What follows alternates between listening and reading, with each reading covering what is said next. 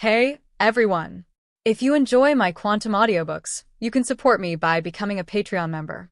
Your support helps me keep creating, and you'll get exclusive perks. You can also access my audiobooks directly through Google Drive. Check out the link in the description. Now, let's get started. Cain continued venturing deeper into the forest with his Pokémon. The primary purpose of this expedition was to train his Pokémon. Secondly, it was to earn money, and finally, to select suitable Pokémon to strengthen his subordinates. During a recent call with Karen, Cain learned that she had already taken the entire team into the Petalburg woods to complete the Hunter's Team mission. According to Karen's estimates, if the mission were successfully completed, the Hunter's Team would be promoted to a 1-star team, enabling them to take on missions with higher rewards. Karen told Cain that his subordinates demonstrated good coordination and basic combat capabilities, as well as being quite obedient. However, they still lacked high-level power. Only Alec, Miyamoto, and Sky had an acceptable level, but if they wanted to take on more difficult missions in the future, they would need to improve significantly. The new recruits also needed to grow stronger. Nevertheless, Karen assured Cain that after completing this group mission, his subordinates would grow quickly. Additionally, capturing some wild Pokémon unrelated to the mission would also increase their combat power. In short, this was more than just a mission, it was a training journey that would also allow them to earn money, and Karen, being an experienced leader, was in charge. Cain was pleased with the decision to integrate Karen into the Hunter's Team. Later, Cain checked his exclusive communication device with Umbra. Since Giovanni had instructed him to respond only to Umbra, his communication with him had become much more frequent. Recently, Umbra had sent a message informing him that Team Rocket had begun organizing the delivery of the rewards Cain had earned from his victory in the final trial. Additionally, he mentioned that he had already claimed half of the resources, exchanging them for 3 evolution elixirs that Cain needed. As for the other half, Cain had to decide whether to exchange them for useful items, money, or simply collect the resources as they were. However, since Cain was in the field, he would have to wait until he reached Littleroot Town or return to Leafy Town to receive the elixirs, as these could not be teleported. Currently, his primary goal was to continue improving his Pokémon's strength, and he was in no rush to claim the rewards. For now, he could afford to maintain Larvitar once it hatched, but when it entered its growth stage, the cost would be much higher. Especially because he already had another big eater, Aaron, who also required training. After walking and battling all morning, Cain and his Pokémon sat under a tree to rest. He took out some canned meat prepared in advance from his storage space and opened them for the Pokémon to eat directly. Although the taste wasn't particularly good, it was much more convenient than lighting a fire to cook food in the forest for every meal. Moreover, with so many Pokémon under his care and the amount of food they required, opening cans was a quick solution. Those who weren't satisfied could supplement their meals with Pokeblocks. Although Pokeblocks were small, they contained a large amount of energy, as they were made from fragments of energy crystals. Avoiding making fire also had the advantage of not leaving traces of smoke, making it harder for others to track him. After the meal, Cain summoned Honchkrow and the others and continued deeper into the forest with Skorupi and Sneasel. They were still far from their destination. In the afternoon, while walking through the forest, Cain received another message from Karen, who was busy with the Hunter's Team mission. Since the Hunter's Team was founded, they had gained many more members, giving them greater flexibility. Karen had left one of the members of the Celestial Hunting Group monitoring the Hunters Guild headquarters, constantly checking for available missions. Any task with good rewards was immediately reported to Karen to decide whether to take it. One of the advantages of Hunters teams is that, once authorized by the leader, members could accept missions on their behalf, as long as they had the appropriate rank. This was how many Hunters teams operated. On this occasion, the team members spotted an interesting 4-star mission, a request to capture a green-quality Scolipede. The higher the quality, the greater the reward, with no upper limit. Although Scolipede was initially discovered in Unova, it could also be found in deep mountainous regions of other areas, including Hoenn. The fact that a Pokémon was registered in one region didn't mean it couldn't appear in others. For example, Slowpoke was registered in Kanto, but Slowking was registered in Johto. That didn't mean there were no Slowking in Kanto. The Pokémon world was interconnected, and the movement of Pokémon between regions was common. Karen immediately accepted the mission and informed Cain. It didn't matter whether she found the Scolipede first or Cain did. As long as they captured and delivered it before the deadline, the mission would be completed. Cain wasn't surprised by the news. After all, he was heading toward the deeper parts of the forest, and with some luck, he might encounter a Scolipede and earn a nice reward. After sending a confirmation message to Karen, Cain continued on his way. While advancing, he unexpectedly encountered some people he hadn't expected to find. He had been walking for most of the day, and at that depth of the forest, the Pokémon already had a considerable level. The people who could be there likely had a certain level of skill. Curious, Cain decided to approach cautiously. Accompanied by Haunter, Cain managed to quietly get about 10 meters from where they were. He saw 3 people dressed in dark blue robes resting under a tree. With Haunter's help, Cain watched silently from the top of a nearby tree, listening intently to what they were saying. The rewards for this mission are pretty good. When we return, we should be able to exchange them for plenty of points, right? Said the tallest of the 3, his voice rough and deep. The results of this mission were excellent. I think I've gathered enough points for that intermediate quality waterstone on the exchange list. I just hope no one grabs it before me, commented the medium-height woman, a look of longing on her face. The Void Group's exchange list isn't bad. Compared to other organizations, it offers a good variety of items. However, some rare objects are scarce, and as soon as they appear, they're snatched up quickly. If you haven't gathered enough points by the time we return and the waterstone is still available, I can lend you some points, said the shortest man in the group, his expression cold. At first glance, it might seem that the tallest of the 3 was the strongest. However, Cain's intuition told him that the true power lay with the cold, short man. The tall and burly one only looked impressive in appearance. Thank you, elder brother. We always end up relying on your support, said the woman with a smile. The burly man, who had also been listening, smiled awkwardly and scratched his head. Yeah, if it weren't for your support, the 2 of us wouldn't have gotten this far. The short man, evidently the elder brother they referred to, maintained his cold expression as he replied, "The stronger you 2 are, the more it benefits me. In a month, I'll need to be ready to aim for an officer position in the Void Group. That's when I'll need your support. You know how I am after all this time together." The young man's eyes glimmered with a cold light.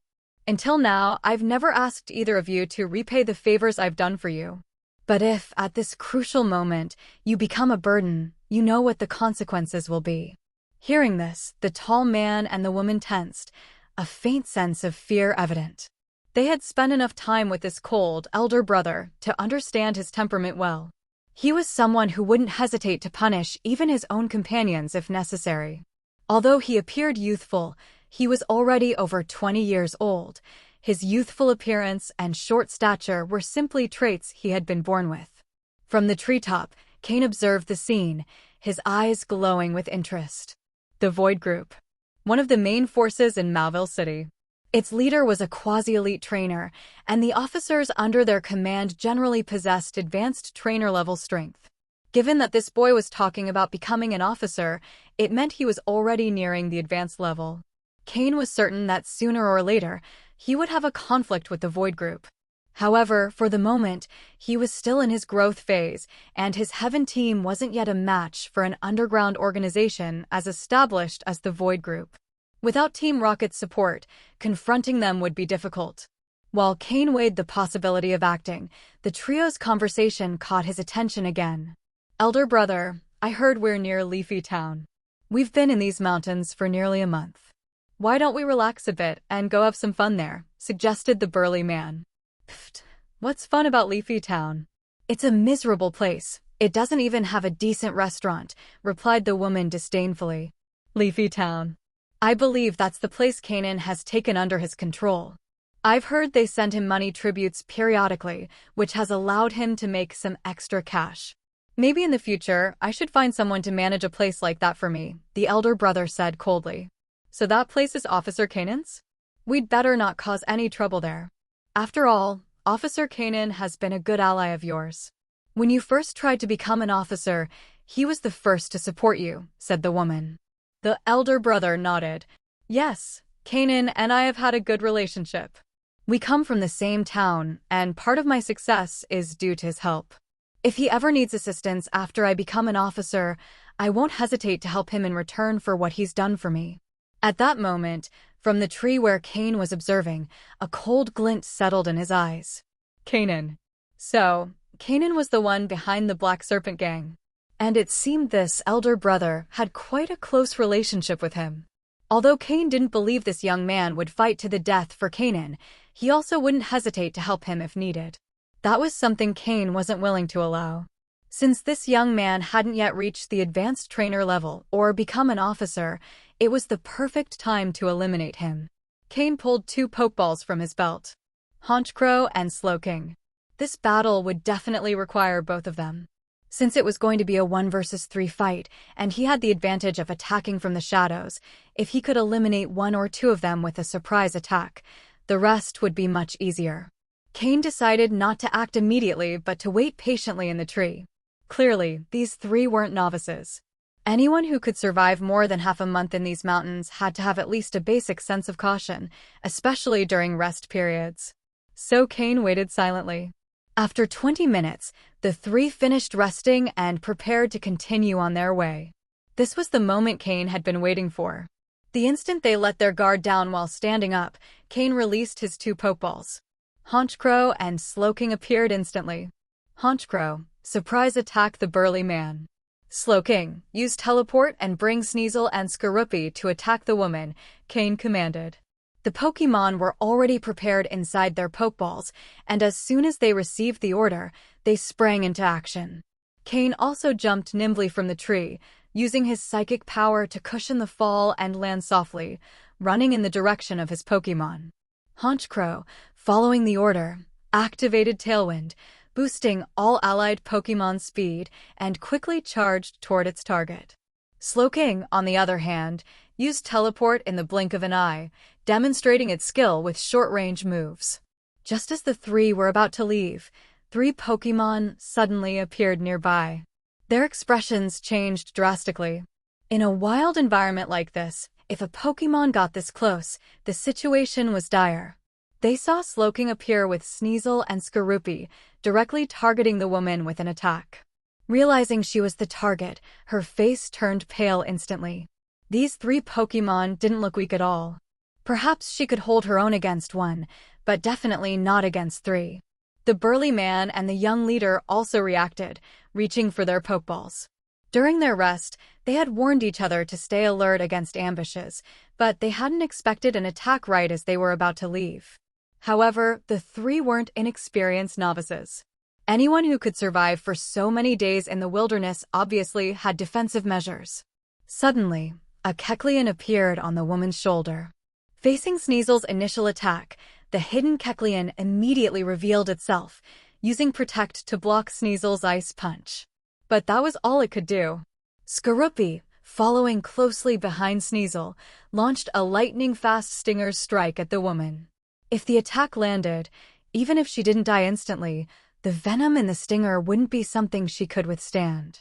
Without receiving a specific antidote within 5 seconds, given the limitations of the human body, she was doomed. Meanwhile, Honchkrow, soaring from above, dived directly at the burly man. The man had barely evaded Sneasel and Skorupi's attacks when he saw a massive crow descending on him. For Honchkrow, 10 meters was nothing but a blink of an eye, and the attacks from Sneasel and Skorupi were just as swift. Seeing Honchkrow closing in, the man gritted his teeth. A Kecleon also appeared on his shoulder, jumping to use Protect and block Honchkrow's attack. Finally, his hand reached for his Pokeball. On the other hand, the short-statured young leader rolled across the ground, evading Skorupi's attack without needing any Pokémon to block it. From a distance, Cain observed the entire scene, his expression growing serious. He hadn't expected the 2 to have Kecleon as their secret defense.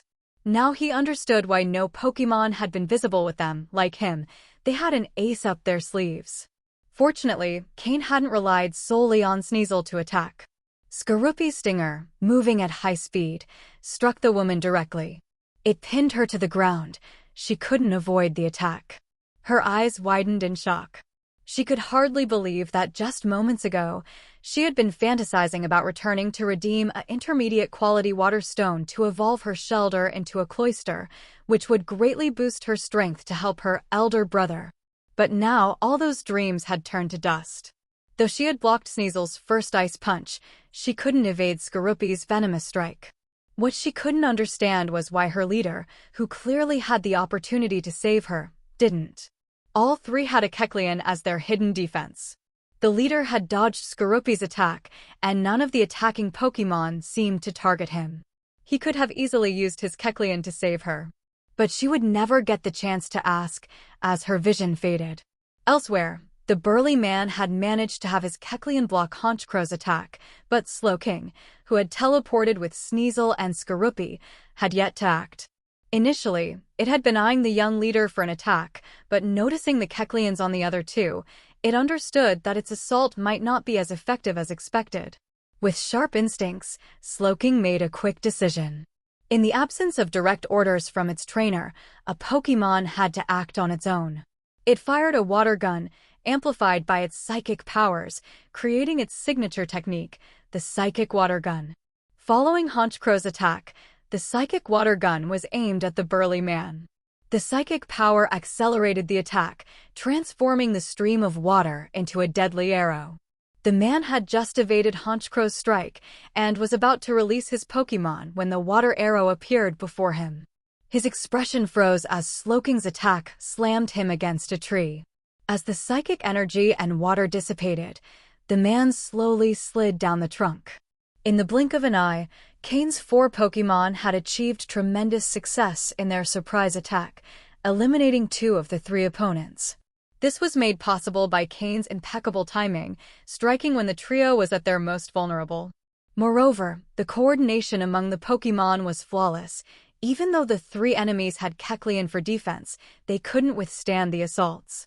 Cain's Pokémon worked in pairs, with one breaking the defense and the other delivering the fatal blow. The sole survivor, the young leader, now wore a grim expression, his face clouded with extreme bitterness. Moments ago, he had been telling his 2 subordinates that he would soon ascend to the rank of officer and would need their support. But now, without ever receiving that support, they were dead. He had invested heavily in their training, almost as if he had raised them himself. His plan had been to ensure that once he became an officer, he wouldn't stand alone in the role. But now, one was pinned to the ground, and the other lay against a tree, both dead without ceremony. As the woman had thought before dying, he really could have saved her. But he hadn't, or rather, he didn't dare to. He still had his Kecleon hidden on his shoulder, his last line of defense. In most battles, this Pokémon never showed itself, kept as his ultimate trump card. He hadn't allowed his Kecleon to assist the woman because he believed that if he did, he might die himself. No life was more important than his own. And he had been right. Slowking had considered attacking him, but, guessing he also had a Kecleon that hadn't used Protect yet, shifted its focus to the burly man. The latter's shield had already been broken by Honchkro, so Slowking knew its attack would succeed. "Who are you? Show yourself," the leader shouted, his voice filled with uncontrollable rage. At this moment, he already held 2 Pokeballs in his hands, and the Kecleon on his shoulder had also revealed itself, so he wasn't afraid of any surprise attacks. It was then that Cain slowly emerged from the forest. Although only 10 meters separated them, Cain could cross it in just a few seconds with his speed. The responsiveness of his Pokémon during the battle impressed him, especially Slowking's quick decision-making in such a short amount of time. However, the enemy was still present. This was not the time for praise. With a smile on his face, Cain observed the man, who appeared to be a young person of similar height. Although he looked young, Cain already knew that this individual, despite his youthful appearance, was much older than him. The young man frowned as Cain appeared. He was clearly surprised by how young Cain seemed and didn't think Cain was like him, merely looking youthful. Cain was genuinely young.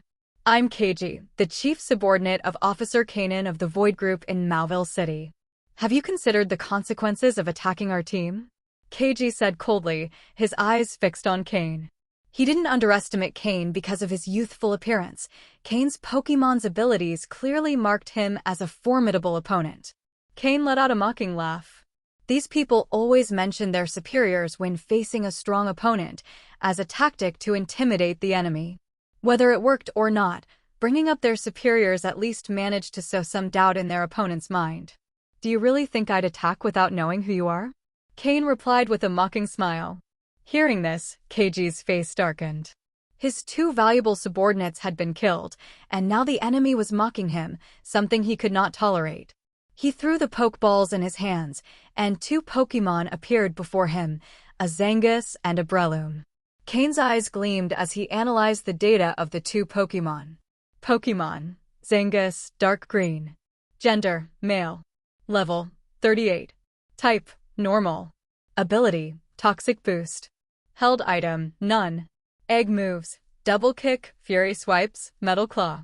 Basic moves, scratch, leer, quick attack, fury cutter, pursuit, hone claws, slash, revenge, crush claw, false swipe, embargo, detect. Learned moves, thunder punch, ice punch, snore. TM moves, protect, hidden power, flying, shadow ball, poison jab, brick break. Pokémon, Breloom, dark green. Gender, male. Level, 38. Type, grass plus fighting. Ability, poison heal. Held item, none. Egg moves, way up slap, bullet seed, drain punch. Basic moves, Mach Punch, Absorb, Tackle, Stun Spore, Leech Seed, Nega Drain, Headbutt, Feint, Counter, Force Palm, Mind Reader. Learned moves, Snore, Thunder Punch, Synthesis, Iron Tail. TM moves, Protect, Hidden Power, Fire, Toxic, Energy Ball, Venoshock. Seeing the Pokémon data, Cain remained silent for a moment. Although they were only of dark green quality, they were clearly superior to Black Snake's two light blue Pokémon. It wasn't that these Pokémon had more potential than Vipers, but that these had clearly been raised by KG from the beginning. The deliberate coordination of their abilities was evident, making them highly effective in combat. Training from the start allowed them to function better in battle, showing superior synergy that gave them a considerable advantage over newly captured or acquired Pokémon. Breloom's ability, Poison Heal, was particularly intriguing. It allowed Breloom to heal from poison instead of taking damage, making it immune to any poison it might receive, a true counter against poison-type Pokémon. Then there was Zangus with its Toxic Boost ability, unique to this Pokémon, which increased the power of its physical moves when poisoned. The stronger the poison, the more potent its physical attacks became. It was no wonder KG was so confident in his ability to rise to a higher rank. If he managed to raise these two Pokémon to above level 40, they could easily challenge advanced-level trainers. Cain was relieved that he had acted first, taking out KG's two subordinates before they could form a complete team. Otherwise, it would have been difficult to face three trainers at once. After releasing his two Pokémon, KG didn't throw any more Pokeballs. For him, his two main allies were already on the field, and they should suffice to face Cain's Pokémon. Both trainers adopted serious expressions, aware that they were facing a formidable opponent. Slowking, use Psychic. Honchkrow, charge energy and use Sky Attack. Sneasel, get close to Breloom with agility and use Ice Claw. Skorupi, intercept Zangus. Cain gave the commands first. Although Breloom's Poison Heal ability made it hard to defeat, its resistance was low against flying-type moves. Honchkrow could deal significant damage, and both Slowking and Sneasel also had effective moves. But first, Zangus had to be stopped. Cain sent Skorupi to block Zangus. Although there was a level difference, he trusted Skorupi to hold it off long enough. KG quickly gave his own commands. Zangus, use Poison Jab on Breloom. Breloom, use Venoshock on Zangus. Surprisingly, the first command was for the two Pokémon to poison each other. The Pokémon, clearly accustomed to this type of cooperation, executed their attacks. Zangus' claws released poison upon touching Breloom, who glowed purple but showed no signs of pain. Meanwhile, Breloom launched a small amount of poison at Zangus. Though Zangus showed signs of discomfort, it quickly endured, its body swelling as its expression grew more aggressive. The abilities Poison Heal and Toxic Boost activated simultaneously. Breloom and Zangus began to get excited. However, Breloom was excited because it felt good, while Zangus endured the pain. But both achieved the same result. The combat strength of the two Pokémon increased. At this moment, Slowking's attack reached Breloom. Black psychic energy spheres launched directly toward Breloom's head. Immediately after, Sneasel, moving at high speed, also appeared in front of Breloom. Its two claws gleamed with a metallic sheen and were wrapped in a thin layer of ice crystals. It was clearly a combination of the moves Ice Punch and Metal Claw. However, Sneasel had not yet fully mastered this combined move, so only a thin layer of ice crystals covered Metal Claw, and the Ice-type energy was not very dense. But in terms of destructive power, it was definitely stronger than a simple Ice Punch. Imagine this. One is just a punch, though imbued with Ice-type energy, it can only attack the surface. The other uses Metal Claw covered with Ice-type energy, and once the attack inflicts damage, the ice energy can invade the opponent's interior, causing significantly greater damage. Simply put, Sneasel could not yet use it proficiently, so the effect was not as prominent. As a grass and fighting-type Pokémon, Breloom showed no signs of panic in the face of Sneasel's swift advance, raising both hands in a defensive posture in front of its chest. But things were not as simple as it thought. The black psychic energy spheres from Slowking struck Breloom's head directly. The strong psychic impact caused Breloom's body to stiffen momentarily, as psychic-type attacks are quite effective against fighting types. Taking this opportunity, Sneasel dodged Breloom's defensive hands and directly attacked its body with Ice Claw.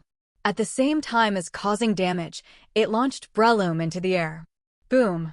Then, Honchkrow, flying in, took just a little longer as its Sky Attack move required some preparation. So, even though it was the first to strike, it arrived last. With quadruple flying-type damage, plus the power of Sky Attack, if it managed to hit Breloom, it would be an instant defeat. Even with Poison Heal's effect, it wouldn't matter, as this would exceed Breloom's endurance capacity. But Keiji clearly wouldn't let Honchkrow attack Breloom so easily. Regaining his composure, he quickly ordered, Zangus, use Thunder Punch on Honchkrow. Zangus, not far from Breloom, heard Keiji's command and reacted immediately. Quickly, it gathered electric-type energy in its claw, and a lightning-filled claw appeared almost instantly. Since Breloom is quadruple weak to flying types, Keiji had obviously encountered flying-type Pokémon effective against Breloom before.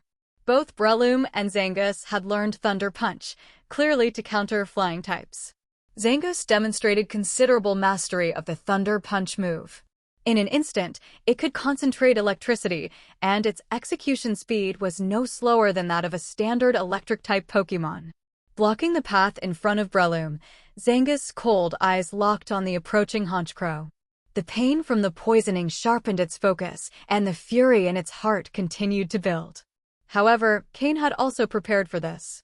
Skorupi, arriving slightly behind, intercepted Zangus just before Honchkrow could attack. Since Poison-type moves would enhance Zangus' attack power, Skorupi could only use Bug-type moves. Bug Bite. Both pincers simultaneously targeted Zangus' electrically charged claw. Zangus tried to dodge but was pushed back several meters by Skorupi's momentum. In the ensuing chaos, Skorupi managed to clamp the Thunder Punch move with one of its pincers. In the next second, Skorupi's large mouth filled with bug-type energy, and it bit Zangus. Seeing Skorupi trying to block Zangus, Keiji's face darkened.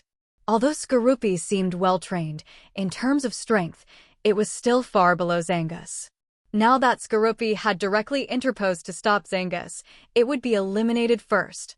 Zangus, forget Honchkrow, use Brick Break on Skorupi. Let it see the difference in power between you. Keiji, frowning, continued. As for Breloom, it still had a defensive move. Breloom, use Protect, block this attack. Zangus, hearing this, shot a cold glance. Facing the strong Skorupi, it had been irritated for a while. If it weren't for its trainer asking it to block Honchkro's attack, it wouldn't have been caught and restrained this way. Zangus used its other claw to directly attack Skorupi's head. The fighting-type move, Brick Break. But to be honest, Skorupi wasn't really afraid of fighting-type attacks, as it was quadruple resistant to them. This demonstrated the importance of a trainer's knowledge in battle. Keiji knew little about Sinnoh region Skorupi, while Cain was thoroughly familiar with Breloom's Poison Heal ability and Zangus' Toxic Boost. Know yourself and your opponent.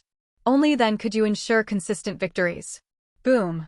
Almost simultaneously, Honchkro's Sky Attack collided with Breloom's Protect Barrier, neutralizing the attack. Poison Heal continued its effect, and the wounds caused by Sneasel's Ice Claw were slowly healing. With just a bit more time, the damage caused by Sneasel would be fully healed. Meanwhile, Zangus' Brick Break move struck Skorupi. The ground cracked, showcasing Zangus' attack power.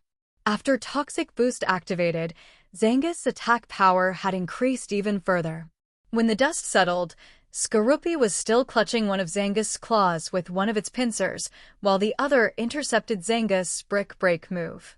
Skorupi's other four legs were deeply embedded in the ground. A trace of green blood slowly dripped from its mouth.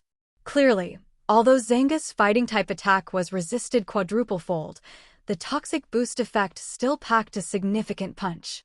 Skorupi and Zangus had a massive level difference, a full 12 levels. Yet, Skorupi's trembling pincers still firmly gripped Zangus' claws. Though injured, it hadn't forgotten Cain's command to restrain Zangus. Skorupi's tail, the only undamaged part, lashed furiously, attacking Zangus' body.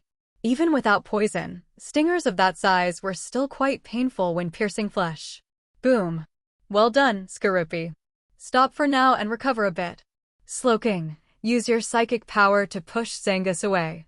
Cain observed Skorupi's battle closely, though he had no intention of stopping it from the start.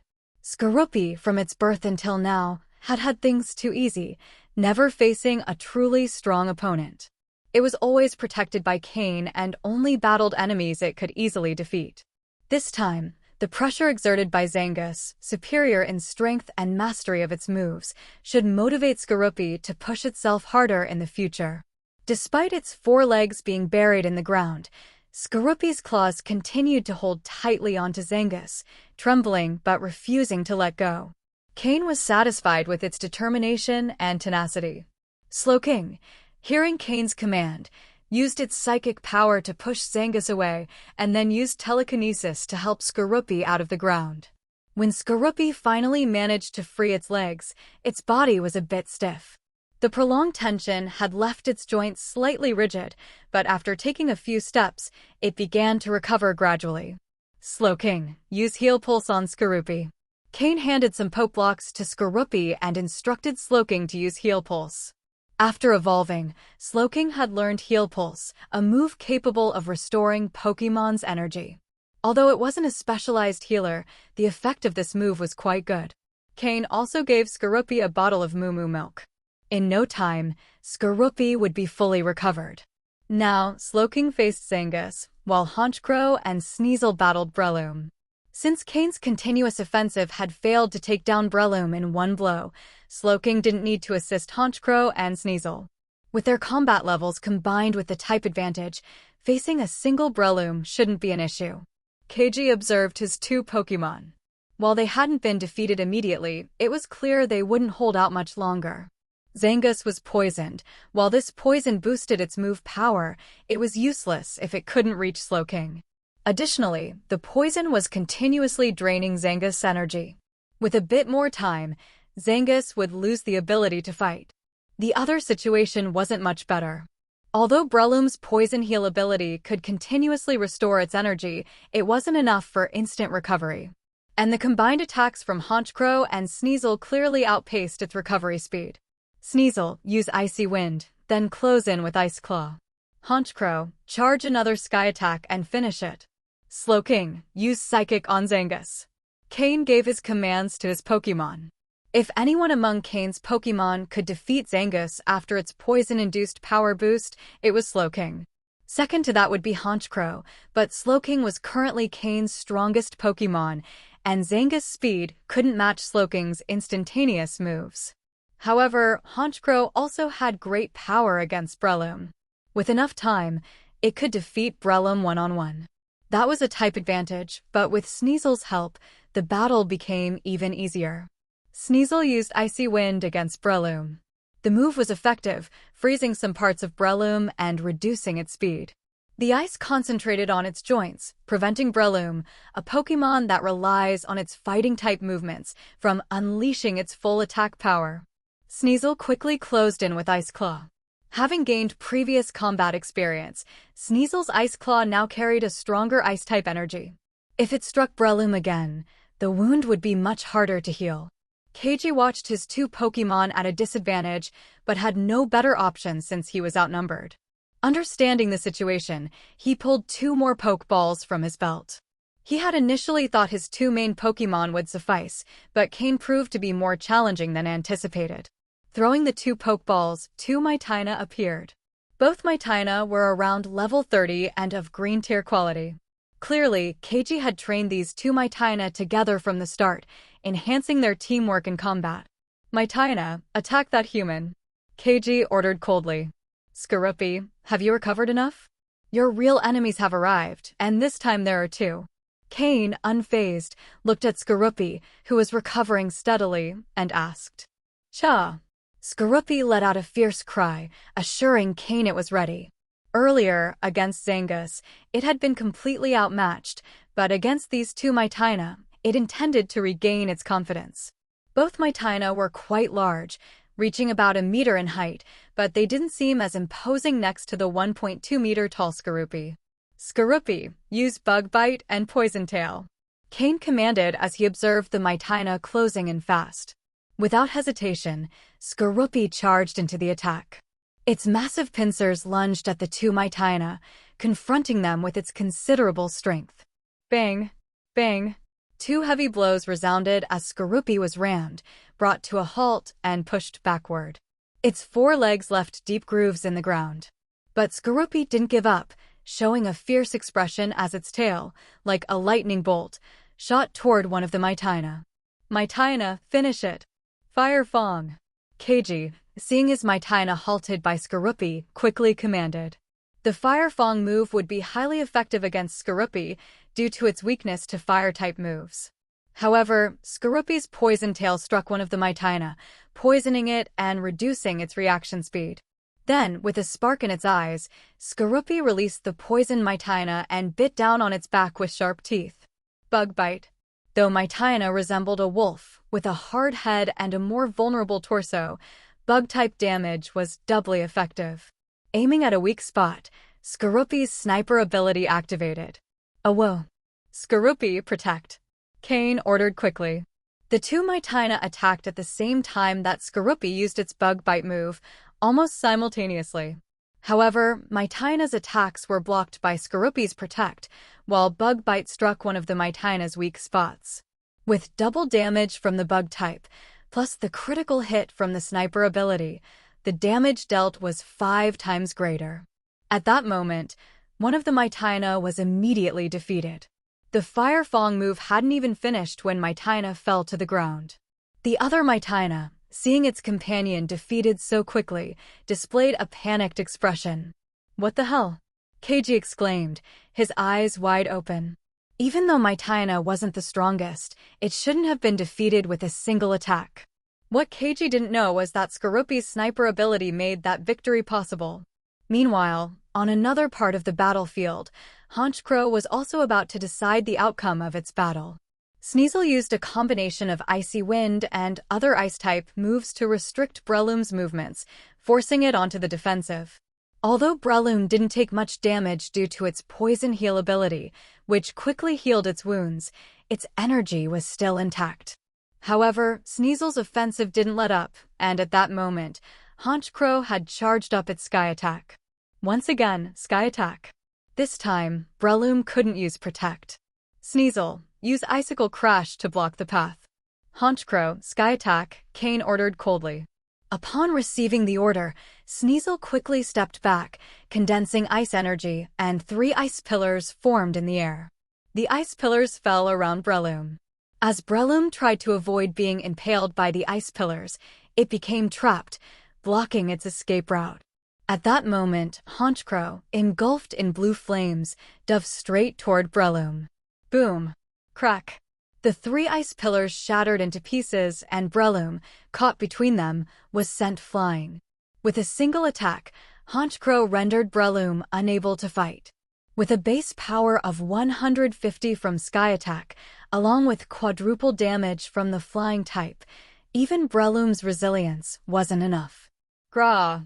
Honchkrow cried out triumphantly, activating its Moxie ability, which increased its power. In Cain's field of vision, both Sneasel and Honchkrow's levels increased by 1. Honchkrow reached level 35, and Sneasel reached level 33. Defeating Breloom, who was a higher level, and with the prior effort, allowed both Pokémon to gain levels. Cain was the only one who could see this information. His Pokémon only felt a slight increase in their internal power. With Breloom's defeat, the battle clearly turned in Cain's favor. It seemed that Honchkrow and Sneasel understood Cain's intention to train Skorupi, as they didn't bother Mytina after defeating Breloom. Instead, alongside Slowking, they attacked Zangus, who was already quite weakened. As for Skorupi, after using Bug Bite to defeat one Mytina, it no longer felt as much pressure facing the second one alone.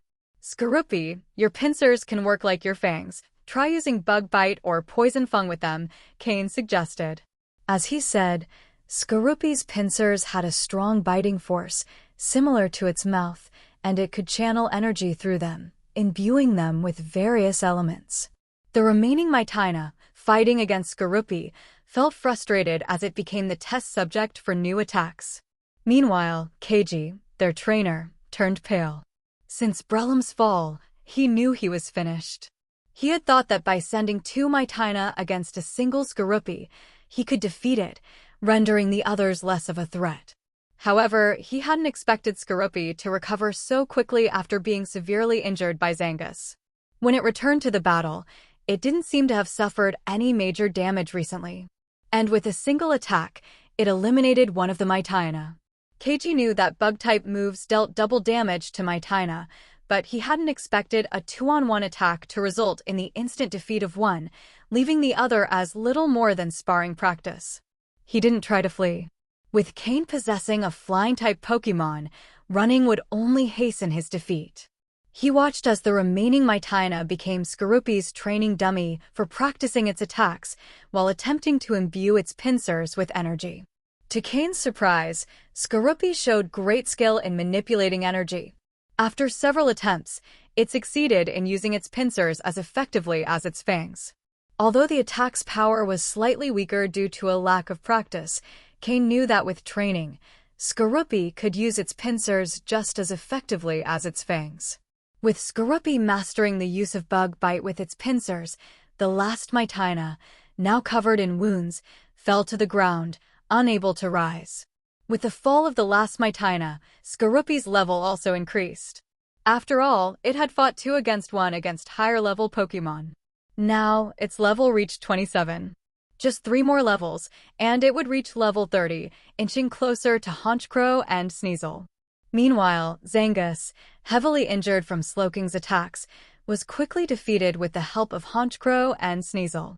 Zangus fell unconscious after a psychic move from Slowking left it stunned, followed by close-range attacks from Honchkrow and Sneasel. Despite its prolonged poison state and Slowking's continuous attacks, Zangus held out for quite some time. Zangus' toxic boost ability was truly unique. Cain knew the data on this Zangus.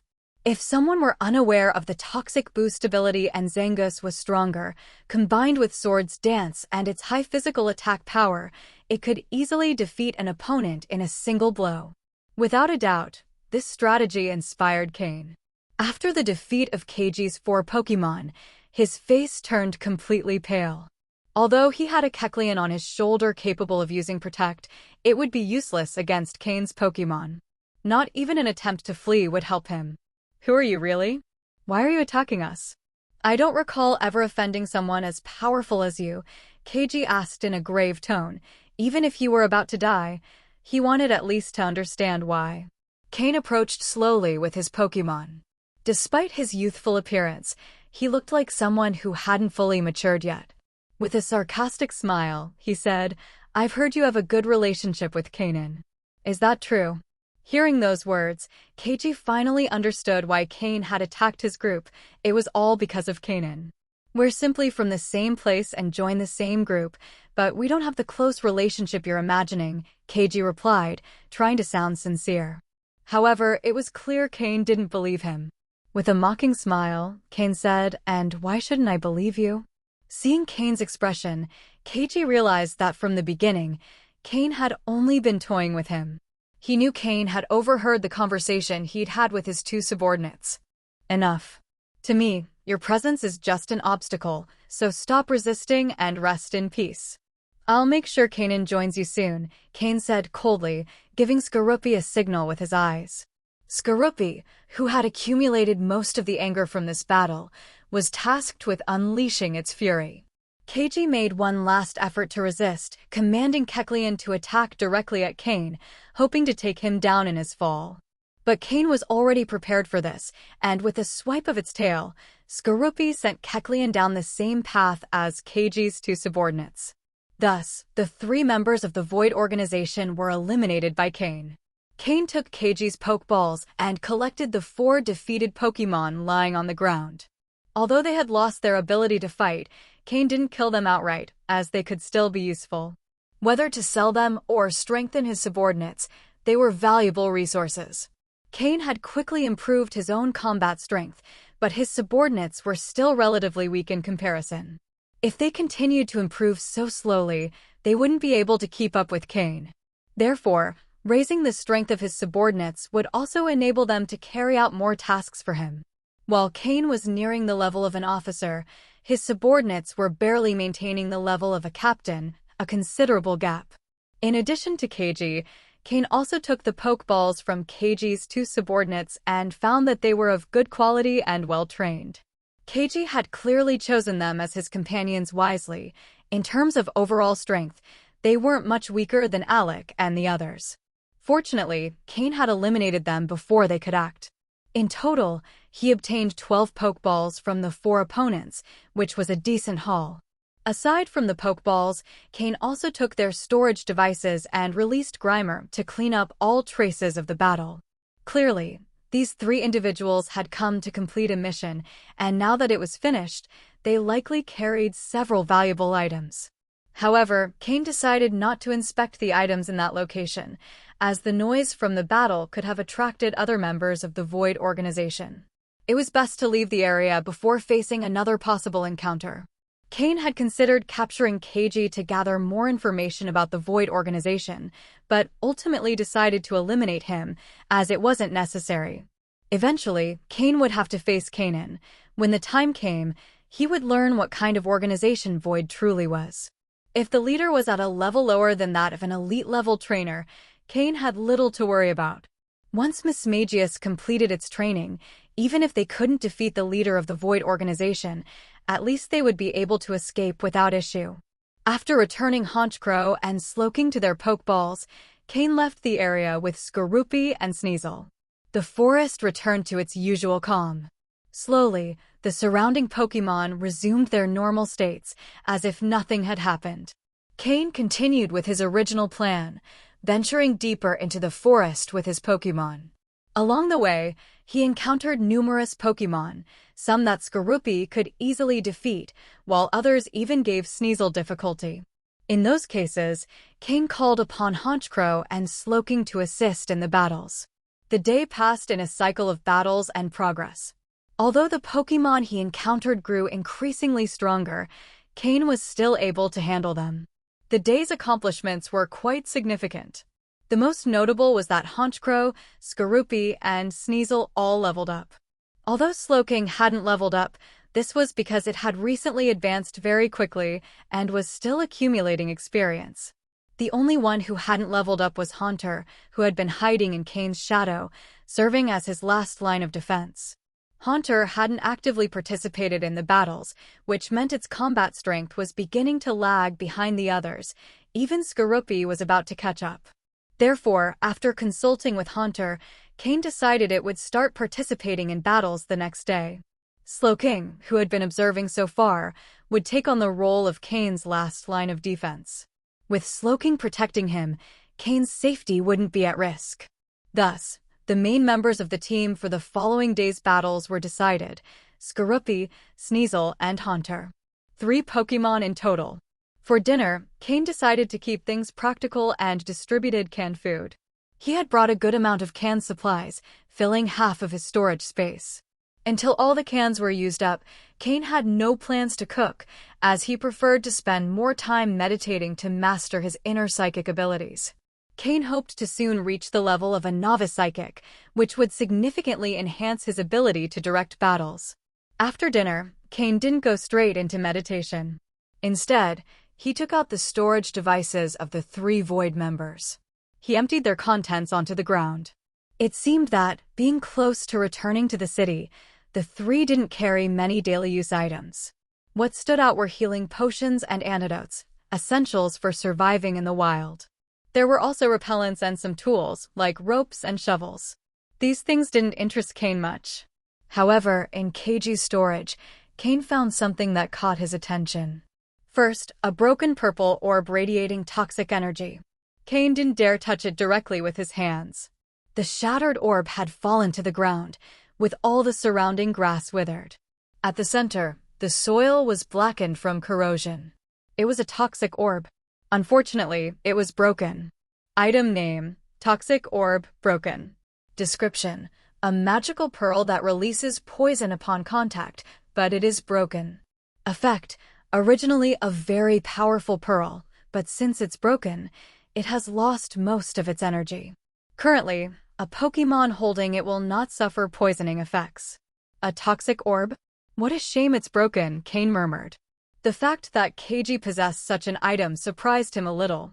A toxic orb combined with a Breloom with the poison heal ability or a Zangus with the toxic boost ability would have been quite useful. Unfortunately, this toxic orb is broken and can no longer produce that effect.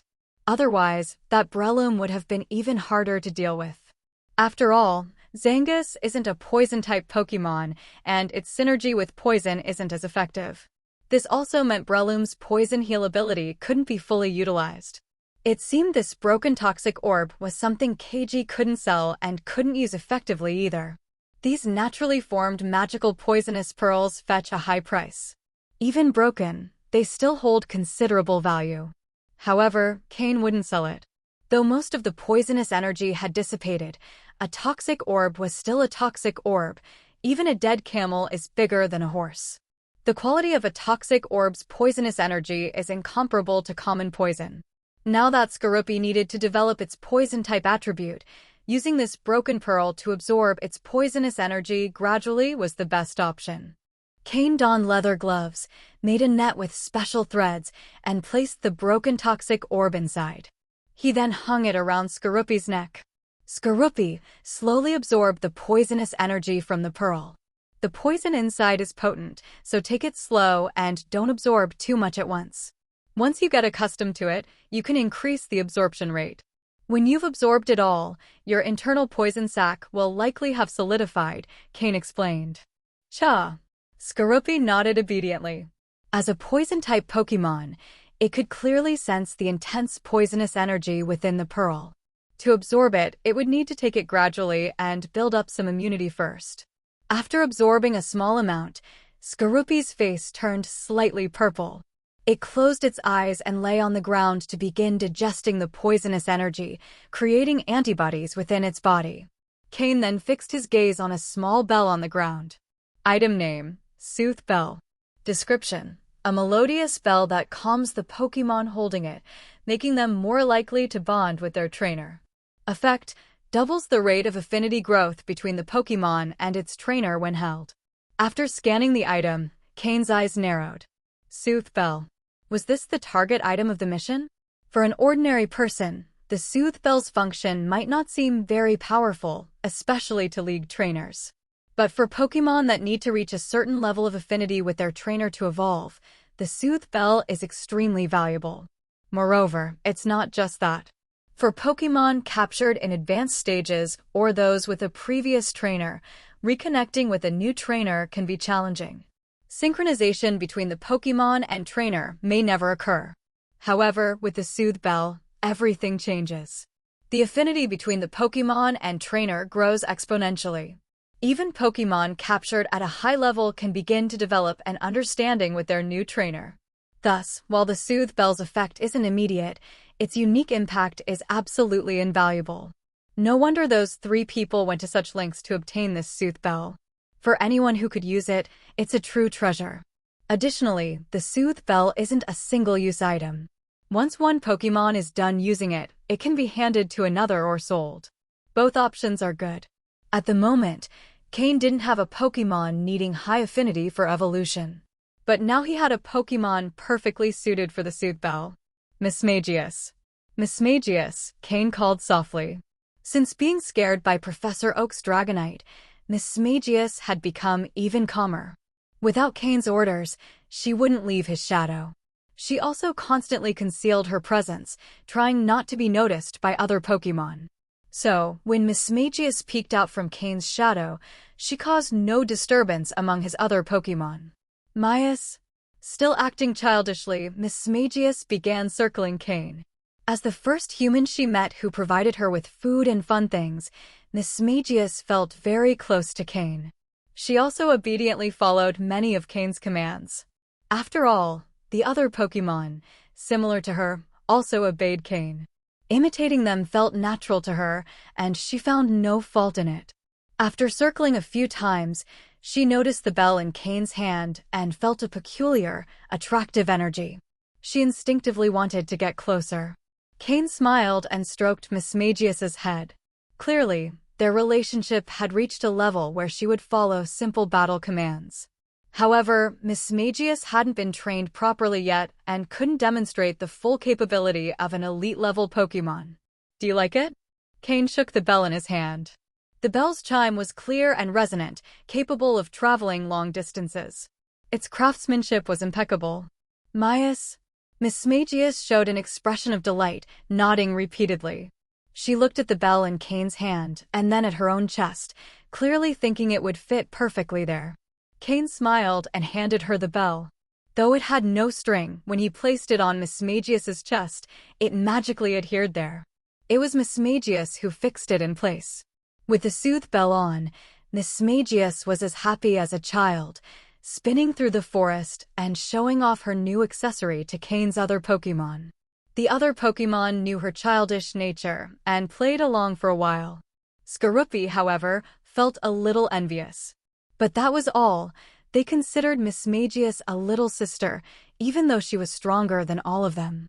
After playing for a while, Mismagius returned to Cain's shadow as he instructed. Before entering the shadow, she rubbed her cheek against Cain's affectionately.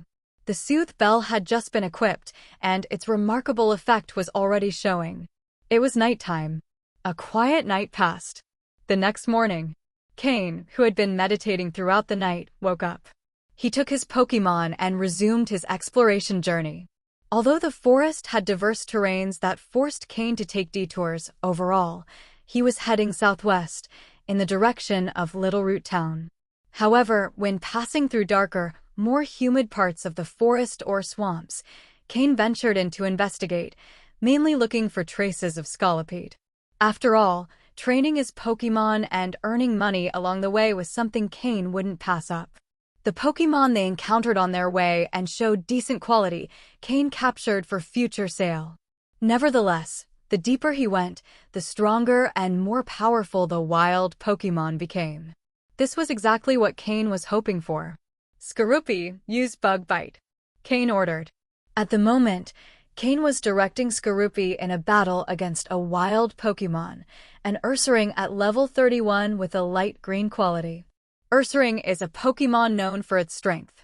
It usually lives in the forest, and due to its robust body and a temper that makes it lash out even at itself when enraged, Few dare to provoke it. But this time, Ursaring had chosen the wrong opponent. Facing Ursaring's charge, Skorupi not only didn't dodge but charged directly at it, its pincers concentrating bug-type energy and launching a bug bite attack. Since learning a new way to use the move yesterday, Skorupi had started mastering how to use its pincers instead of its mouth. Cain was preparing Skorupi for evolution. When Skorupi evolves into Drapion, it gains the innate ability to use moves like Ice Fang, Fire Fang, and Thunder Fang. With these, its attack power will increase significantly. If Drapion can use its pincers instead of its mouth to execute these moves, its combat capabilities will reach a whole new level. Additionally, since equipping the fragmented toxic orb yesterday, Skorupi had started developing antibodies against the poisonous energy within, accelerating its poison-type development several times over. Boom! Skorupi's pincers clashed with Ursaring's massive claws. Both Pokémon, known for their strength, refused to back down. However, to Ursaring's surprise, used to intimidating others with its power, today, a small bug-like Pokémon was resisting and, more so, overpowering it, pushing Ursaring back. Ursaring's eyes widened in disbelief. Skorupi, Poison Tail. Cain continued. Skorupi didn't rely solely on its pincers to attack. Upon hearing the command, its eyes gleamed. Its pincers shifted slightly from pushing to gripping, locking onto Ursaring's claws. Its venom-coated tail shot swiftly toward Ursaring's underarm. Grah! Ursaring roared in pain.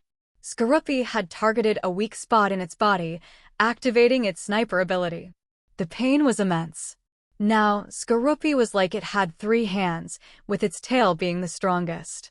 Ursaring's body began showing signs of poisoning, a purplish tint spreading, clearly entering a poison state. Skorupi seized the opportunity, releasing Ursaring's claws and following up with Poison Fang, this time with its pincers. This intensified the poison within Ursaring's body. Struck once more, Ursaring staggered back a few steps, feeling its body weaken.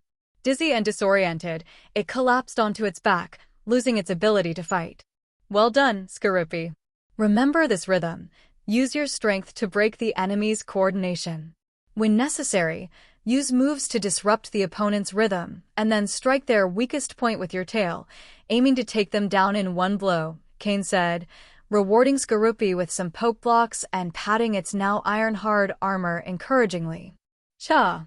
Skorupi nodded with determination. It now had a better understanding of how to utilize its ability and always sought to pinpoint the enemy's weak spots before launching a decisive attack.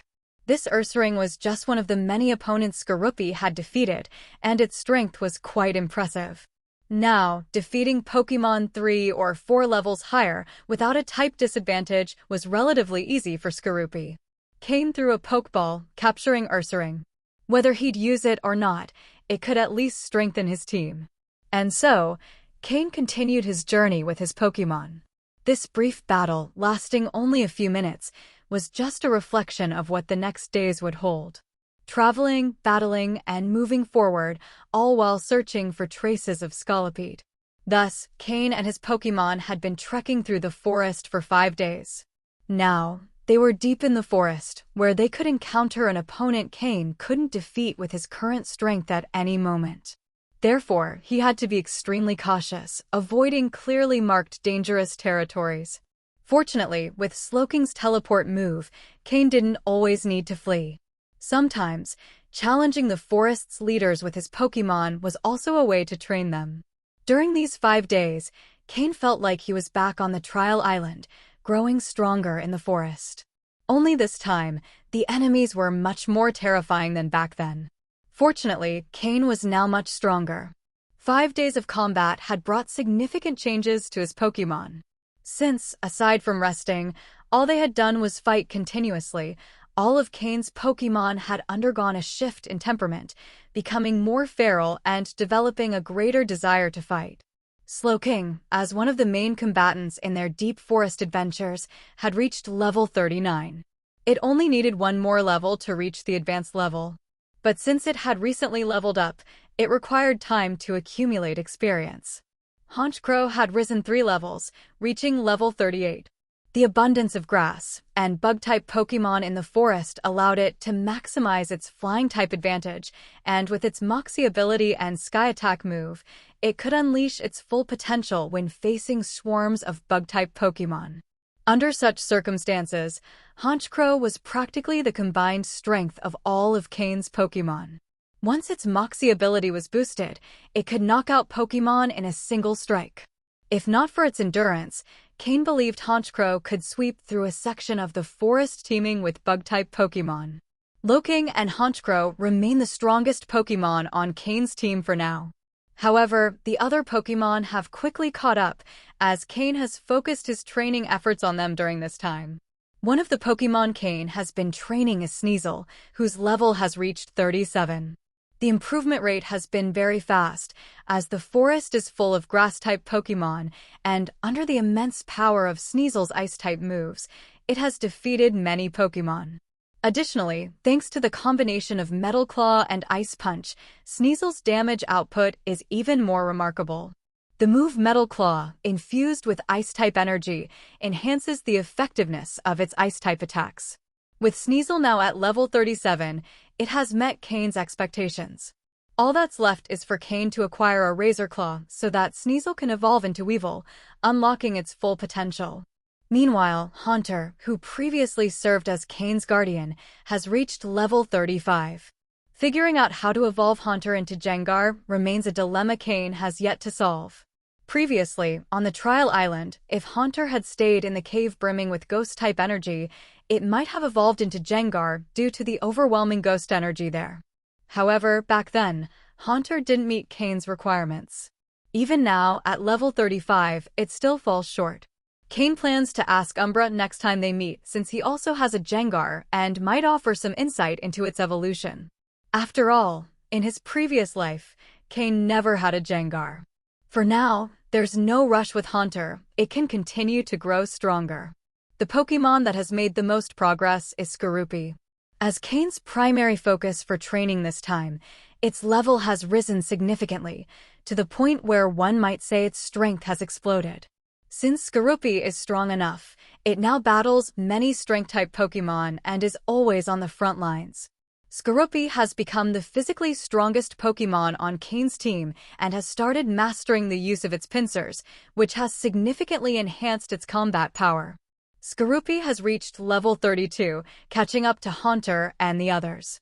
At the very least, it's no longer falling behind. Skorupi's rapid leveling is partly due to the constant battles, but also to one crucial factor, the fragmented toxic orb hanging around its neck. Although the toxic orb is broken and has lost much of its energy, it still contains enough power for Skorupi to absorb. Over these days, Skorupi has absorbed a significant amount of that energy, accelerating its level progression. Moreover, during this time, Skorupi's venom sac has fully developed. Although the toxins it produces are still relatively basic, Cain plans to search for various poisons for Skorupi to use, fully developing its potential. Among Cain's 6 main Pokémon, 5 have now reached similar levels, while Miltank has fallen into the second group. In fact, Miltank no longer participates in battles and has taken on a support role instead. This was inevitable, as its nature isn't inclined toward combat, and its potential hasn't kept pace with Cain's plans. Now, its role as a support Pokémon, managing Cain's secondary Pokémon team, is more fitting. Nonetheless, with the consistent use of the Pokeblocks Cain has prepared for it, its level will continue to increase gradually. However, it's unlikely Miltank will ever return to Cain's battles. Fortunately, Miltank enjoys its new support role more than battling. In summary, Cain has experienced a significant overall increase in power, thanks partly to the high-level Pokémon in this forest. If Cain had only encountered weaker Pokémon, he wouldn't have been able to train his team as effectively. Even so, many wild Pokémon in this forest remain beyond Cain's ability to defeat. For instance, yesterday, Cain accidentally wandered into the territory of an exceptionally powerful wild Pokémon and was chased out. If not for Slowking's teleport move, they would have been in serious trouble. The opponent was a level 50 Shiftry.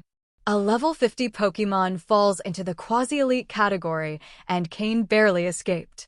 So, even though Cain's team has improved considerably, he must remain cautious in this forest at all times. One never knows when they might encounter an invincible enemy. That said, Cain has no trouble facing level 40 Pokémon. If one Pokémon can't defeat them, the team can handle it together. But when Cain faces Pokémon at this level, he can't hold back. If he does, and the opponent has an unexpected ace up its sleeve, he could lose a Pokémon. Thus, when Cain confronts level 40 Pokémon, they often end up surrounded and defeated. So far, Cain has covered more than half of his target area, but still hasn't found any trace of Scolipede, which has surprised him. During phone calls with Karen, Cain learned that over the past few days, they've completed several group missions, raising their hunting team's rating to 2 stars and earning a substantial sum of money, which has allowed them to upgrade their equipment and significantly increase their strength. However, hunting always comes with risks, and sadly, 2 team members have lost their lives. One was a new member, and the other a veteran fighter who had been with the team since their Black Snake days. Nevertheless, these losses were deemed acceptable due to the substantial gains. Currently, in Leafy Town, there are still many League inspectors and construction workers, so Alec and his team cannot return yet. However, rumors suggest that Miyamoto and others have quietly approached the area to scout. The gym is nearly complete, and soon, Cain will become the gym leader of Leafy Town, joining the League's elite. With that, Cain will have established a solid base in the Hoenn region. When this training journey concludes, Cain will retreat to train quietly for a while. The Pokémon that have leveled up will need time to stabilize their power, master moves, and adapt to the changes in their bodies. Moreover, Cain's second Pokémon team will begin formal training. Cain has already outlined a preliminary plan for his next steps.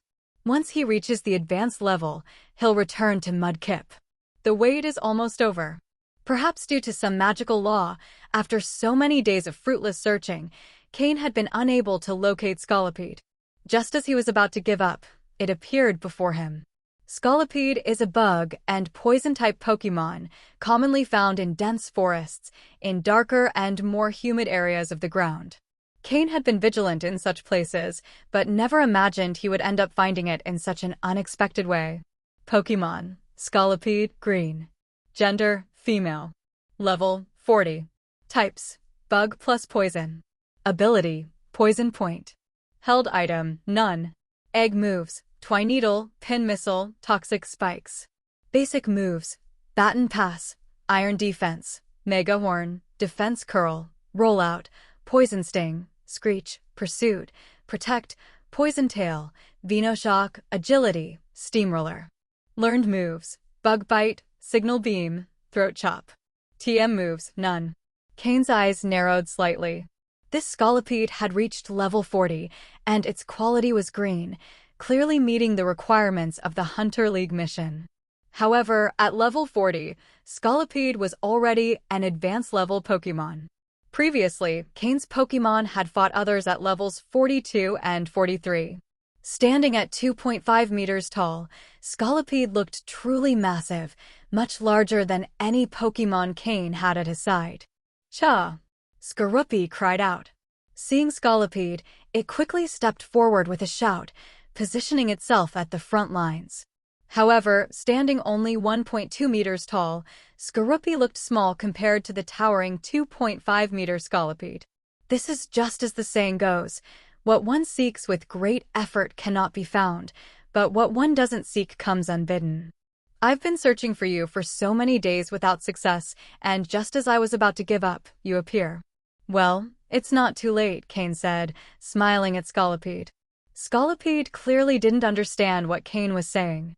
But upon seeing Skorupi step forward, Scolipede, as the Bug Queen, felt challenged. Scolipede roared angrily and charged directly at Skorupi. The prey has come to us, Cain exclaimed. Slowking, use Nasty Plot. Haunchcrow, use Tailwind. Sneasel, use Icicle Crash to slow it down. Haunter, use Shadow Ball consecutively. Skorupi, taunt. Stop its advance. 5 Pokémon against 1.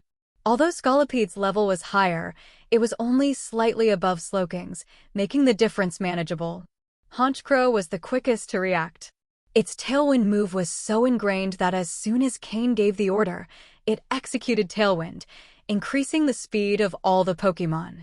Although Honchkrow no longer had the prankster ability, the execution speed of Tailwind hadn't decreased much. Sloking's body emitted a strange aura as it used Nasty Plot, raising its special attack. Thanks to the speed boost provided by Honchkrow, Sneasel quickly raised its hands, creating 4 ice spikes in the air. A few days ago, Sneasel could only generate 3 spikes, but it had since increased to 4, reflecting its growth in ice-type energy. The ice spikes fell directly toward the advancing Scolipede. However, Scolipede noticed the sudden appearance of the ice spikes. Its robust body, aided by its many legs, moved with agility, dodging left and right. It managed to avoid Sneasel's icicle crash, although its speed was significantly reduced. Skorupi immediately used Taunt on Scolipede, then pushed off strongly with its legs, launching itself at Scolipede. Boom! The two Pokémon collided midair. Due to the speed reduction, Scolipede couldn't overpower Skorupi, who charged straight at it. After using Taunt, Scolipede's eyes glowed red, glaring at Skorupi with extreme anger. A contest of strength ensued. Despite a slight advantage for Scolipede, Skorupi was slowly being pushed back. Considering that Skorupi was only level 32 compared to Scolipede's level 40, holding its ground was a remarkable feat. Skorupi's strength exceeded Cain's expectations. At that moment, Haunter, who had already prepared several Shadow Balls, moved quickly into Skorupi and Scolipede's combat area, launching each one at Scolipede's massive body. Boom! Boom! Boom! The continuous attacks prevented Scolipede from focusing all its strength on Skorupi, trapping it in a close-quarters battle. Honchkrow, use Shadow Wing Attack plus Night Slash. Sloking, use Psychic. Finish it off. Cain gave clear orders. Honchkrow, already prepared, swiftly ascended with a flap of its wings, generating a gust of wind as it dove directly at Scolipede. Shadow Wing Attack, a combination of flying and dark-type moves, was one of Honchkrow's recently mastered techniques.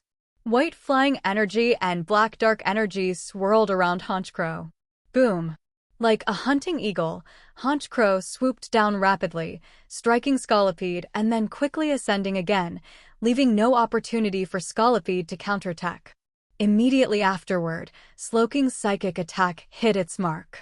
Dark psychic energy balls struck Scolipede directly on the head, leaving it stunned. Scolipede's body trembled as the combined attacks from Honchkrow and Sloking inflicted significant damage. Haunter, use Hypnosis. Sloking, use Yawn. Taking advantage of Scolipede's disorientation, Cain ordered the combination of Haunter's Hypnosis and Sloking's Yawn moves. With a double sleep attack, Scolipede slowly collapsed to the ground. Without landing a single blow, Scolipede was defeated by Cain's teamwork. He threw a Pokeball and captured Scolipede. With this, the mission is complete, Cain said, holding Scolipede's Pokeball in his hand. Cain took out his communication system and dialed Karen's number. He informed her that he had already completed the task of capturing Scolipede and that they no longer needed to waste time on that mission. Karen was very happy with the result. Before Cain hung up, Karen told him he could send the Pokeball back. After forming the hunting team, Karen bought some basic equipment, the most important being the portable Pokeball transmitter.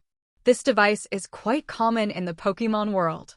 After all, most league trainers are only allowed to carry 6 Pokémon, so nearly everyone carries a device to transmit Pokeballs. Since the hunting team had been formed, this equipment was indispensable.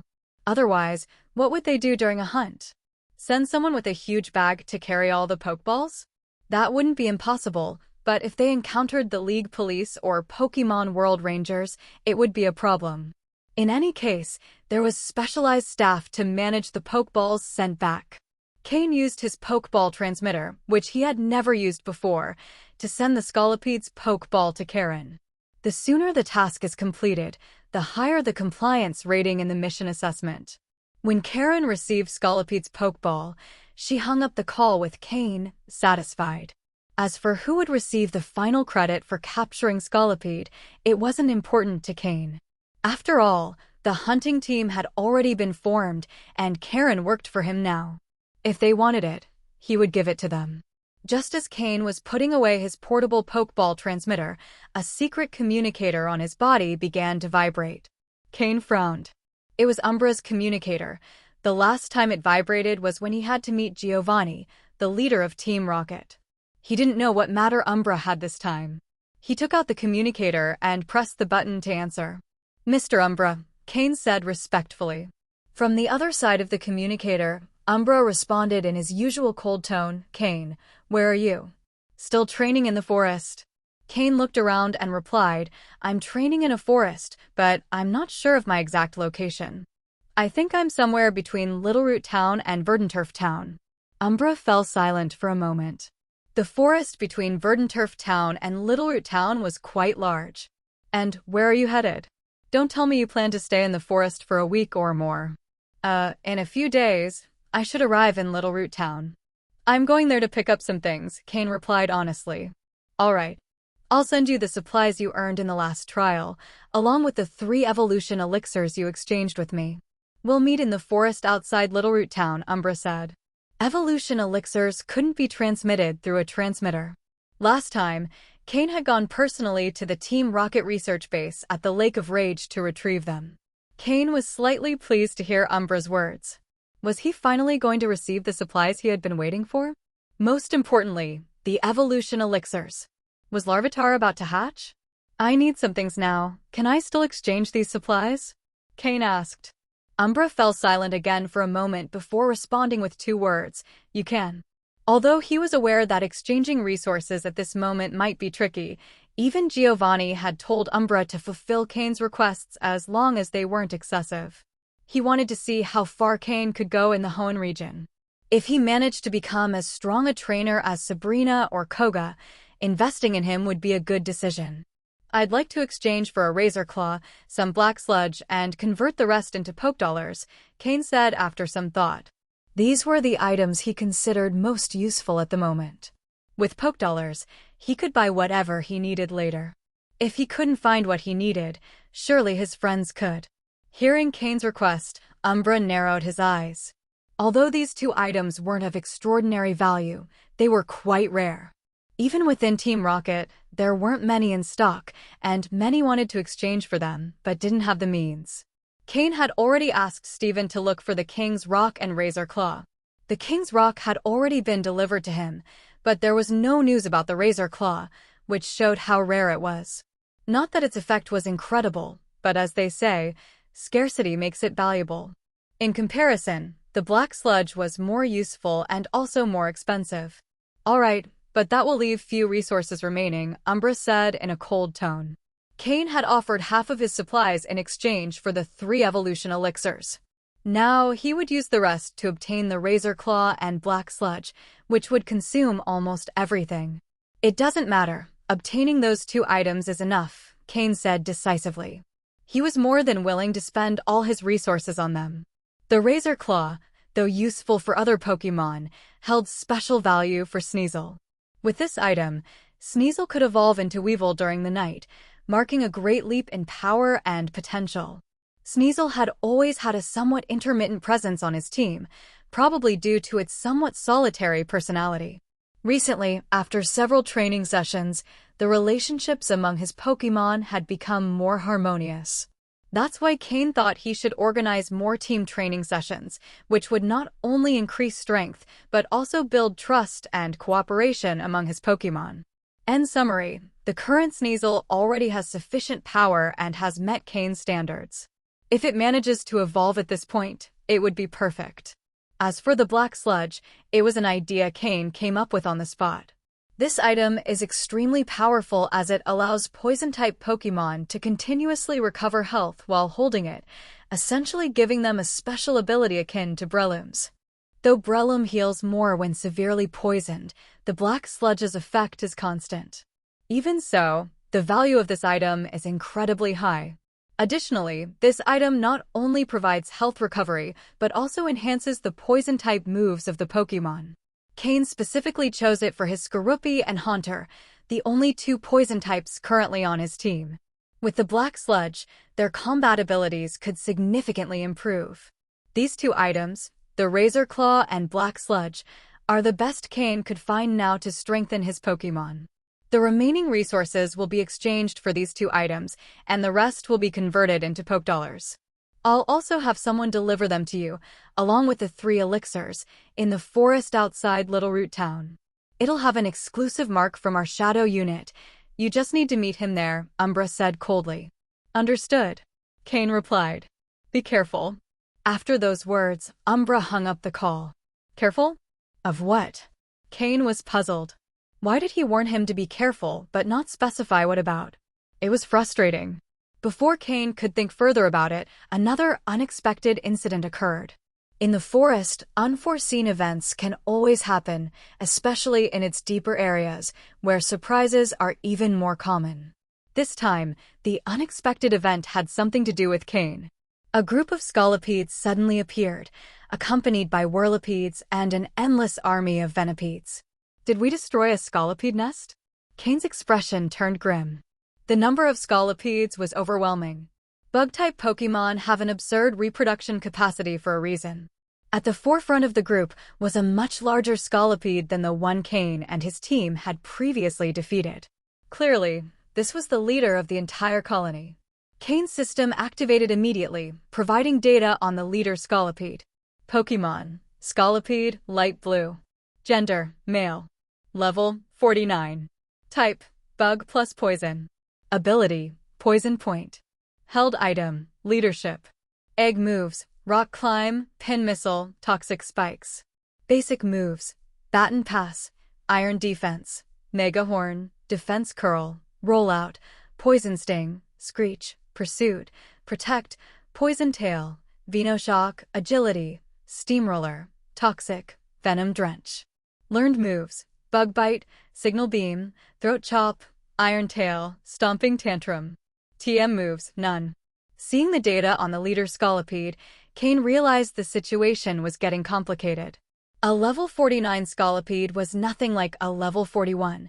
The former was barely advanced level, while the latter was already on the verge of the quasi-elite level.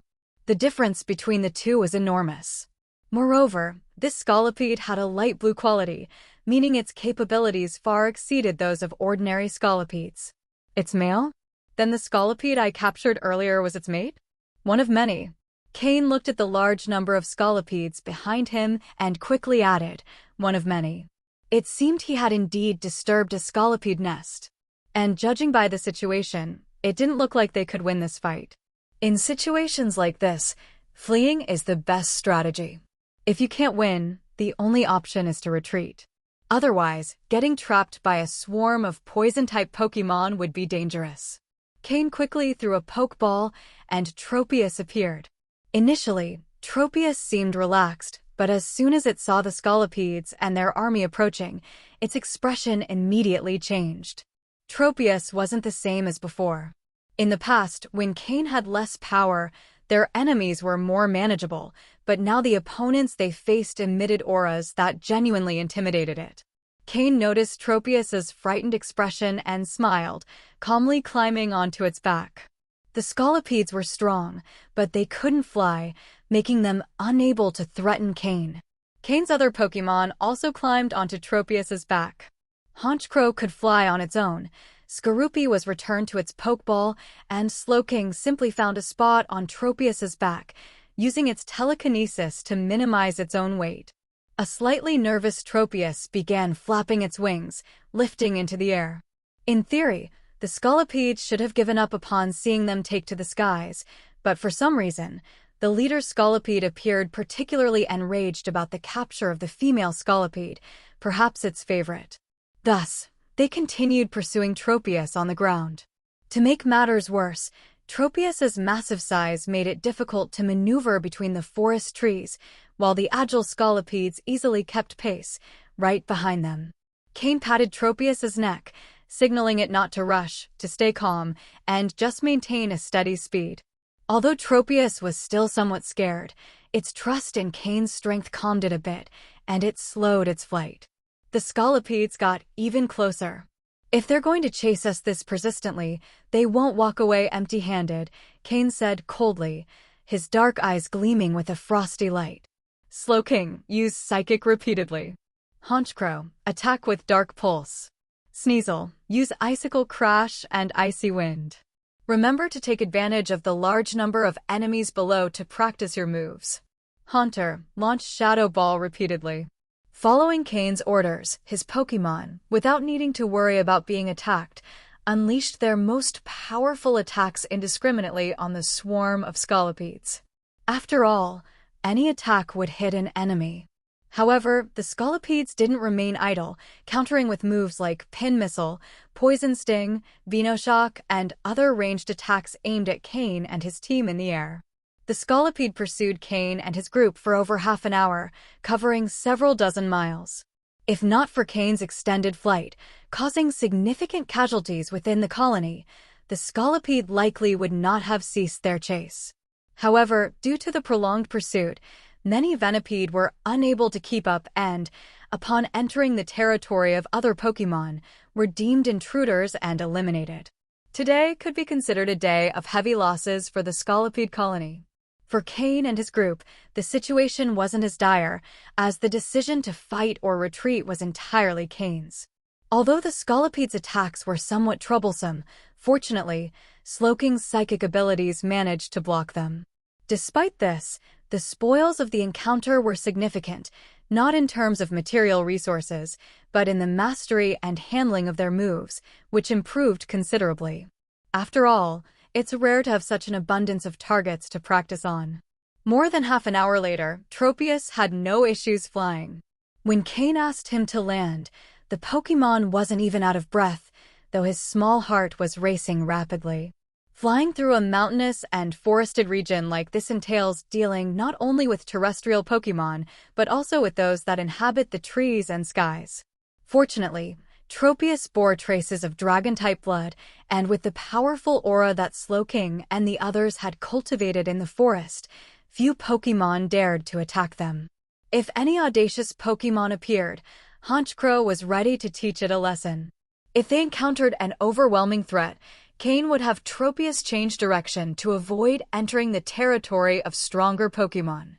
Facing a terrestrial Pokémon wasn't a major issue, but encountering a powerful flying Pokémon could pose complications. In such a scenario, Slowking would have to use Teleport to escape. However, using Teleport would set them back in their journey, so Cain avoided this option unless absolutely necessary. After recalling Tropius, Cain sat down to rest with his Pokémon. Even though there was no immediate danger, the continuous use of moves was exhausting. Seated on the ground, Cain's Pokémon recovered their energy while mentally reviewing their control over energy and the rhythm of their moves to truly benefit from the experience. But just as Cain and his team had rested for over half an hour, their reprieve was interrupted. They had inadvertently entered another Pokémon's territory. This time, the wild Pokémon they encountered was particularly peculiar. A group of robust Grumpig appeared before Cain. Grumpig is a relatively rare Pokémon in the Hoenn region, typically living in herds in forests and rarely seen in human-populated areas. Although they resemble pigs, they are pure Psychic-type Pokémon, whose innate intelligence belies their appearance. The first to detect their presence was Slowking. With Slowking's advanced psychic abilities, few Pokémon could approach them undetected, let alone a group of psychically empowered pigs. Thus, as soon as the Grumpig entered Slowking's perception range, he alerted Cain. However, Cain did not halt his advance, as encountering Psychic-type Pokémon in the wild was a rare opportunity. Throughout his expeditions, Cain had never come across a purely Psychic-type Pokémon in the wild. Pure Psychic types are those with only the Psychic type. Due to their purity, they are far rarer. When Slowking informed him of the Grumpig's proximity, Cain recalled something. When Cain's psychic abilities were still very weak, he used his system to analyze what could enhance his psychic powers and quickly elevate them to the level of a novice psychic. The system discovered a very special item called the Radiant Stone. Although Cain had yet to see one, he clearly remembered how the system described its appearance. It is believed that radiant stones form within the bodies of psychic Pokémon. And purely psychic Pokémon, such as Grumpig, have a higher chance of producing these stones. This is why Cain once sought out Abra's evolutionary line in Kanto, as they are pure psychic types. But in the end, he never found them.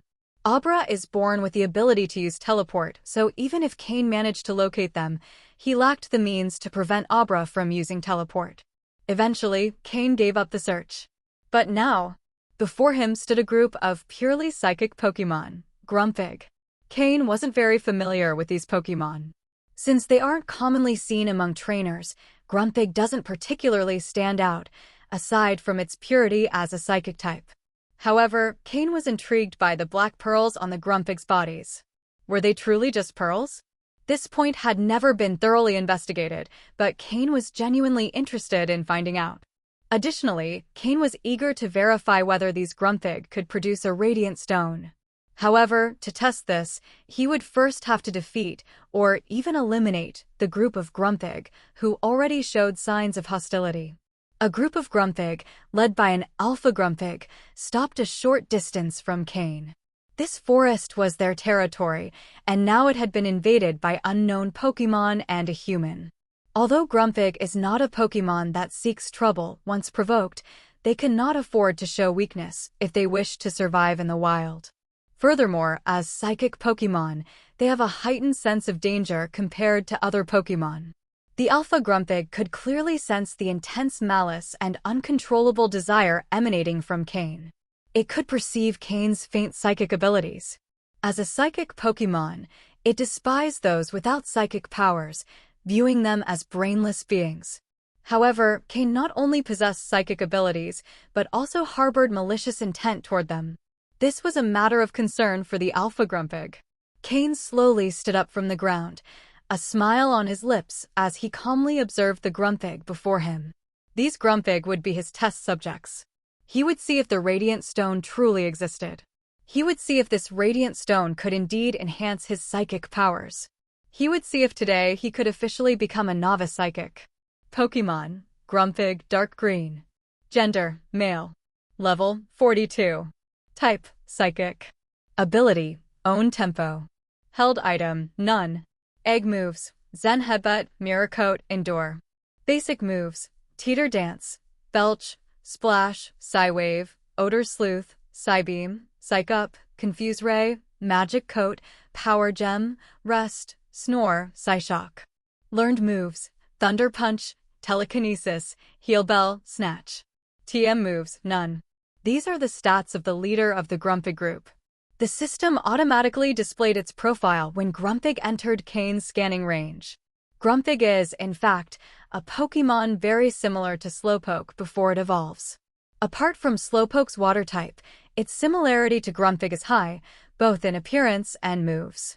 Grumpig is a Psychic-type Pokémon, excelling in Psychic-type moves. However, it has a weakness. It cannot naturally learn the move Miracle Eye.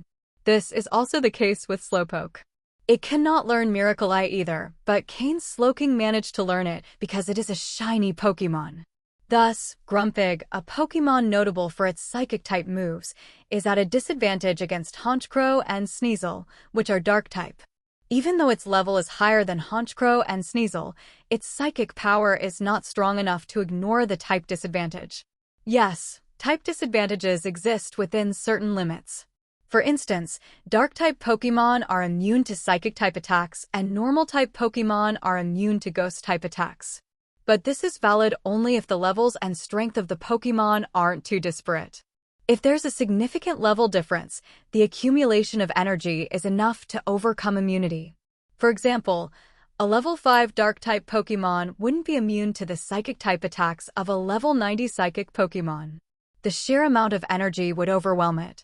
It's like rubber, which can insulate against electricity, but not against a lightning strike or high-voltage discharge. The rubber would simply melt under the immense energy. Similarly, Pokémon-type immunities follow this logic. However, in this case, Honchkrow and Sneasel can completely ignore the psychic moves of the Grumpig. So, Even though the leader of the Grumpig has reached level 42, they are at a significant disadvantage against Honchkrow and Sneasel. With their intelligence, they should be able to understand what I say, right? Cain said calmly, looking at the hostile Grumpig in the distance. Grum. The Grumpig leader remained serious. Cain, though maintaining a neutral expression, could sense the intense malice emanating from him. As his malice grew, so did that of the Pokémon around him. The other Pokémon weren't as intimidating, but two Dark-type Pokémon provoked an innate fear in the Grumpig leader, as if he were facing his natural predators. Moreover, a pink Pokémon with a majestic appearance, bearing something like a crown-shaped shell, emitted two intertwined psychic waves, as if they were a single entity. The psychic power emanating from that Pokémon was so overwhelming that even the Grumpig leader felt astonished. "What do you intend, human?"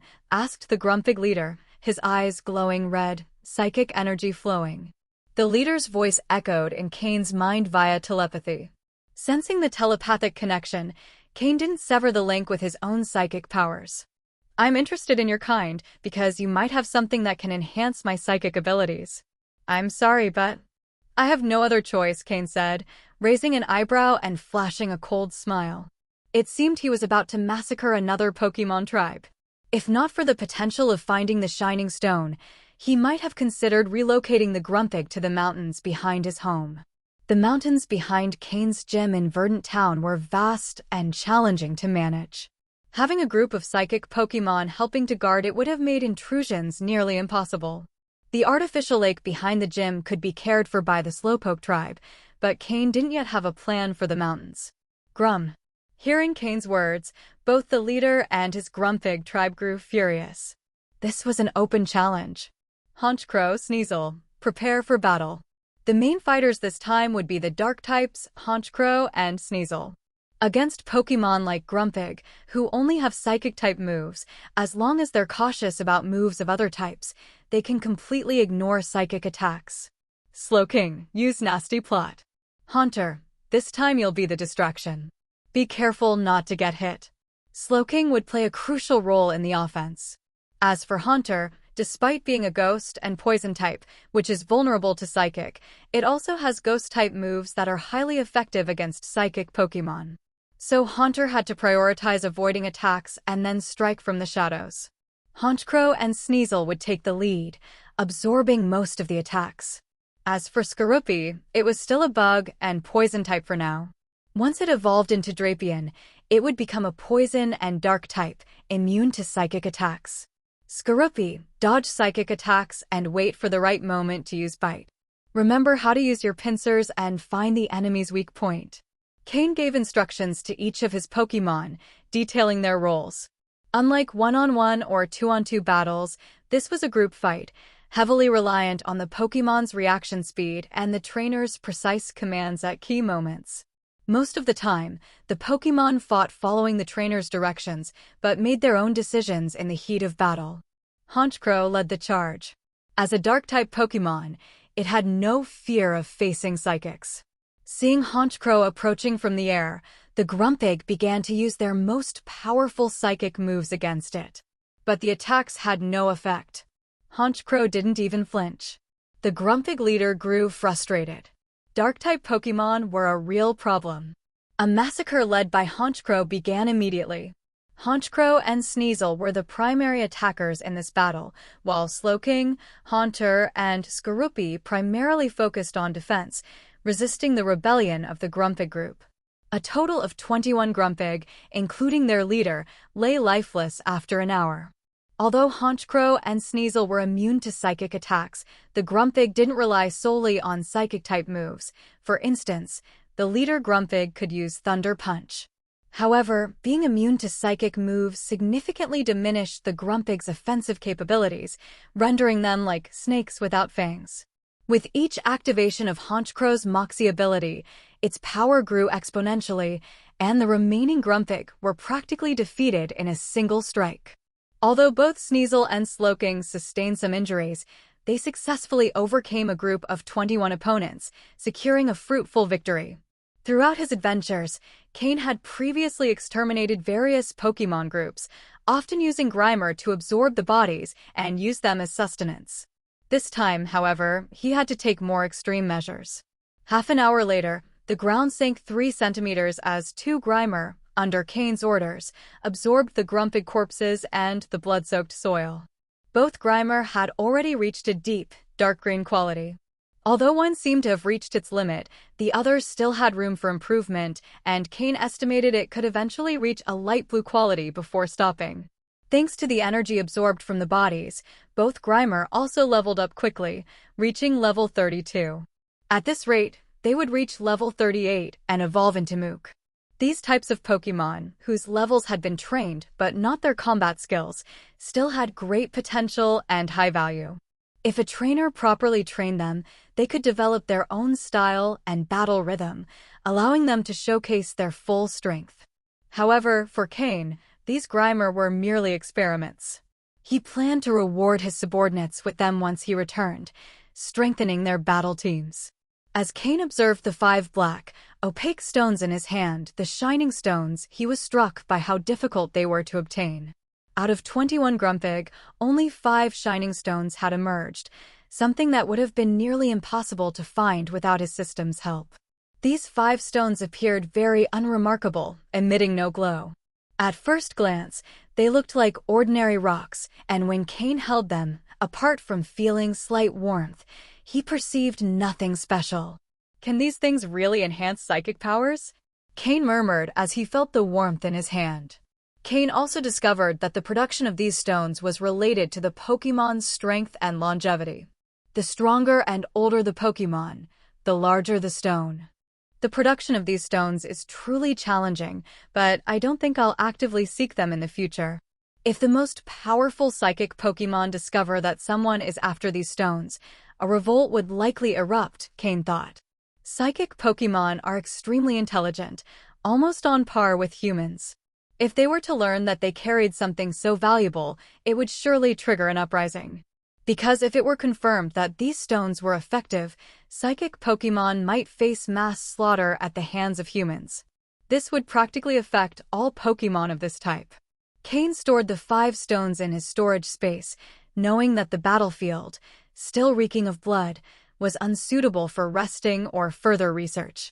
Thus, tired and with his Pokémon team exhausted, he decided to leave quickly. Soon, other wild Pokémon would move to claim the Grumpig's territory, and facing them could prove troublesome.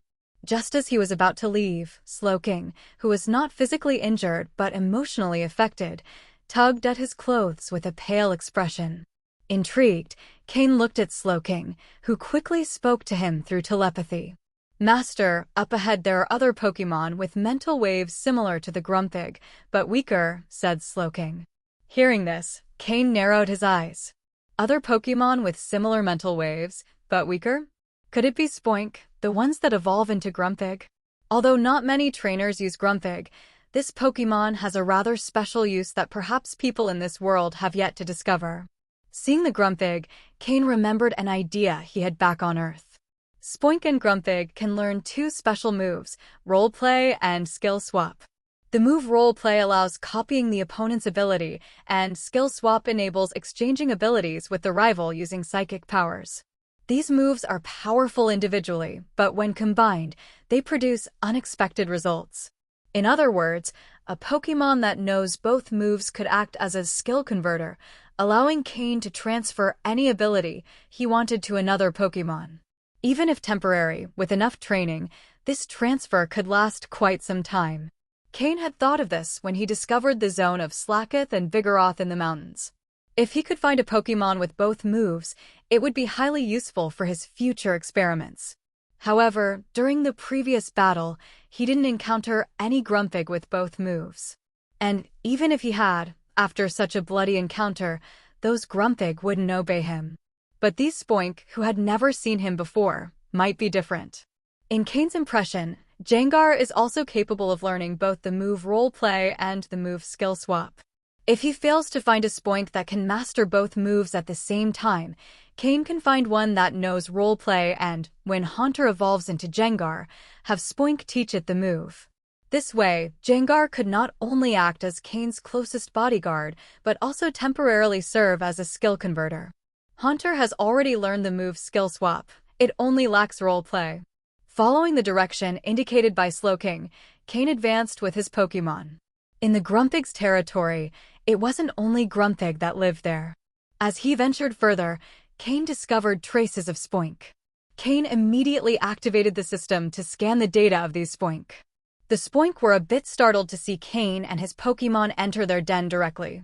But since the Grumpig leader and the Spoink capable of communicating were not present, the Spoink didn't dare act rashly and only watched Cain cautiously. Moreover, the Pokémon accompanying Cain exuded an air of danger and violence that the weak Spoink clearly couldn't handle. Fortunately, Cain seemed to be only observing, doing nothing out of place. When all the Spoink thought Cain had come just to look around, his eyes lit up as he reviewed the data. Spoink data appeared before him. Pokémon, Spoink, light green. Gender, female. Level, 20. Type, psychic. Ability, thick fat. Held item, none. Egg moves, future sight, skill swap. Basic moves, splash, Psywave, odor sleuth, Psybeam, psych up, confuse ray. Learned move, role play. TM moves, none. In terms of physical development, aptitude, and appearance, this was a rather ordinary Pokémon, with no standout traits. However, it was the only Spoink among many that Cain found to possess both skill swap and role play. The other Spoink either had one of the moves or neither. Although its aptitude was mediocre, it was sufficient for a utility Pokémon. Cain signaled Honchkrow with his eyes. Honchkrow instantly understood the signal, flapped its wings, and quickly soared, immediately capturing the chosen Spoink from the group. The Spoink, who had been watching Cain, had prepared and unleashed a barrage of moves against Honchkrow. But even the psychic moves of the Grumpig leader had little effect on Honchkrow, let alone these Spoink. Honchkrow caught the Spoink and brought it to Cain.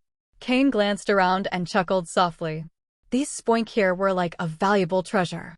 If given the chance, he might relocate them to the rear mountain. Then, under the protection of Slowking's psychic barrier, Cain's Pokémon returned to the site of the previous battle. This time, Cain left without looking back, taking his Pokémon with him. As for the Spoink captured by Honchkrow, it was knocked unconscious and stored in a Pokeball. Its usefulness wouldn't be apparent immediately, but Cain planned to train it slowly once they returned. Cain continued advancing with his Pokémon for another half-hour, fully leaving Grumpig territory before gradually stopping. He found a relatively safe place and began treating the external and internal injuries of his wounded Pokémon. This was something Cain always did after each battle. Otherwise, without a Pokémon Center, accumulated injuries could severely impact his Pokémon in the long term.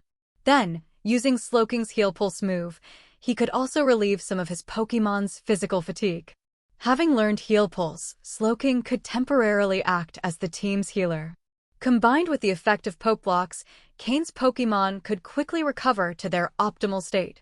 This was the main reason Cain could survive in the wild for long periods without worrying about his Pokémon's condition. Next, Skorupi dug a cave into a massive tree trunk, large enough for all the Pokémon to enter and rest comfortably. In these deep mountains, there weren't many resources, but there were plenty of these gigantic trees that would take many people to encircle. During this time, Cain and his Pokémon had been resting in such trees. Blocking the cave entrance with tree bark and under the protection of the psychic barrier created by Slowking, other Pokémon usually couldn't find them. Slowking maintained the psychic barrier while the other Pokémon rested. Although today's battle was straightforward, the mental pressure on the Pokémon was still significant. Cain took out a black shining stone from his storage space and scanned it again with the system. Item name, Shining Stone, user defined. Description, a stone recorded in ancient books, similar to a fragment of the Philosopher's Stone. Function, can enhance the psychic abilities of a psychic user, with the degree of enhancement depending on the user's condition. Shining Stone, I hope you have some effect, Cain murmured as he extended his psychic energy to levitate the shining stone before him. Cain had no trouble lifting stones of this size with his psychic power. According to the system's description, using a shining stone required the psychic user to channel energy into the stone, allowing the mysterious energy within it to feed back into the user. Cain gradually increased the amount of psychic energy. After days of training, Cain had reached a 70% level of control over his psychic power. As the psychic energy increased, the shining stone began to tremble in the air. Crack! A clear sound of fracture resonated from the shining stone, and the psychic energy Cain had extended was immediately repelled. But the shining stone didn't fall. Instead, it followed the trajectory of Cain's psychic energy, launching directly toward his head. A mysterious energy, different from psychic power but much stronger, seeped into his mind. Cain couldn't help but open his eyes. If anyone were in front of Cain at that moment, they would see his eyes were entirely black, with no distinction between pupils or sclera. The veins on his forehead suddenly bulged as a storm raged within his mind. The original psychic energy in his mind began spinning under the influence of this mysterious energy. Cain could feel that, after some time in contact, this mysterious energy was beginning to assimilate and convert into similar psychic energy, though of much higher quality. Moreover, it felt completely compatible with the psychic energy produced by Cain, causing no discomfort. An hour later, the black color in Cain's eyes began to fade, revealing the whites and pupils. Cain's forehead was covered in sweat, and his pale face showed signs of exhaustion. However, his mind had never felt so active. It was as if a switch had been flipped. His brain was extraordinarily alert, even more so than after a full night's sleep. Without wasting time, Cain retrieved a box containing psychic spheres from his storage space. To confirm whether he had truly become a beginner-level psychic, he only needed to see how many psychic spheres he could lift. Cain activated his psychic power suddenly. 5 psychic spheres floated into the air without Cain feeling much strain. The 6th, 7th, 8th. Gradually, he began to feel the pressure. Yet, the speed at which Cain raised the spheres did not slow. By the time he reached the 20th sphere, it, too, rose without hesitation. 20 spheres. The standard of a beginner-level psychic. Cain felt a trace of joy in his heart. He had finally become a beginner-level psychic and could now learn the telepathy skill. With the help of telepathy, his ability to command his Pokémon in battle and his reaction time would improve significantly. However, Cain didn't stop using his psychic power, sensing that he hadn't yet reached his limit. Finally, when Cain felt utterly exhausted, the number of psychic spheres floating around him reached 24. He had completely surpassed the threshold for beginner-level psychic power, and by a significant margin. Additionally, Cain noticed that after some time practicing, his control over his psychic power had reached 70%. However, after this improvement, his control level had dropped back to 60%. If he could train it to 100%, his psychic power would improve again. But none of that was Cain's primary focus. His main goal in becoming a beginner-level psychic was to learn telepathy. As for other aspirations, he knew his limitations and wouldn't demand too much of himself. In the future, he would have the opportunity to absorb the remaining 4 energy spheres and see how far his psychic power could develop. After putting away all the psychic spheres, Cain let out a sigh of relief. Finally, he had reached beginner-level psychic status and could set aside that concern.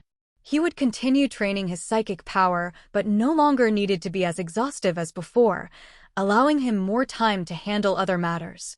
After verifying his psychic power level, Cain, physically and mentally drained, fell asleep immediately. The night in the forest was far from quiet. The chirping of insects and rustling of leaves filled the air. Numerous nocturnal Pokémon hunted, and their occasional roars echoed through the forest. But none of this had anything to do with Cain. Thanks to Sloking's psychic barrier, the hollowed tree where they rested was very peaceful. Moreover, with Sloking keeping watch, if any wild Pokémon dared to intrude, Sloking could react immediately. It was rare to have a night of proper rest. The next morning, Cain allowed himself the luxury of sleeping in. When the sun was already high in the sky, he finally woke. Although he had felt extraordinarily energetic the previous day, that sensation had been misleading. Both his body and mind had been truly exhausted. After a good night's sleep, he felt fully recovered. Now that Cain had become a beginner-level psychic, he could finally learn telepathy. Telepathy wasn't a difficult skill to learn. When the old Ghastly had taught Slowpoke, it only took a few words of explanation and demonstration for Slowpoke to master it. Perhaps this was also because Slowpoke had exceptional talent for psychic powers. But the key to learning telepathy was the amount of psychic power one possessed. After a brief conversation with Slowking and combining the information from the psychic training guide Sabrina had given him, Cain quickly grasped the technique. Slowly extending his psychic power from his mind, he connected with Slowking's mind. Slowking, Cain thought silently. Master, I hear you.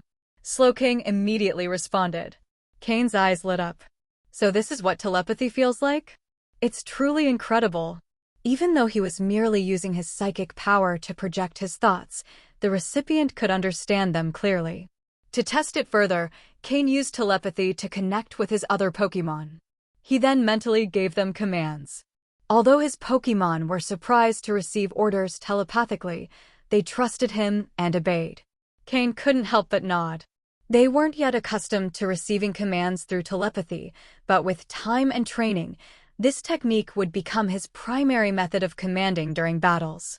After packing up everything in the hollowed tree, Cain and his Pokémon set off.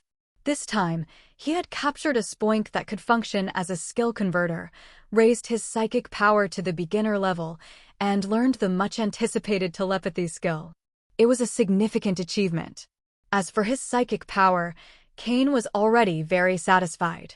Any future improvements would depend on fate. He disappeared into the forest, heading toward Littleroot Town. The goal of training his Pokémon remained. Slowking had reached level 39, making it Cain's highest level Pokémon, just one level short of advanced rank. If Slowking could reach advanced level, his position as a gym leader would be much more secure. Furthermore, although Cain held the rank of officer within Team Rocket, he had yet to attain the power associated with that title, which was crucial. One must possess the strength required for their position, otherwise, there would always be someone eager to challenge them, using them as a stepping stone to climb higher. With Littleroot Town 2 days away, Cain aimed to have Slowking reach advanced level during that time. Even better if Honchkrow could do so as well. In the previous day's battle against the Grumpig herd, Honchkrow had been the main attacker, and his progress was remarkable. He should soon reach level 39. With a few more battles, reaching level 40 shouldn't be an issue.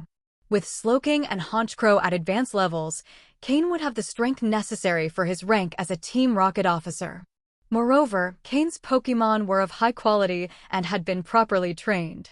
Battles against higher-level opponents wouldn't pose a significant problem, as long as there were no type disadvantages. 2 days later, in the forest north of Littleroot Town. After 2 days of continuous travel, Cain finally managed to traverse this massive combination of forest and mountains. Inside, he encountered a large number of Pokémon. Some of these Pokémon could be easily defeated by Cain's team, but there were also some that Cain preferred to avoid. There are still many boss-level Pokémon in the forest, so Cain dared not provoke them. These powerful wild Pokémon will be dealt with later, when his strength increases. Who knows, he might even find valuable items in their nests. However, there were also many Pokémon at a similar level to Cain's team, and all of them ended up as his training targets, allowing his Pokémon to grow stronger. Additionally, Cain found many interesting and useful items in the nests of these Pokémon and captured several wild Pokémon with good attributes, which he could exchange for points at the Hunters Guild. In fact, if Cain's team had remained at the same strength as when they started, it would have taken him several more days to get through. But as they got closer to Littleroot Town, the level and strength of the wild Pokémon significantly decreased, causing fewer of them to dare challenge Honchkrow and the others. In the last half of the day, Cain practically only focused on advancing. Fortunately, this time the primary objective was achieved. Slowking successfully broke through, reaching level 40. Honchkrow, while not yet at the advanced level, reached level 39, just one step away. This training can be considered a success, though improving further will become increasingly difficult since the higher the Pokémon's level, the harder it is to advance. With Slowking as the first Pokémon in Cain's main team to reach the advanced level, his training has been very effective. Pokémon: Shiny Slowking, Dark Blue. Gender: male. Level: 40. Type: Water plus Psychic. Ability: Own Tempo. Held item: Leadership. Egg moves: Rest, Rain Dance, Teleport. Basic moves: Curse, Yawn, Tackle, Growl, Water Gun, Confusion, Disable, Headbutt, Water Pulse, Zen Headbutt, Slack Off, Heal Pulse, Power Gem, Nasty Plot. Learned moves: Calm Mind, Psyshock, Miracle Eye, Shiny, Psychic, Shiny, Ice Punch, taught by Sneasel. Combined moves: Psychic Water Gun, Psychic Power plus Water Gun. TM moves: Protect, Hidden Power, Fire, Bulldoze, Flamethrower, Earthquake, Surf. During this time, Slowking also sought to learn Ice Punch from Sneasel to better deal with close combat Pokémon.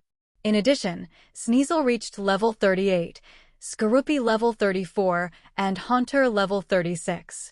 The next step for Cain will be preparing the evolutions of Sneasel and Haunter. Once these two Pokémon evolve, their strength will increase significantly.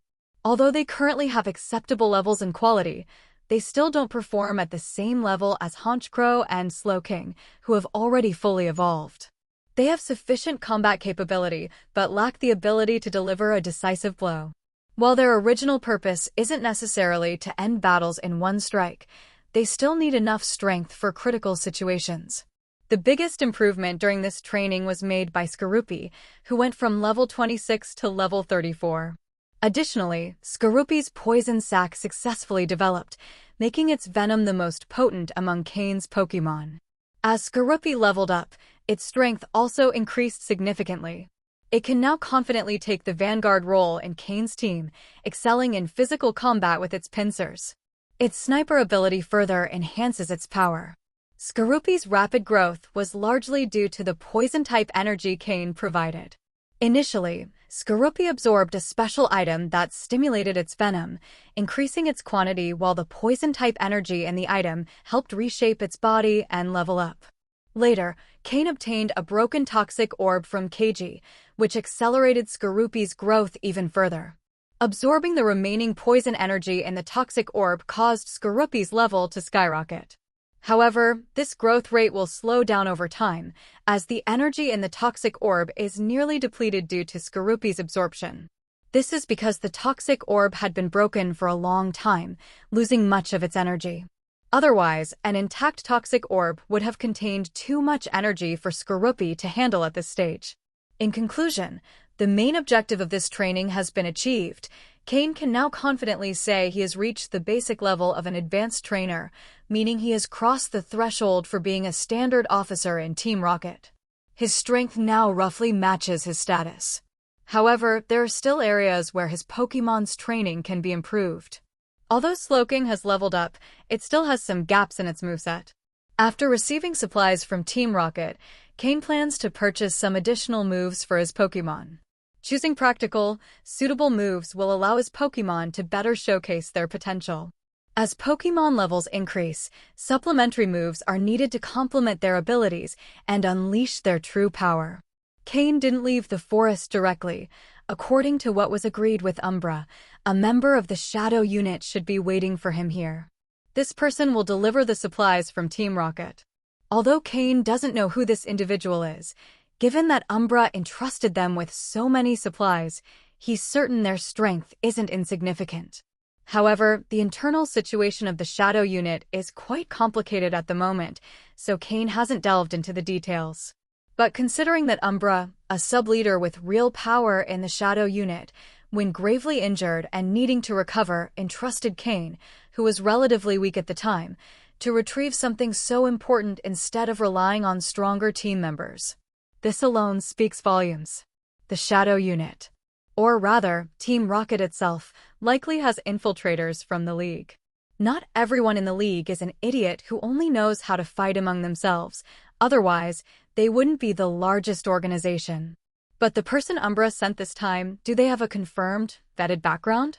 Or are they a newly loyal subordinate of Umbra? Cain was searching for the special marks of the Shadow Unit in the forest. Although he had never carried out a mission for the Shadow Unit, Cain had learned the basics. After carefully searching, he found a Shadow Unit mark at the base of a large tree. Cain completely changed his attire, pulling out his signature black cloak and putting it on. He then withdrew all his Pokémon, leaving only Honchkrow at his side, while Haunter hid in his shadow. Following the direction of the marks, Cain walked with Honchkrow. Perhaps for the sake of discretion, after several twists and turns, Cain noticed that many of the marks were unnecessary. He could have walked a straight path, but whoever made the marks had placed them at various points. Was it to avoid being discovered? Or was it simply a Shadow Unit habit? Or maybe they were toying with him. Cain remained alert to these possibilities. Finally, after following the marks, Cain arrived at the entrance of a cave. According to the marks, the person he was supposed to meet was inside the cave. However, upon reaching the entrance, Cain didn't enter immediately. Instead, he frowned. Under other circumstances, he might not have noticed, but Cain had improved his psychic abilities to the level of a beginner psychic. He could now expand his psychic power, perceiving many details that previously went unnoticed. Cain noticed an extremely thin thread at the cave entrance, something almost impossible to detect with the naked eye without a detailed observation aided by his psychic abilities. Even with his experience, without his psychic observation, Cain wouldn't have discovered the thread. The presence of this thread could mean several things. Most likely, the person he was supposed to meet was inside, but had left the thread as a precaution to detect someone entering and react accordingly. But there was also the possibility that the thread would trigger a trap, setting off a series of events if touched. Around him, Cain didn't see anything unusual, which only heightened his sense of alertness. Instead of entering, Cain used his psychic ability to slightly move the thread. He waited silently for 3 seconds, and nothing happened. Just as Cain began to think he was being paranoid, an explosion echoed inside the cave, starting at the entrance and moving inward. The message was clear: block the entrance to prevent anyone from escaping, and then detonate explosives inside to trap whoever was inside. Even with a Pokémon capable of using teleport, the intensity of the explosion would make locating spatial coordinates difficult, rendering escape nearly impossible. 2 seconds later, the cave completely collapsed. Cain's face darkened. If he had entered and accidentally triggered the thread, he would have been caught in the explosion. Even with his beginner-level psychic abilities and the presence of Honchkrow and Haunter, he likely wouldn't have died, but he wouldn't have escaped unscathed. Whoever had prepared this trap had done so with the clear intention of attacking him. Cain couldn't understand why Umbra would send someone to try and kill him. What was the meaning of this? Cain waited silently for 3 minutes. A shadow appeared on the ground. Cain looked up at the sky, seeing a person dressed in a black cloak similar to his own, mounted on a large dragonfly that was slowly descending toward the destroyed cave. Cain's eyes, dark as the night, began to glow with a murderous light. It didn't matter what this person's purpose was or who had sent them. The only thing Cain knew was that if he had been an ordinary person, that hidden trap would have killed him multiple times over. If someone tried to kill him, he wouldn't care about the attacker's identity. After all, Cain was now a man half-chosen by Giovanni. No one below a high rank would have the authority to attack him. Moreover, Cain had already reached the rank of officer and was no longer the Team Rocket grunt anyone could trample on. Without hiding his presence, Cain stood still, watching the man slowly descend from the back of the large dragonfly. The system scanned the dragonfly's data. Pokémon, Yanmega Light Blue. Gender, male. Level, 39. Type, bug plus flying. Ability, tinted lens. Held item, none. Egg moves, leech life, signal beam, faint attack. Basic moves, bug buzz, air slash, night slash, bug bite, tackle, foresight, quick attack, double team, sonic boom, detect, supersonic, uproar, pursuit, ancient power, faint. Learned moves, bug bite, giga drain, snore. TM moves, protect, hidden power, fire, shadow ball, aerial ace, Steel Wing, Substitute. Cain narrowed his eyes as he observed Yanmega's data. This Yanmega had a fairly high level and potential, close to reaching the advanced level. This meant the person before him had power close to that of a common officer. It remained to be seen if Yanmega was his strongest Pokémon, or if he had others even more powerful. The man in the black cloak slowly dismounted from Yanmega's back. He wore a Shadow Unit insignia on his chest, but did not have the Team Rocket emblem. In the Hoenn region, hostility toward Team Rocket was high, so avoiding the emblem was the prudent choice. Surely, this man thought the same. The man removed his hood, revealing a common middle-aged face with black hair and eyes. The only notable feature was a scar running across his face from the left cheek, over the bridge of the nose, to the right cheek, giving him a sinister look. With a mocking expression, the man looked at Cain and said with a smile, "Well, I didn't think that despite never having done Shadow Unit missions, you'd be so familiar with their marks. I thought it'd take you a whole day to find them. Did Umbra send you?" Cain ignored his mockery and responded coldly. Honchkrow at his side tensed slightly. As the Pokémon that knew Cain best, it could sense the latent fury in his heart. "You dare to call Lord Umbra by his name? This is a great sign of disrespect," the middle-aged man said with a mocking smile. His smile moved the scar on his face, making him look somewhat unpleasant. Hearing this, Cain frowned and looked him up and down, finally stopping at the insignia of the Shadow Unit on his chest. At first glance, it seemed like a common Shadow Unit insignia, but upon closer inspection, Cain noticed differences compared to his own. While his insignia was that of a regular Shadow Unit member, and the man's represented that of a captain, the difference didn't lie there. Cain's insignia, which had been given to him by Umbra, had a grayish, faded color, while the man's was jet black, so dark that its details were barely distinguishable without careful observation. Cain's eyes glimmered with understanding. "Is this guy from the Dark Group? But I've never had any dealings with Tenebris. Why would he come after me? As one of Giovanni's closest allies, he shouldn't have any reason to mistrust me. If this man truly belonged to the Dark Group, was this provocation on Tenebris's orders, or was it a personal act? That much remained unclear. Did Tenebris send you?" Cain asked coldly, focusing his psychic powers on the middle-aged man. Hearing Tenebris's name, the man's expression shifted slightly, a brief flash of discomfort that he quickly hid, but Cain noticed it. This confirmed about 80% of his suspicions. "And now you've also called Lord Tenebris by name. It seems you need to learn the rules of respect within the Shadow Unit," the man replied, his expression stern. The middle-aged man standing before Cain was known as Ray, one of the strongest captains of the Shadow Unit, on the verge of being promoted to a regular officer, and someone with a certain reputation within the unit. Although the Shadow Unit is a single organization, due to its divided management under Tenebris and Umbra, differences have emerged among its members.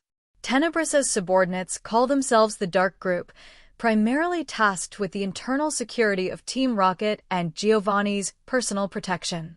This is their main responsibility, alongside some basic Shadow Unit tasks. Umbra's subordinates, on the other hand, are known as the Shadow Group and handle more complex and dangerous missions across various regions. As a result, the differences in the missions assigned to the two groups have gradually created distinctions between them. The Shadow Group members are relatively few because their missions are extremely dangerous, often involving incursions behind enemy lines, where survival odds are slim. As a result, Shadow Group members who manage to survive are extremely strong, considered the elite of Team Rocket. Meanwhile, the Dark Group members have relatively safer jobs and have gradually accumulated in number, given their focus on internal security and monitoring certain individuals within Team Rocket. Currently, the Shadow Unit situation is such that the Dark Group vastly outnumbers the Shadow Group. However, because both Tenebris and Umbra are quite powerful, members of both groups have maintained a relatively peaceful coexistence. Officially, the Shadow Unit is still seen as a united organization. But things started to change. During a mission, Umbra suffered severe injuries, leading to a drastic decline in his power. Although he later regained some strength using evolution elixirs, he couldn't return to his former power level. Additionally, due to the elixir's side effects, Umbra's potential was reduced. Only a few of Umbra's closest associates knew this, but rumors soon began to spread among Dark Group members that Umbra had lost his power and that Lord Tenebris would become the true leader of the Shadow Unit. Tenebris and Umbra are officially only deputy leaders of the Shadow Unit. The leader position has remained vacant for a long time. Whether the leader is missing or dead remains unclear.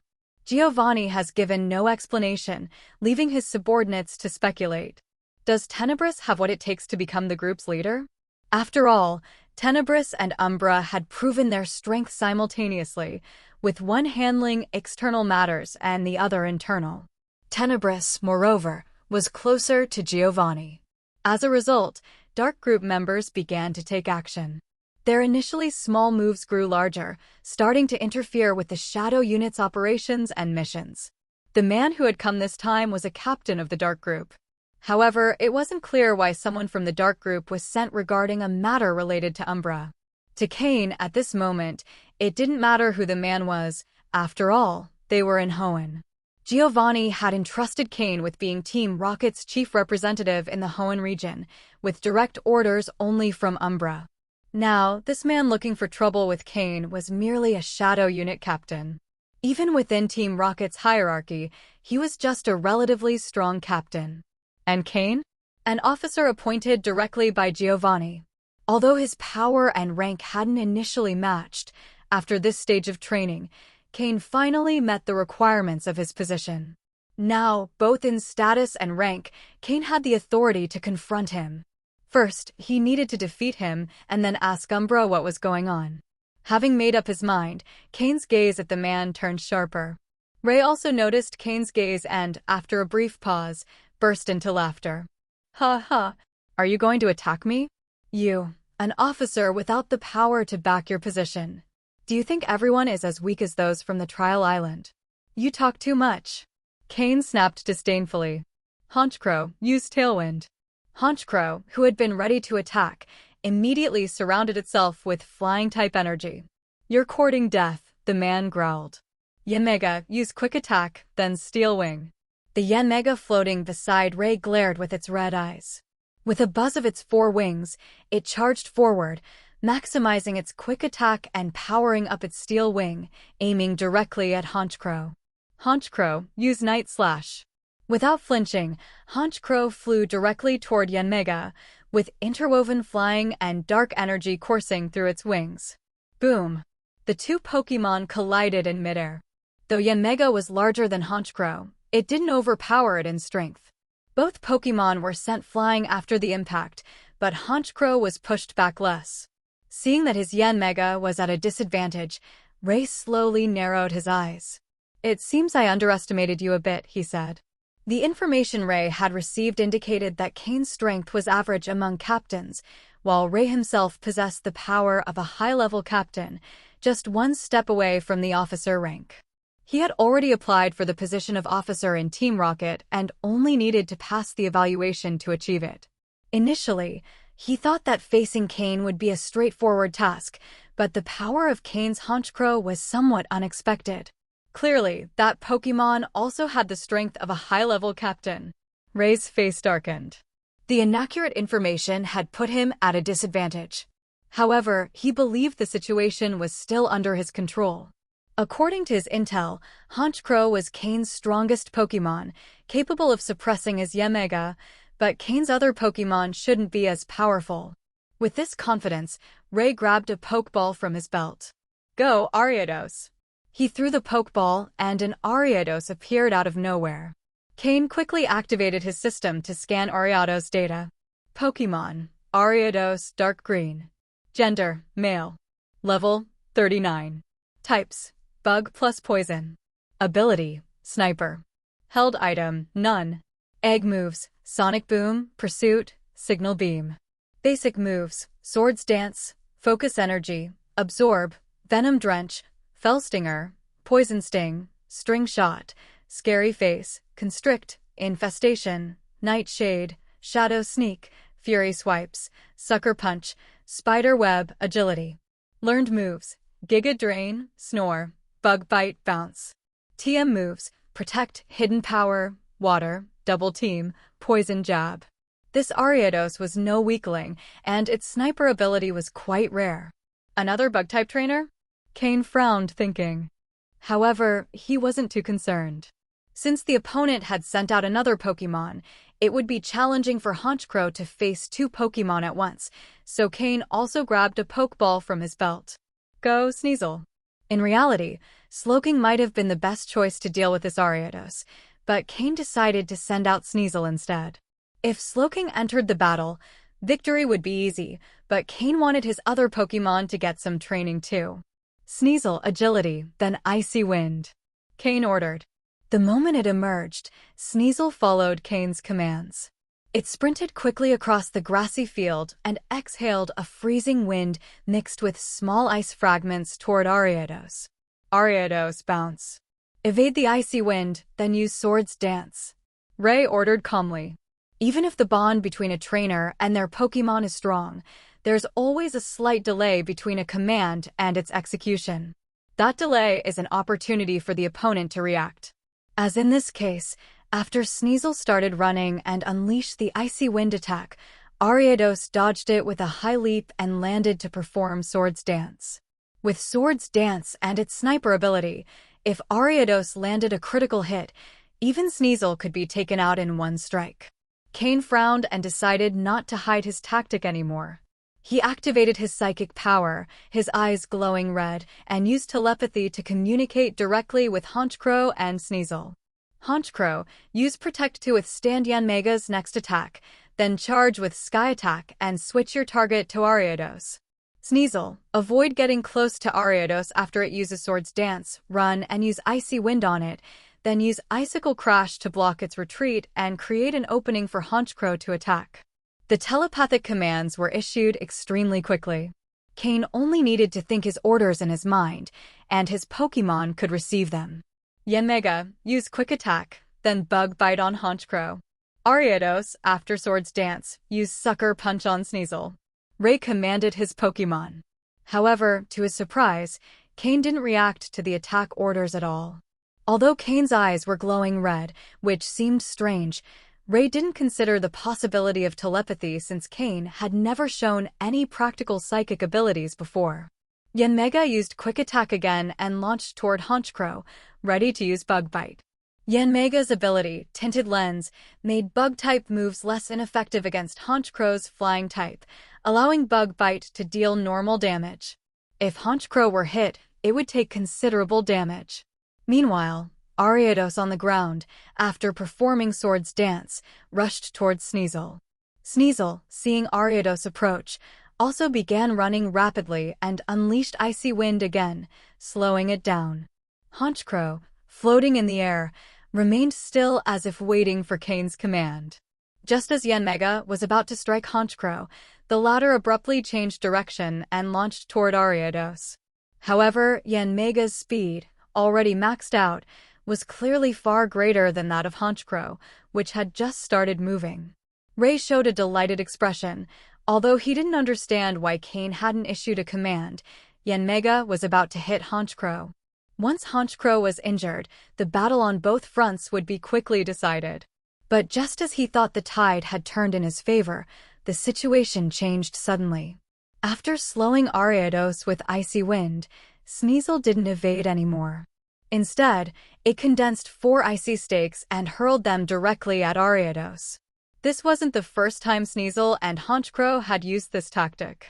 The Icicle Crash move temporarily immobilized the enemy Pokémon, while the charging Honchkrow delivered a fatal blow. Bang! Bang! Bang! Bang! The 4 icy stakes hit the ground. Although Ariados dodged them, it was trapped between them. Yanmega's Bug Bite struck Honchkrow but was blocked by a pale green energy shield. And during that brief interval, Honchkrow's flight speed suddenly increased. Blue flames enveloped its body. Sky Attack. Ariados, which had just dodged Sneasel's Icicle Crash, was about to relax. Then, suddenly, it saw a large blue bird right in front of it. Boom!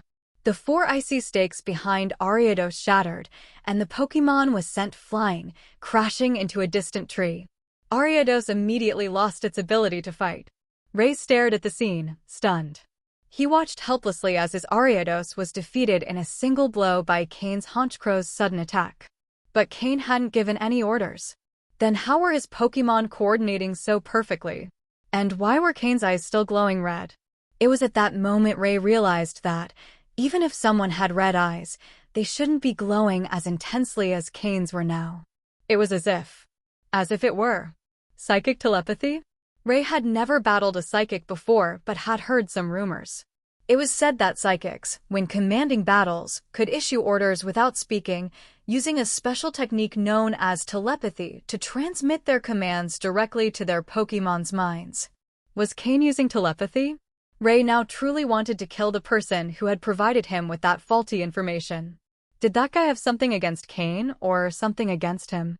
This was clearly a setup. While Ray remained motionless, Cain continued issuing orders. The telepathy was still in effect. After defeating Ariados, Honchcrow's Moxie ability activated. Honchcrow, use Sky Attack on Yamega. Sneasel, use Ice Beam on Yamega. Hearing the command, Sneasel crossed its arms over its chest, and a bright white beam shot out at high speed toward Yanmega in the sky. Although Yanmega reacted quickly, its wings were hit by Sneasel's ice beam and became covered in frost. This caused its flight to become unstable. Right after Sneasel's attack, Honchcrow prepared another sky attack, diving upward toward Yanmega. "Yanmega, dodge it," shouted Ray, finally snapping back to reality.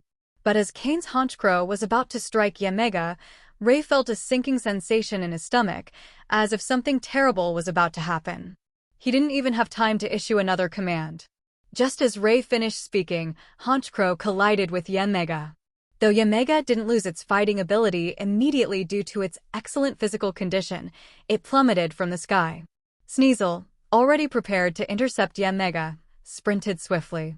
As Yanmega descended to a certain height, Sneasel unleashed its Ice Claw technique, a combination of Metal Claw and Ice Punch, striking Yanmega square in the face. Boom! Like its companion Ariados, Yanmega was sent flying into a tree, losing its ability to battle. Ray's face changed multiple times.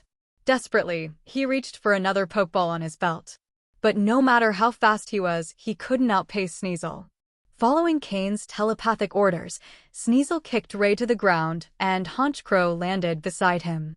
Ray, sprawled face down, tried to get up but froze when he saw Sneasel's sharp claws glinting coldly and Honchcrow's piercing gaze.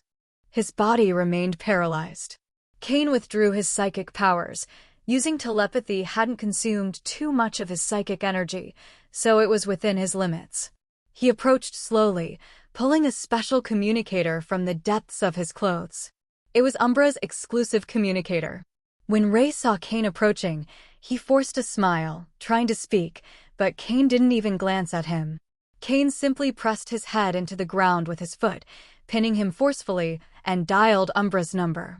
After a moment, the call connected. Cain didn't speak first. It was Umbra who broke the silence. "Cain." "Commander Umbra," Cain replied coldly. Sensing the distant tone, Umbra chuckled. Now that Cain had reached the advanced level, the pressure Umbra once exerted on him was no longer as overwhelming.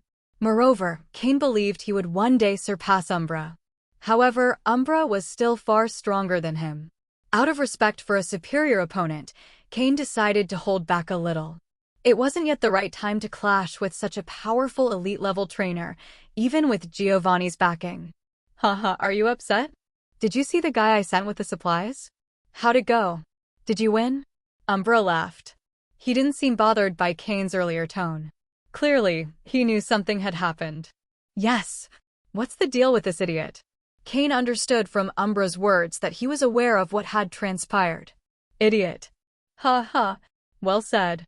He's just an idiot," Umbra laughed again. Cain frowned, but said nothing.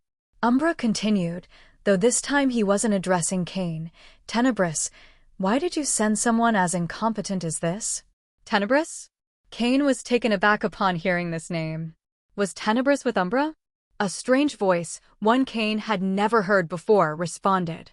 It was devoid of any emotion, and even Umbra's mocking remarks didn't affect its tone. Perhaps he really is an idiot. Tenebris. Weren't Umbra and Tenebris supposed to be at odds within the Shadows unit? Was that just a rumor? Umbra chuckled a bit more before speaking again. All right, I suppose you must be confused now.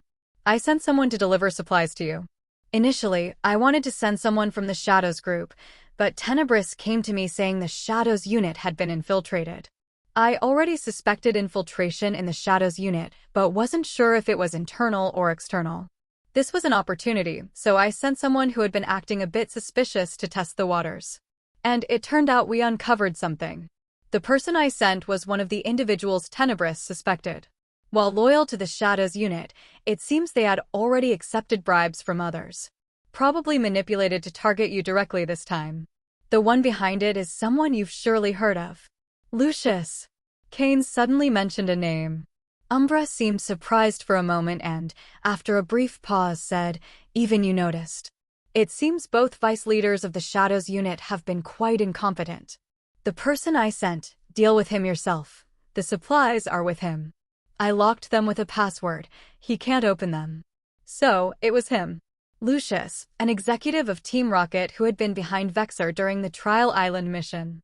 However, there were more intricate details Cain didn't know, and Umbra didn't seem inclined to share them with him. In short, this was an embarrassing leak for the Shadows unit. Well, that's all. I have nothing more to say.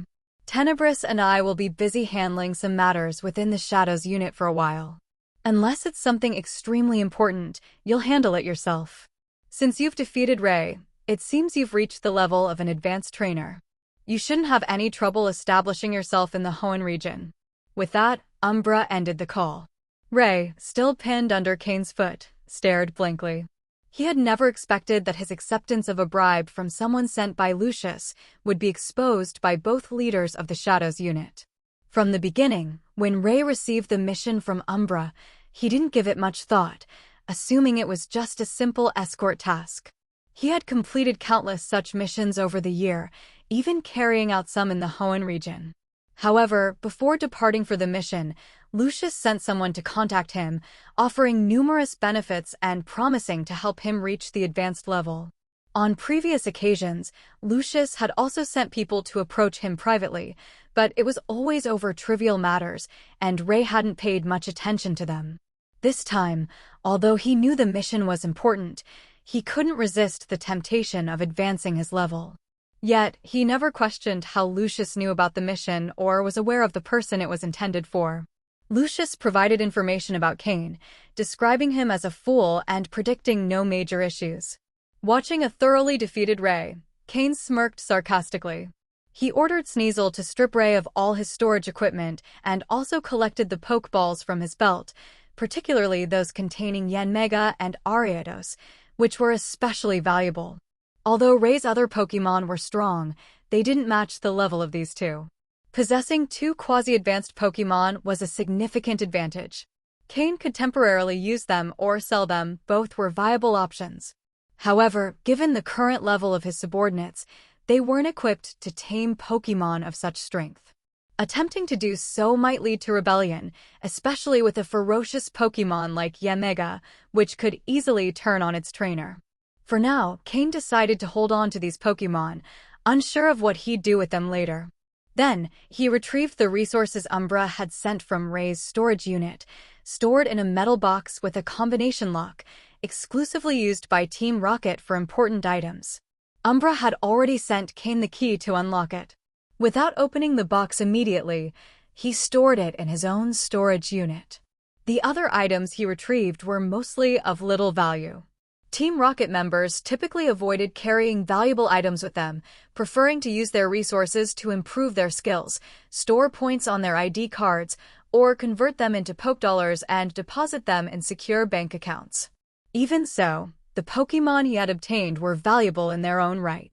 As for Ray, who still lay under Cain's foot, there was no intention of letting him live. Ray had probably resigned himself to his fate the moment Cain defeated him.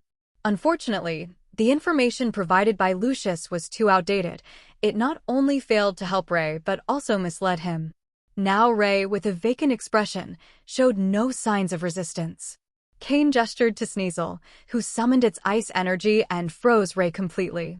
This left no blood traces, which was convenient since they were near Little Root Town, and Cain didn't want to meet Professor Birch covered in blood. It might leave a bad impression. Cain buried the body without leaving a trace, then changed clothes and headed out of the forest. Now less than half a day from Little Root Town, he summoned Tropius. Since the local Pokémon were too weak for training, Cain decided to fly to Little Root Town on Tropius. While in flight, Cain took out the metal box he had received and opened it using the combination Umbra had provided. Inside, he found several compartments and a card. It was a nameless League bank account card with a balance of 50 million Pokédollars, a significant fortune for Cain at that moment. The box also contained TMs for Pokémon and food for Aaron and others in their early development stages. Cain stored the card in his storage unit, aware of its importance as a source of sustenance. He then opened two of the smaller compartments. Judging by their size, one likely contained a razor claw and the other black sludge. Sure enough, upon opening one of the compartments, he found an item resembling a metal disc, though its material was unclear. While called a razor claw, it didn't actually resemble a claw. It looked more like a grooved metal disc. Item: razor claw. Description: a sharp claw that increases the holder's chance of landing critical hits. Effect: boosts the holder's critical hit ratio by 1 stage. Special effect: Sneasel can evolve into Weevil at night if holding this item. This was the item Cain had been waiting for to evolve Sneasel. Next, he opened the other compartment, which contained a lump of sludge emitting a foul odor. Item: black sludge. Description: an item that slowly restores the health of poison-type Pokémon. Pokémon of other types will lose health if they hold it. Effect: restores 1/16 of a poison-type Pokémon's total HP, while other types lose approximately 1/8 of their total HP. This black sludge was an excellent accessory for Skorupi, one of Cain's main battle Pokémon. With this item, Skorupi could recover health and stay in battle longer, especially with some poison-type support. Both items were incredibly valuable and had cost Cain significant resources. He stored them carefully, then moved on to the most important item in the box, 3 full evolution elixirs. These were likely the last remaining elixirs within Team Rocket. Cain had spent half of the rewards from his previous trial to obtain them. But now that he had them, he felt it was worth every Pokédollar. These 3 elixirs were Cain's only method of incubating the Larvitar egg he had been holding onto for so long. Larvitar, a pseudo-legendary Pokémon. Although, with Cain's current strength, it might be challenging to protect a Pokémon of this caliber, he felt confident in his basic ability to raise it. The incubation of Larvitar had to begin soon. However, thinking about Larvitar's appetite compared to Aaron's gave Cain a headache. The 50 million Pokédollars from Umbra suddenly seemed insufficient. Even so, incubating Larvitar was an unavoidable priority for Cain's future. Carefully storing the box with the 3 catalysts, he descended from Tropius's back. Little Root Town was now very close. Little Root Town, a small village in the southern part of the Hoenn region. Originally, it should have been a remote and obscure place, much like Pallet Town. However, due to the presence of one individual, this little town gained significant importance in the Hoenn region. Professor Birch is one of the few in the Pokémon world to hold a doctorate in Pokémon research. The last one Cain encountered was Professor Oak from Pallet Town in the Kanto region. However, unlike Professor Oak, who focuses on Pokémon evolution research, Professor Birch studies Pokémon habitats and their distribution. Earlier, Cain had contacted Professor Birch using the details provided by Professor Oak. Tropius landed on the outskirts of Little Root Town, and Cain entered directly. Unlike Pallet Town, even though Little Root Town also hosts a Pokémon professor, its status in the league doesn't compare to that of Pallet Town. While many powerful trainers have emerged from Pallet Town, Little Root Town's fame is entirely due to Professor Birch. Dressed in a league trainer's uniform, Cain walked through the village without drawing much attention. Following the signs along the way, he arrived at the entrance of Professor Birch's lab. At that moment, a man in a white coat was already waiting at the door. As soon as he saw Cain, his eyes lit up, and he hurried over. "You must be Cain, right? Professor Birch has had me waiting here for quite a while." Recognizing Cain immediately was due to the fact that there weren't many trainers in Little Root Town. With so few, most of them knew one another, so a stranger like Cain was easy to spot. Cain gave an apologetic smile and said, "I'm very sorry, I got delayed along the way." "Thank you for waiting." The man in the white coat wasn't upset. He waved it off and said, "It's no problem at all. It's just that the professor will need to head out for fieldwork soon, so if you hadn't arrived, it could have complicated his schedule." Pokémon researchers like the man in the white coat were very similar to scientists from Cain's previous life, results-focused and often lacking emotional intelligence. Cain nodded, and the two quickly walked into the lab. Much like Professor Oak's lab, the interior was filled with cluttered scientific instruments. Perhaps all professors prefer not to concern themselves with such minor details. Amidst the bustling crowd of white-coated individuals, Cain spotted Professor Birch. Among a group of slim individuals, Professor Birch stood out with his robust frame. He was tall and sturdy, and if he had chosen to train fighting-type Pokémon, it would have suited him perfectly. Curiously, though, he ended up as a Pokémon research professor. Professor Birch also noticed Cain, and with a smile on his face, he strode over. "Professor Birch, I'm sorry to have kept you waiting." "I truly apologize for the inconvenience," Cain said quickly, expressing his regret. Professor Birch clapped Cain on the shoulder and said, "Don't worry about it, it's not an urgent matter. Let's take care of your concerns first." After dismissing the man who had brought Cain to the lab, Professor Birch motioned for Cain to follow him. The two headed toward the inner part of the lab. "Cain, do you mind if I call you that?" asked Professor Birch. "No problem at all. Feel free to use my name," Cain replied. "Great. I received an email from Professor Oak a few days ago, and I was quite surprised. A mid-level Pokémon breeder at just 16 years old. That's no small feat." Professor Birch walked ahead, continuously praising Cain. While the profession of Pokémon breeder isn't as prominent in the Hoenn region, with the league's expansion, breeders' fame has gradually spread everywhere, and breeder guild buildings have been established in many major cities. It's a very popular profession among trainers, as it provides significant benefits. Cain scratched his head modestly and said, those are just exaggerations. It's not that impressive." "Haha, no need to be so modest with me. I know your master, Master Matsuda." As they walked deeper into the lab, they engaged in simple conversation. Primarily, Professor Birch asked questions and Cain responded. It wasn't clear if it was because Professor Birch was in a hurry or if it was just his nature, but he walked at a brisk pace.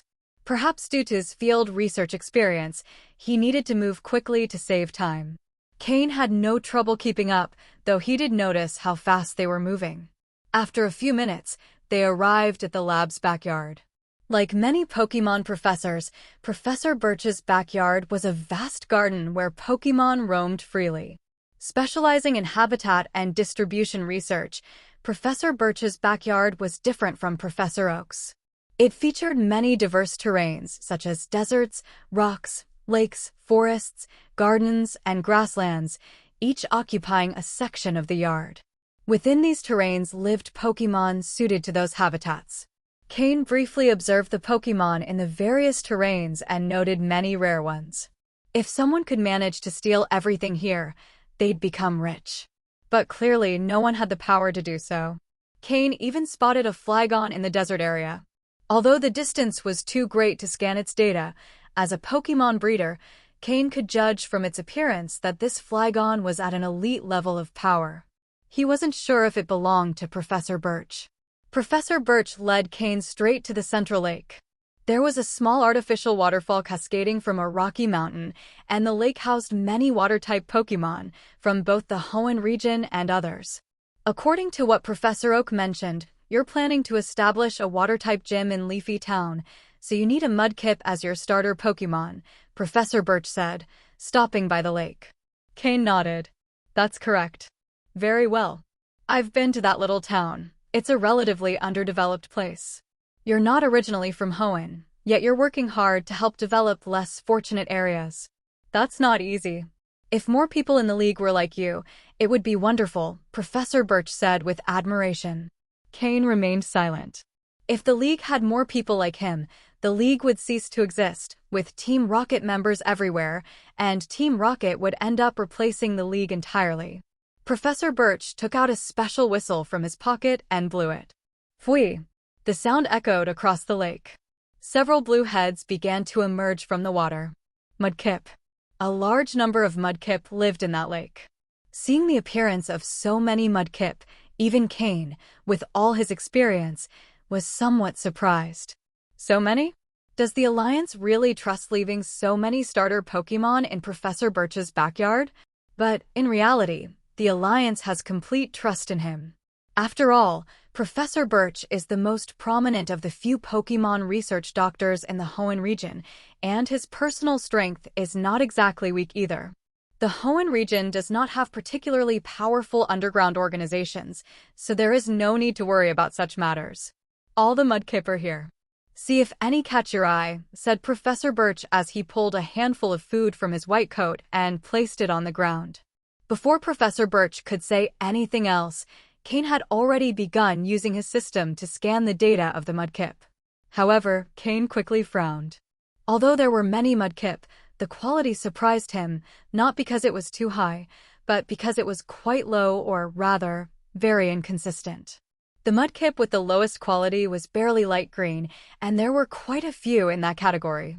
This shows that although there are many mudkip here, Professor Birch has not made any specific efforts to adjust the quality of the mudkip living in this area.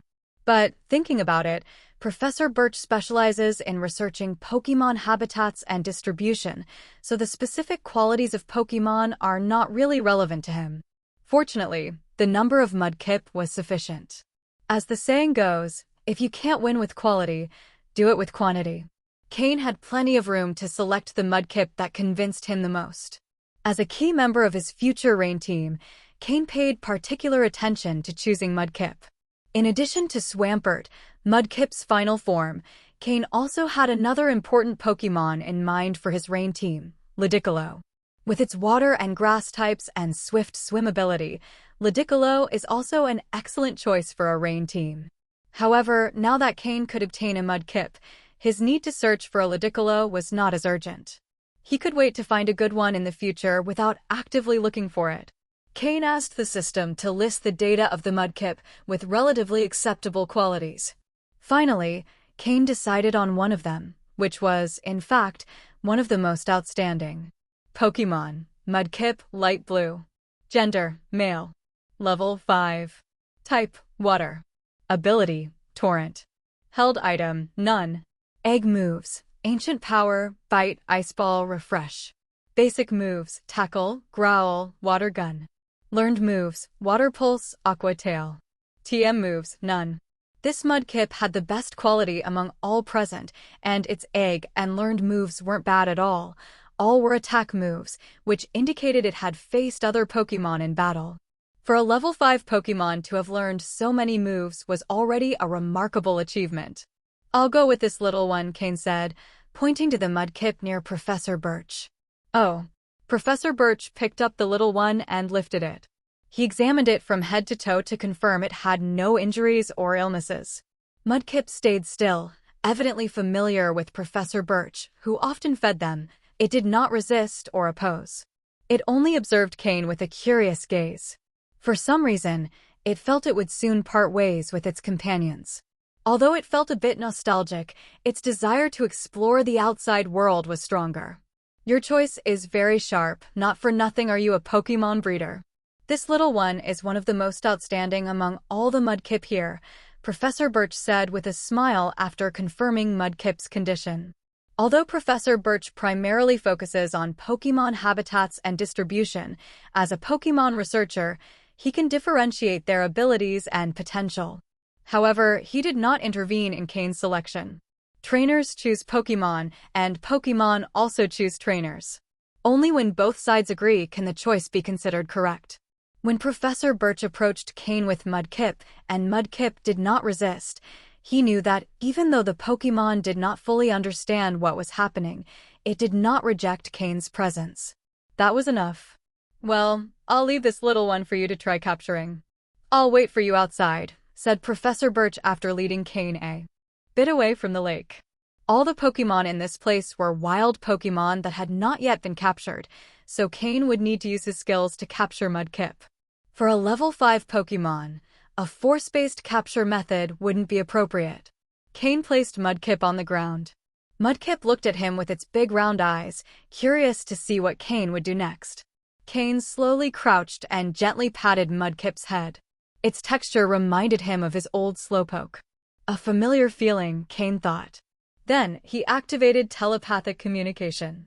Mudkip, would you like to come with me to explore the vast outside world? Cain asked telepathically. Galoo? Mudkip's eyes widened suddenly.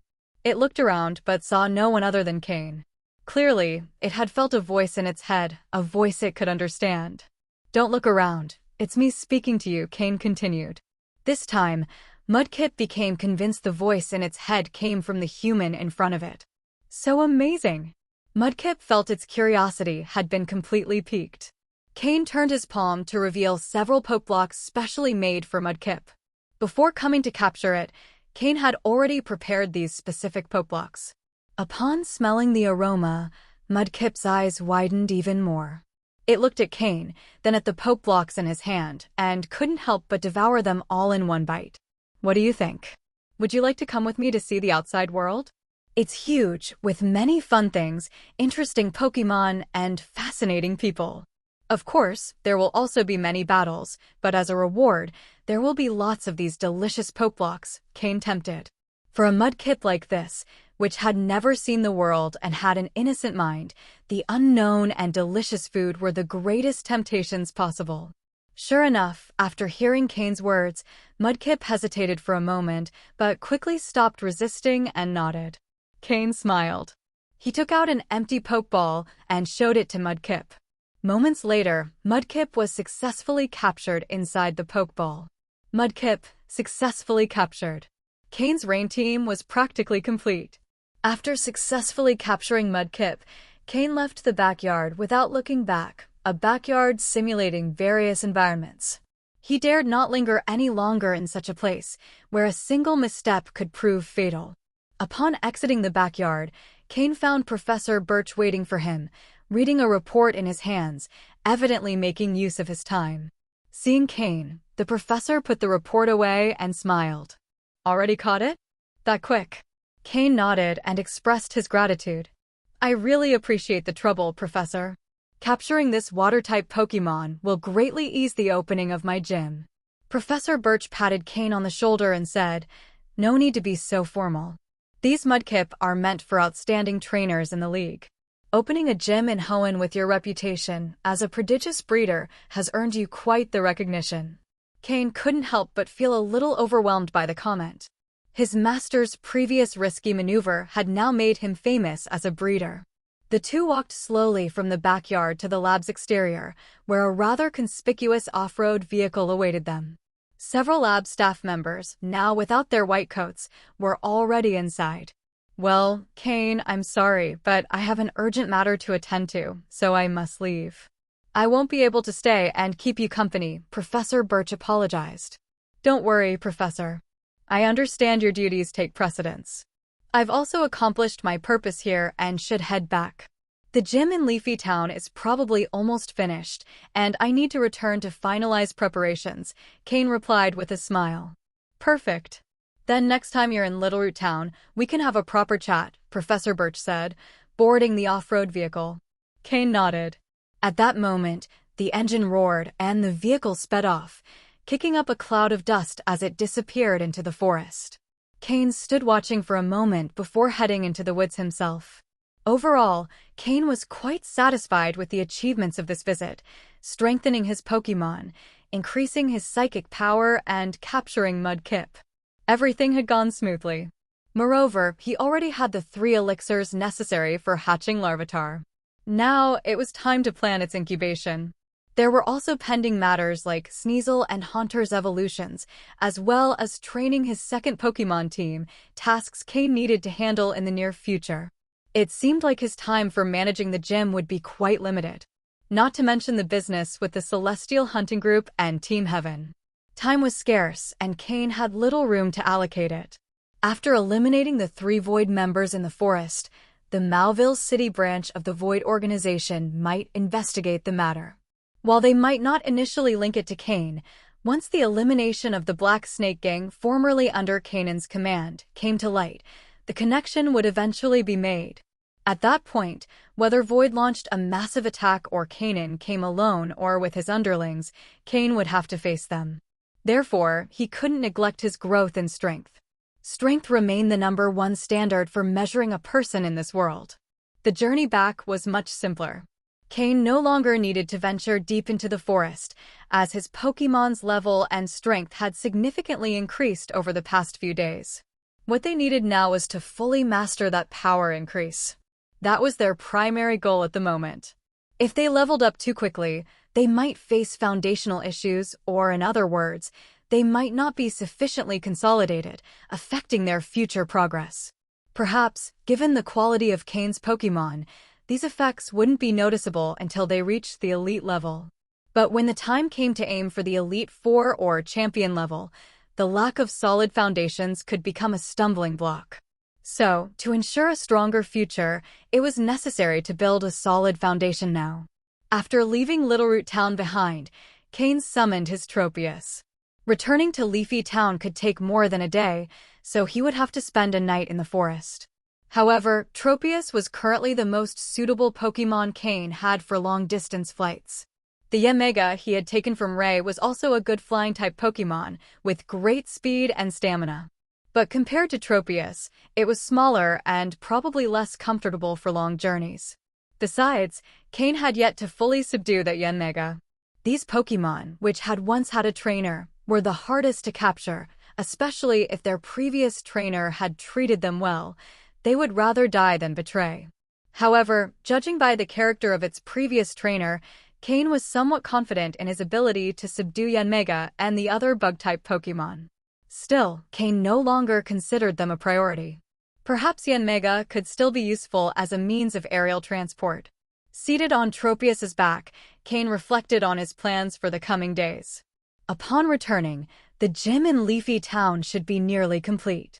With the league construction, Team Speed, setting up a small gym in just a few days shouldn't be an issue. However, Cain had few water-type Pokémon at his disposal, only Slowking and a barely battle-ready Gyarados. It was a bit limited for a water-type gym. Additionally, most of his water-type Pokémon weren't native to the Hoenn region. A gym intended to train local trainers should feature native Pokémon to attract more league trainers. Cain's provisional plan was to capture some water-type Pokémon as temporary solutions. Once Mudkip and other Pokémon matured, they would officially represent the Leafy Town gym. Perhaps he should have borrowed some Pokémon from Wallace earlier. With the resources of the Sitopoly City gym, they could have loaned him some Pokémon for battles. Now, the options were to revisit the lake where he had found Absol or buy some pre-trained water-type Pokémon from the black market to fill the temporary gap. Fortunately, even if the gym was built, it would still need some time to officially open, giving Cain some leeway to prepare. At night, in the middle of the forest, Cain chose a relatively quiet spot to rest. Since a single day wasn't enough to fly from Littleroot Town to Leafy Town, it was necessary to stop and rest along the way. Fortunately, during his journey from Leafy Town through the forest to Littleroot Town, Cain had taken note of specific spots he passed. This time, Cain decided to stay in a tree hollow where he had spent the night a few days earlier. The hollow was already excavated, so there was no need for Skorupi to do the work again. After carefully sealing the entrance of the tree hollow, Cain was able to rest peacefully inside. The forest trees were large enough that even summoning some of his Pokémon wasn't a problem. However, he could only release those that were smaller in size. Larger Pokémon like Tropius, Honchkrow, or Skorupi had to remain in their Pokeballs for the night. Slowking, however, stayed outside to act as a surveillance radar. Cain released his smaller Pokémon. The capture of Mudkip had made it part of his second team. Since these Pokémon would work together in the future, Cain decided it was important for them to meet and familiarize themselves with each other. Cain's second team consisted of Torchic, Aaron, Poliwag, and Mudkip. These four would be his main focus for training moving forward. Larvitar would soon join, making a total of 5 Pokémon. Cain wasn't certain if he would add more in the future, but if he found suitable candidates, he wouldn't pass up the opportunity. Even training these 5 Pokémon required significantly more resources than his first team had needed. Aaron and Larvitar alone, with their high training demands, required considerable investment. Although both would become incredibly powerful Pokémon, their evolution would take time and resources that were hard to quantify. Nonetheless, Cain was much stronger now and his influence was growing. As his network of contacts and resources expanded, he hoped to meet the costs of raising these Pokémon.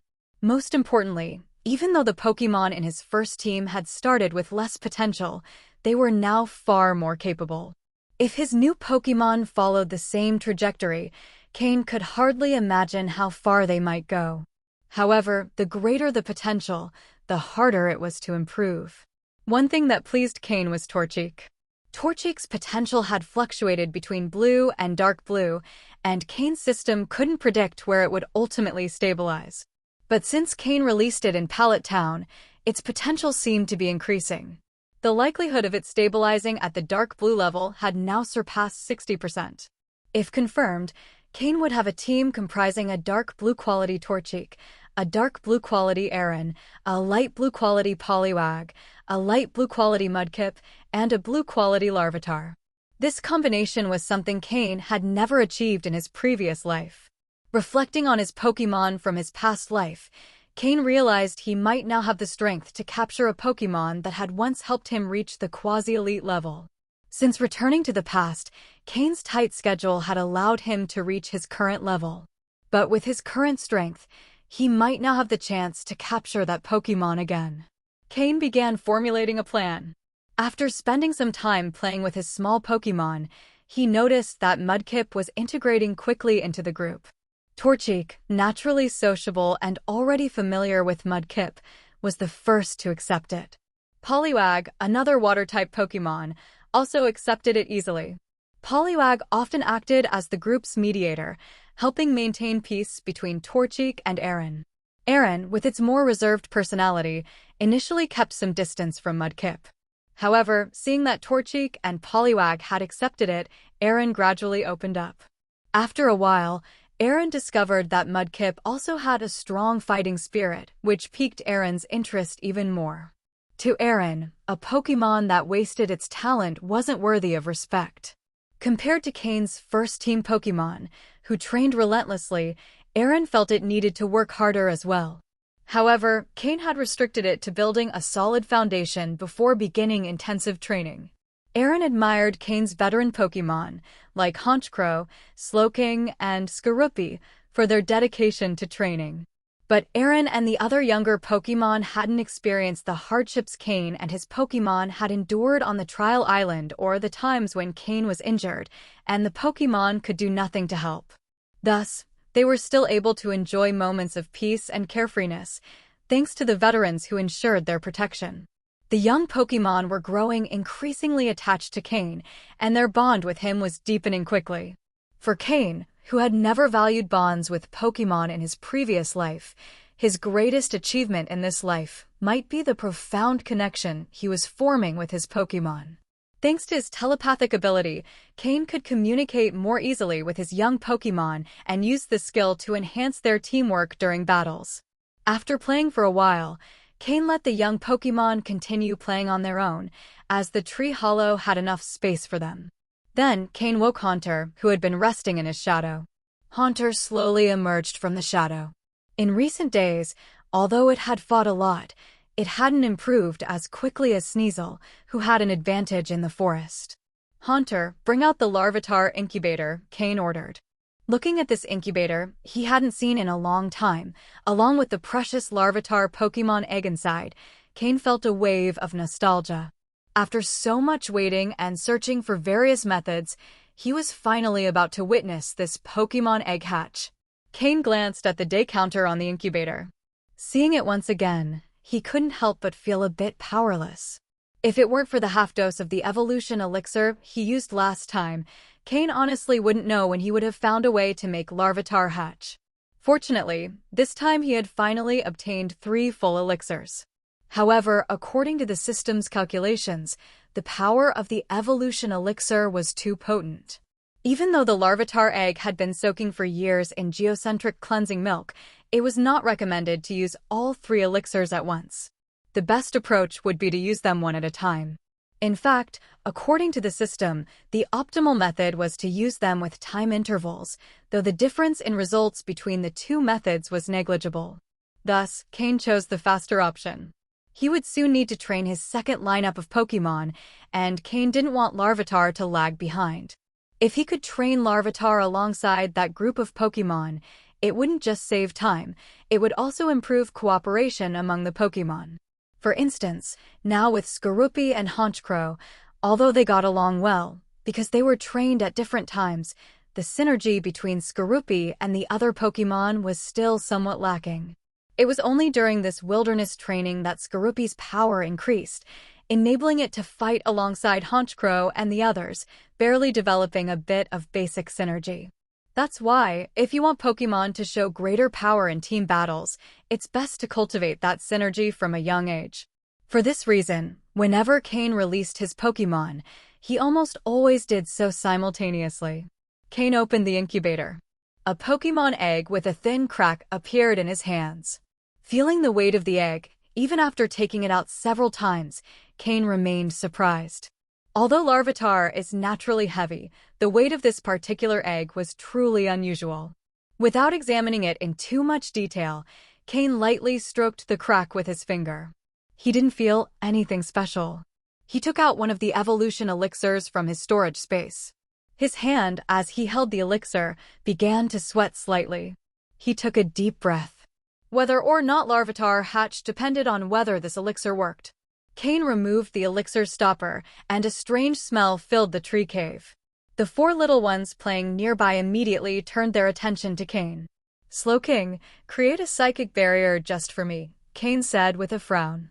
Slowking nodded, and with a slight movement of its psychic power, a thin dome of pink energy surrounded Cain, isolating the elixir's scent. Cain slowly tilted the elixir tube, pouring the liquid onto the crack of the Pokémon egg. Like a dry sponge, the liquid was quickly absorbed.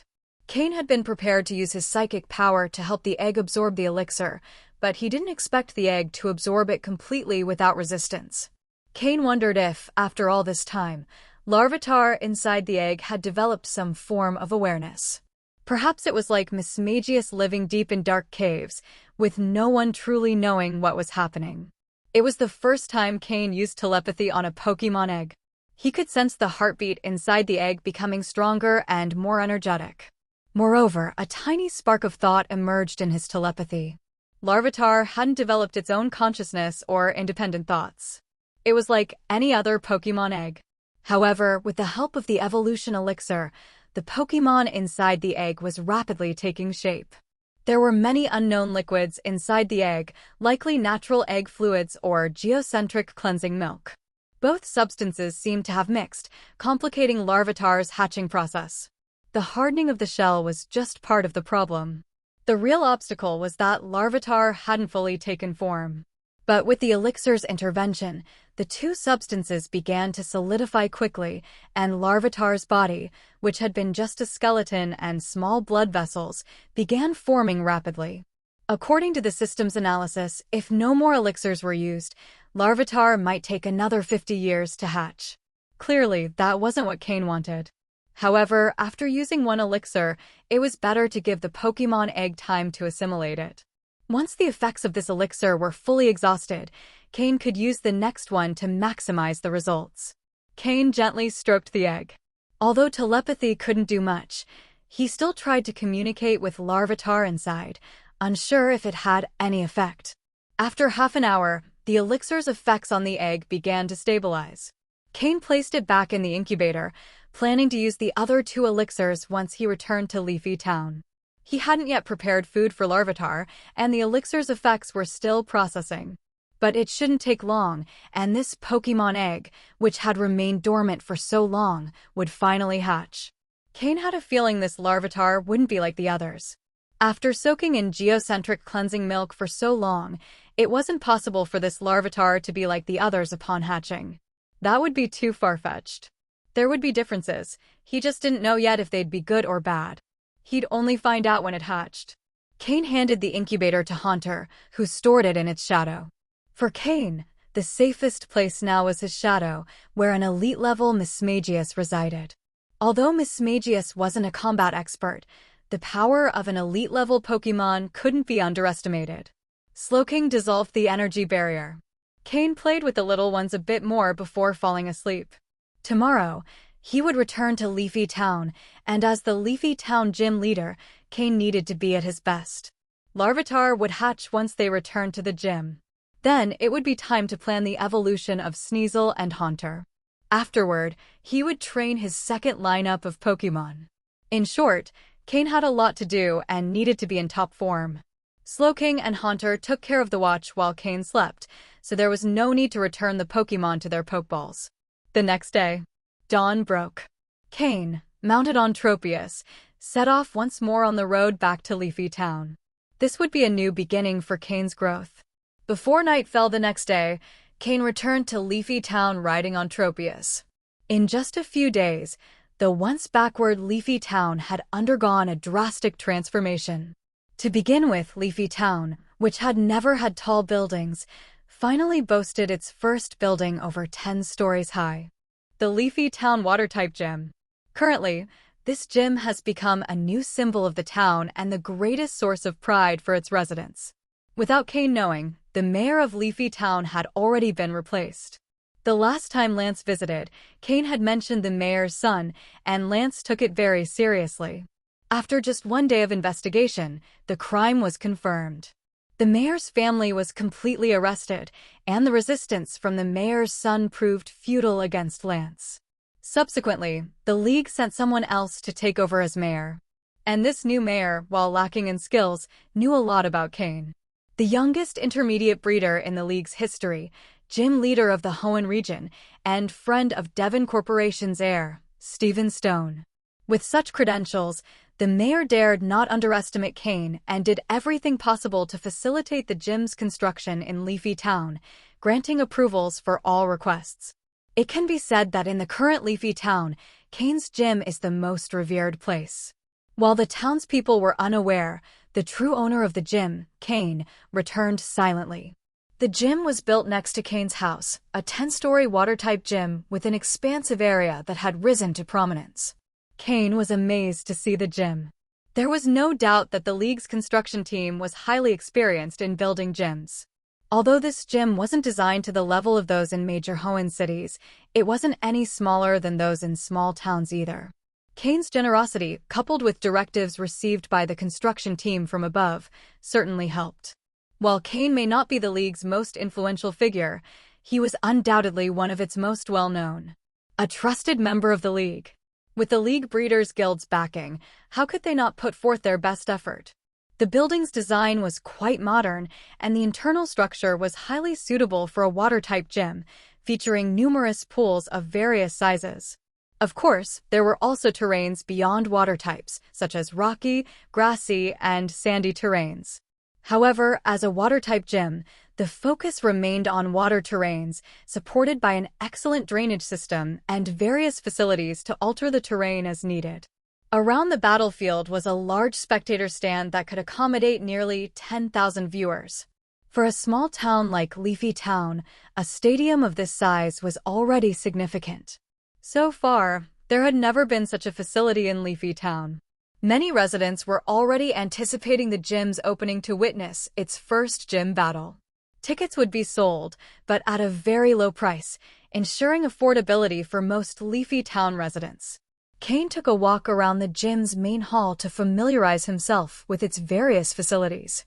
In short, satisfied. Cain was very satisfied with this gym. After paying the remaining 2 million Poke Dollars to the construction team leader, completing the total payment, The gym officially became Cain's property. However, such a large gym, with Cain as its only occupant for now, felt rather empty. It needed a certain amount of staff, and Cain could hire some town residents to fill those vacancies. This would also help create jobs.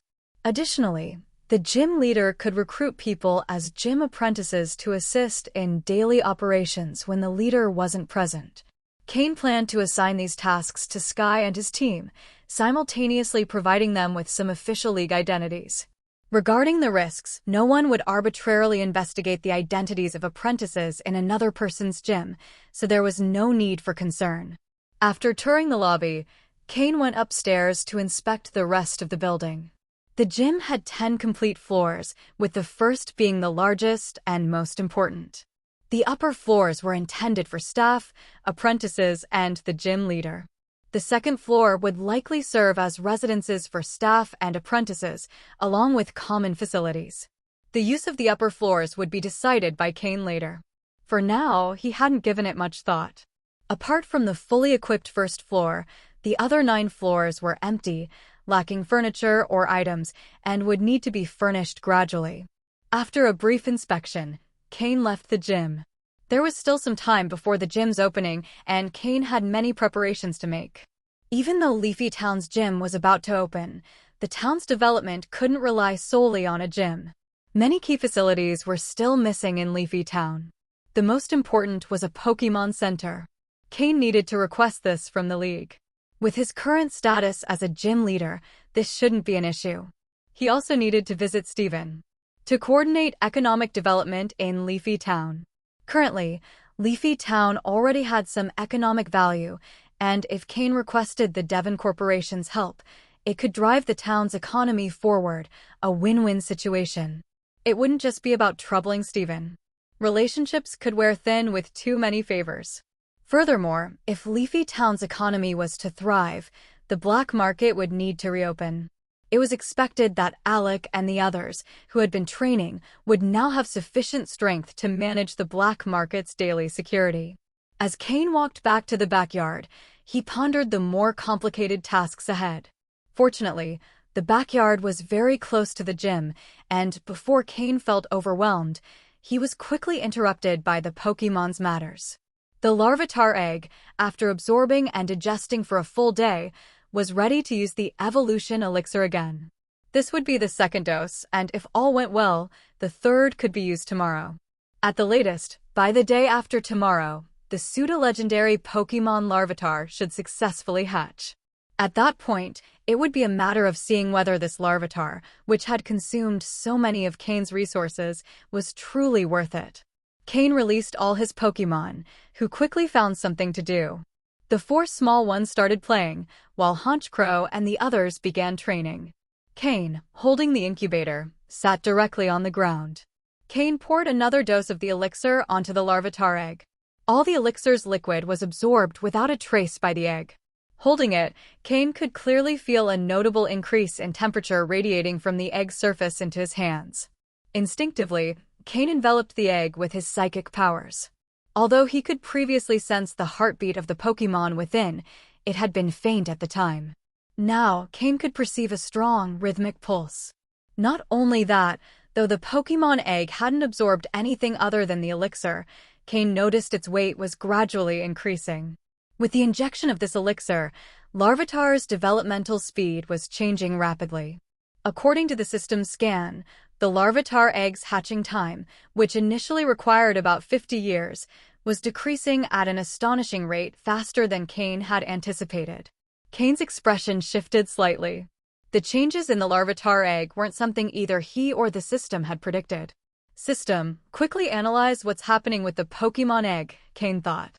After a mechanical sound indicated that the task had been initiated, Cain felt a small electric current flow from his hand into the egg.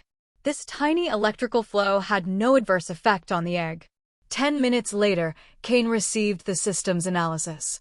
After reviewing all the data and explanations provided, Cain finally felt reassured. Cain had invested too much time and resources into this Larvitar egg. Any negative change would have been a significant loss for him. Fortunately, according to the system's analysis, the changes in the larvitar egg were still within normal parameters. It was just that the elixir's absorption rate had accelerated significantly over tenfold. The system's analysis suggested that during the first application of the elixir, the Pokémon egg had been in a stabilization phase. Now, both the egg and the Pokémon inside had begun consciously absorbing the special energy from the elixir as a self-defense mechanism. The geocentric cleansing milk had had such a profound impact on the Pokémon egg that the elixir's side effects were now negligible. The fact that the elixir reduced lifespan wasn't an issue for Larvitar, who had been immersed in geocentric cleansing milk for countless years. Perhaps when Cain grows old, Larvitar will still be in its prime. A fully matured Tyranitar at its peak could maintain its strength for a long time. Upon receiving the system's precise response, Cain felt relieved. There was an upside. If Larvitar was absorbing faster, it wouldn't be necessary to wait until the next day to use the elixir again. If all went well, Larvitar might hatch that very night. Even with Cain's typically calm demeanor, his heart filled with a faint sense of excitement. This was a pseudo-legendary Pokémon from the Johto region, the only one deserving the title of Tyrant of the Desert. In the 7 regions discovered by the Pokémon League, nearly all pseudo-legendary Pokémon are dragon types, except for Tyranitar from Johto and Metagross from Hoenn. However, the Hoenn region has a unique distinction, as it is home to 2 pseudo-legendary Pokémon, Metagross and Salamence. Metagross and Tyranitar are the only Pokémon species that, despite not being dragon types, are considered pseudo-legendary. Both have proven beyond a doubt that they have the potential to be pseudo-legendary. However, all Pokémon of this class share a common trait: slow growth. Pseudo-legendaries only reach their true potential when they achieve their final evolution, as their advantages aren't as evident before then. The challenge lies in the fact that the final evolution of these Pokémon requires a very high level. It takes reaching at least quasi-elite level. The early stages are a significant challenge that trainers must overcome. That's why few people choose a pseudo-legendary as their starter Pokémon, as raising them is notoriously difficult. Of course, individuals like Steven Stone, with immense resources, don't count as common cases. Even Lance, a member of the Dragon Clan, didn't start with a Dragonite. His first Pokémon was a Fire-type Charizard, one of Kanto's 3 starters. Raising a pseudo-legendary requires a lot of resources and time. However, this Larvitar, which was about to hatch, would have a relatively smoother path. Although the elixir was primarily meant to aid in hatching, some of its effects would remain in its body. This could help Larvitar grow faster.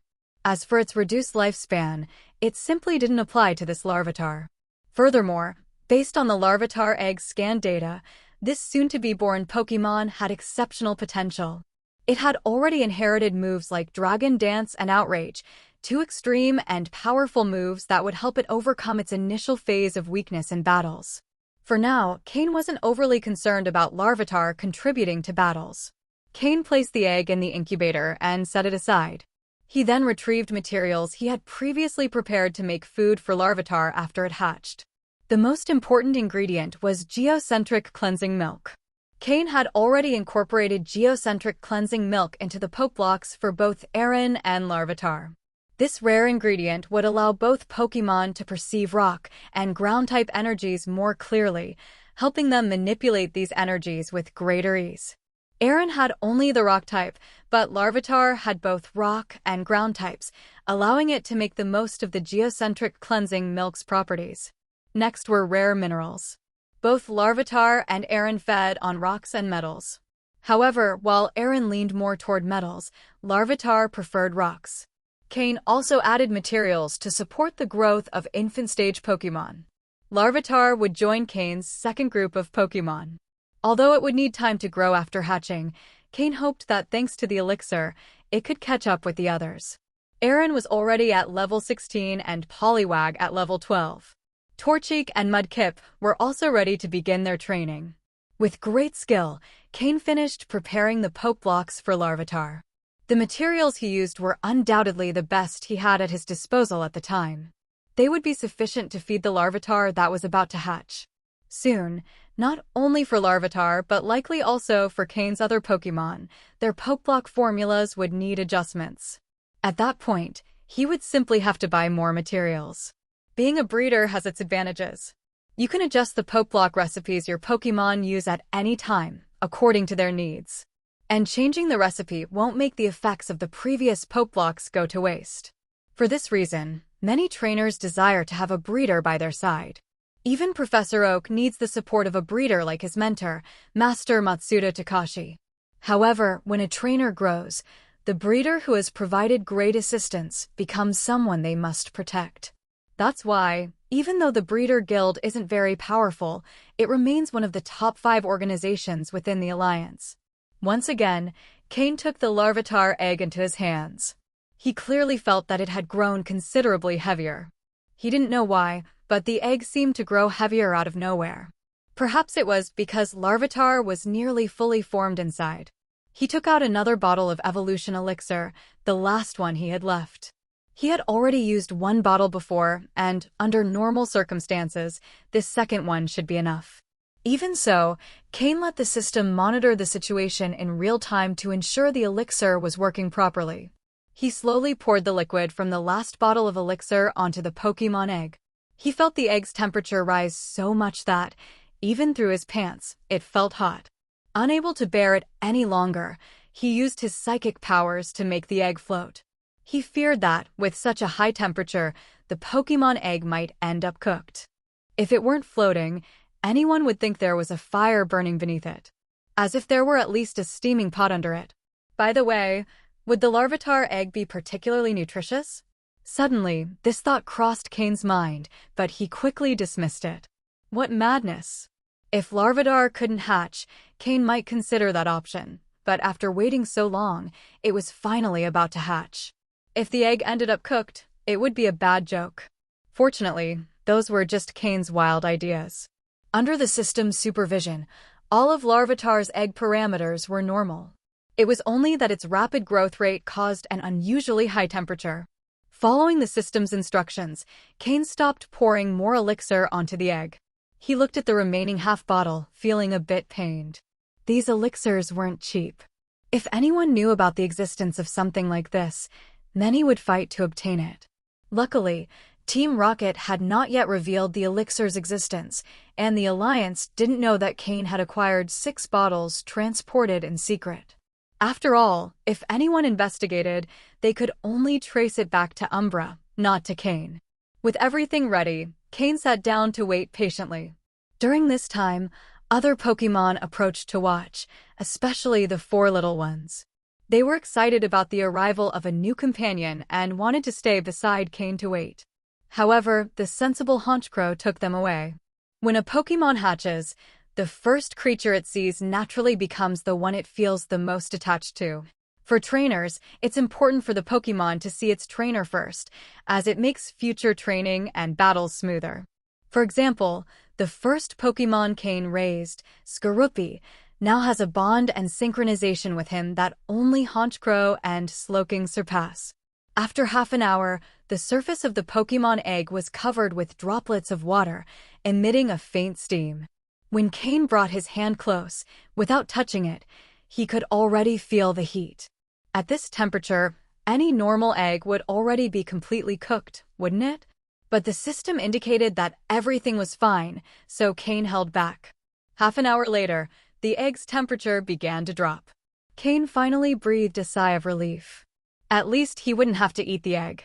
Losing 3 bottles of elixir and a pseudo-legendary Pokémon egg would have been devastating. Things started to look up. Using his psychic powers, Cain perceived that the liquid inside the egg was slowly dissipating, revealing a fully formed creature curled up inside. The heart and brain were already developed, only the shell needed breaking. But the shell, so tough, represented one more challenge for the still unhatched Pokémon. Half an hour later, the egg's temperature returned to normal, and Cain felt the creature's heartbeat and a faint vibration of psychic energy. Larvitar was finally fully formed. Relaxing his psychic powers, he placed the egg on the ground. Sensing the peculiarity of the ground, the egg moved slightly. Cain showed a joyful expression. The egg moved, meaning the Pokémon inside was already stirring. The moment of hatching was near. From afar, Aaron, who was playing, sensed something and curiously looked at the Pokémon egg in front of Cain. His eyes reflected 7 parts surprise and 3 parts curiosity. As a ground-type Pokémon, Aaron felt how the energy of the ground around them was frantically gathering. It moved like waves. And the center of those waves was the Pokémon egg in front of Cain. What kind of Pokémon could this be, capable of naturally manipulating ground-type energy even before hatching? Aaron felt immense curiosity about this new companion that was about to be born. Although Cain didn't perceive the changes in ground-type energy, he clearly felt the egg changing. At a strange frequency, the egg began to move. After a while, the movement speed increased. In Aaron's eyes, the ground-type energy beneath the soil suddenly surged, striking directly at the egg's surface. Crack! A loud sound echoed, and a crack appeared on the tough eggshell. It wasn't the same crack as before, but a completely new one. Cain's joy was uncontrollable. Larvitar was about to hatch. Crack! The cracks on the Pokémon egg became increasingly numerous. Small fissures began to appear. The cracks gradually expanded, and Cain could already see through them the figure inside struggling to move. Crack, crack. Suddenly, the fissures widened significantly. A small, green protrusion emerged from one of the cracks. This little dark green bump still had some viscous liquid clinging to it, which hadn't been absorbed yet. With the protrusion emerging, the crack grew even larger.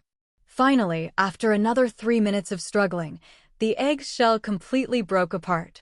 A dark green Pokémon appeared before Cain. The long, dark green spike atop its head didn't seem sharp.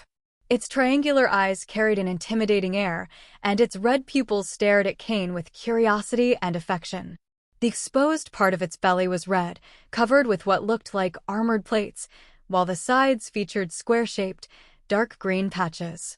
Its tail, resembling a small flower, opened and closed behind it, clearly still unaccustomed to the body it had just freed. Larvitar opened its mouth and let out a soft cry. Cain smiled and slowly extended his hand, gently stroking Larvitar's head.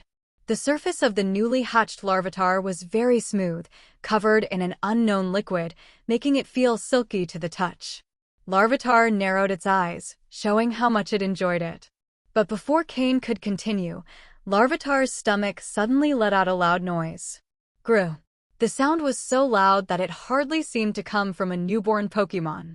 However, Larvitar didn't mind and immediately fixed its gaze on the nearby eggshell fragments.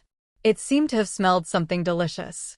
Slowly bending down, it picked up a piece of broken shell, sniffed it, and took a bite.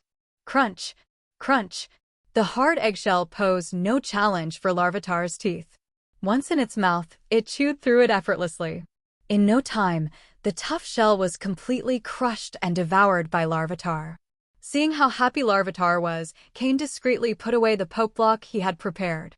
Eggshells are undoubtedly better than any other food for a newborn Pokémon, even better than the poke blocks Cain had painstakingly crafted. After eating a piece of broken shell, Larvitar closed its eyes in satisfaction. Then, as if remembering something, it picked up another piece of shell, hesitated briefly, and decisively offered it to Cain. Cain was a little taken aback. But seeing Larvitar's determined look, he smiled. He shook his head, pushing the piece of shell back toward Larvitar, and said with a grin, "I couldn't eat that even if I wanted to. It's better for you, eat it all." Larvitar stared at him for a few seconds, confirmed Cain didn't want the shell, and stopped insisting. Boom! Suddenly, a loud crash resounded around Cain. The Pokémon playing and training nearby were startled. Even Cain was surprised. The Pokémon quickly ran toward the source of the noise, but Cain gestured for them to stop. The crash wasn't caused by an attack. The source of the sound was the adorable Pokémon standing in front of Cain.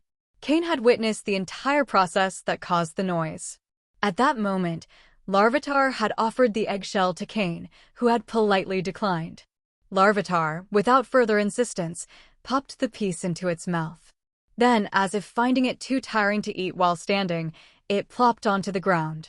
The crash was simply the result of Larvitar sitting on the ground.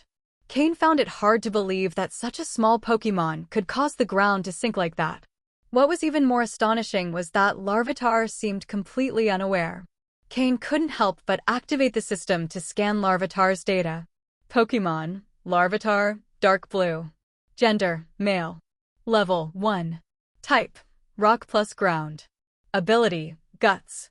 Held item, none. Egg moves, dragon dance, outrage, ancient power, stealth rock.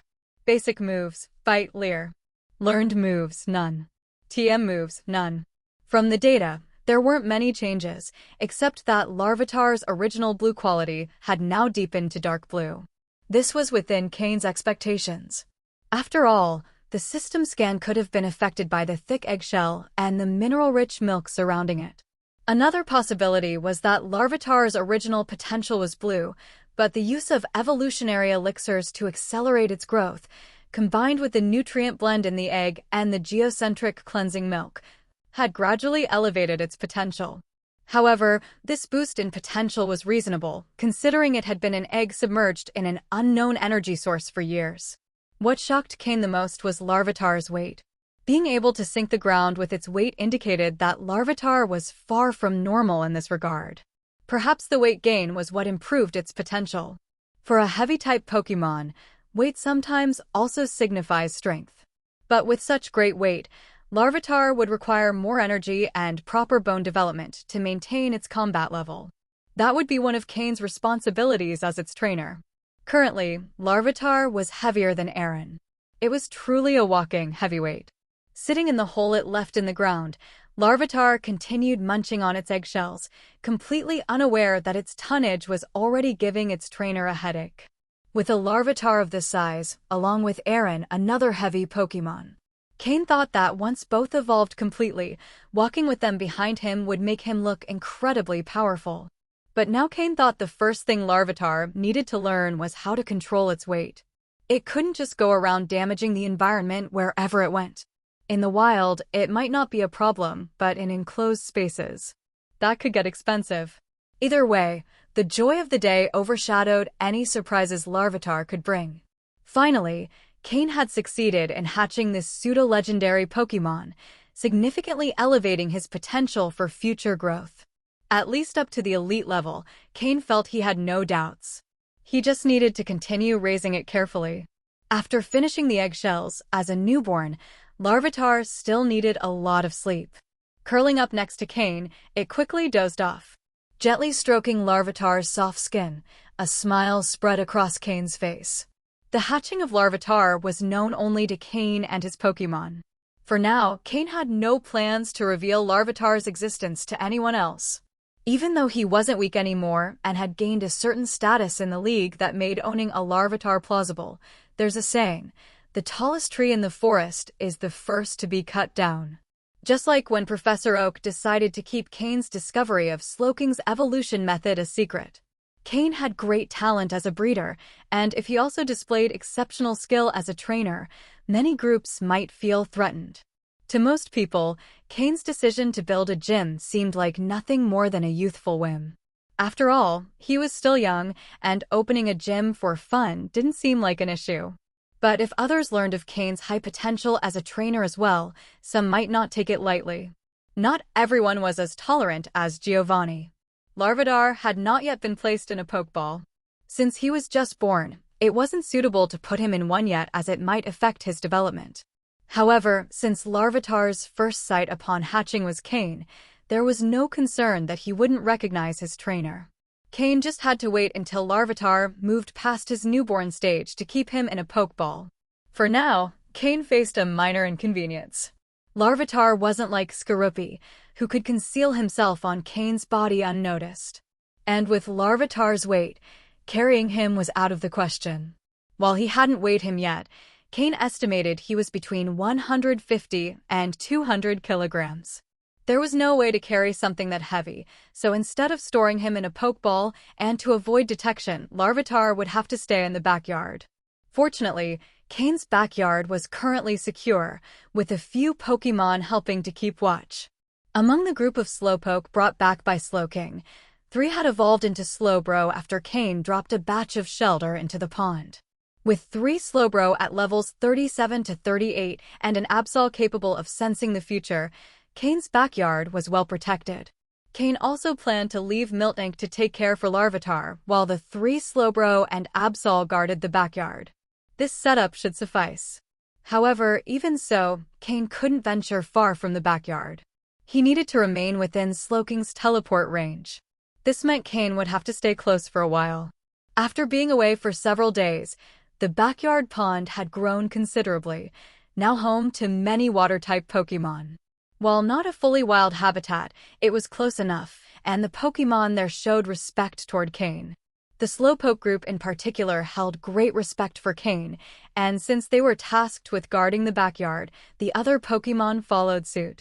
That night, Cain decided to sleep in the backyard with Larvitar, forgoing a tent and simply lying on the grass. In the middle of the night, Larvitar, feeling a bit cold, slowly moved closer to Cain's lap. The other Pokémon, after finishing their playtime, gradually nestled around Cain as well. Cain experienced alternating sensations of warmth and cold. Torchic and Larvitar radiated warmth, especially Torchic, who felt like a small flame beside him. Mudkip and Poliwag, on the other hand, felt like little blocks of ice. That night, Cain felt both heat and chill simultaneously. However, once Honchkrow and the others finished their training, the sensations balanced out.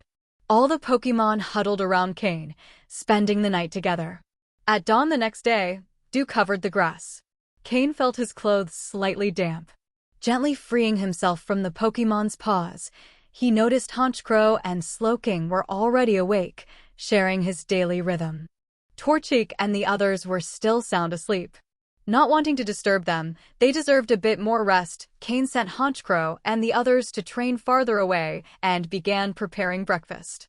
Soon, the aroma of food filled the backyard. The delicious smell quickly woke Torchic and the others.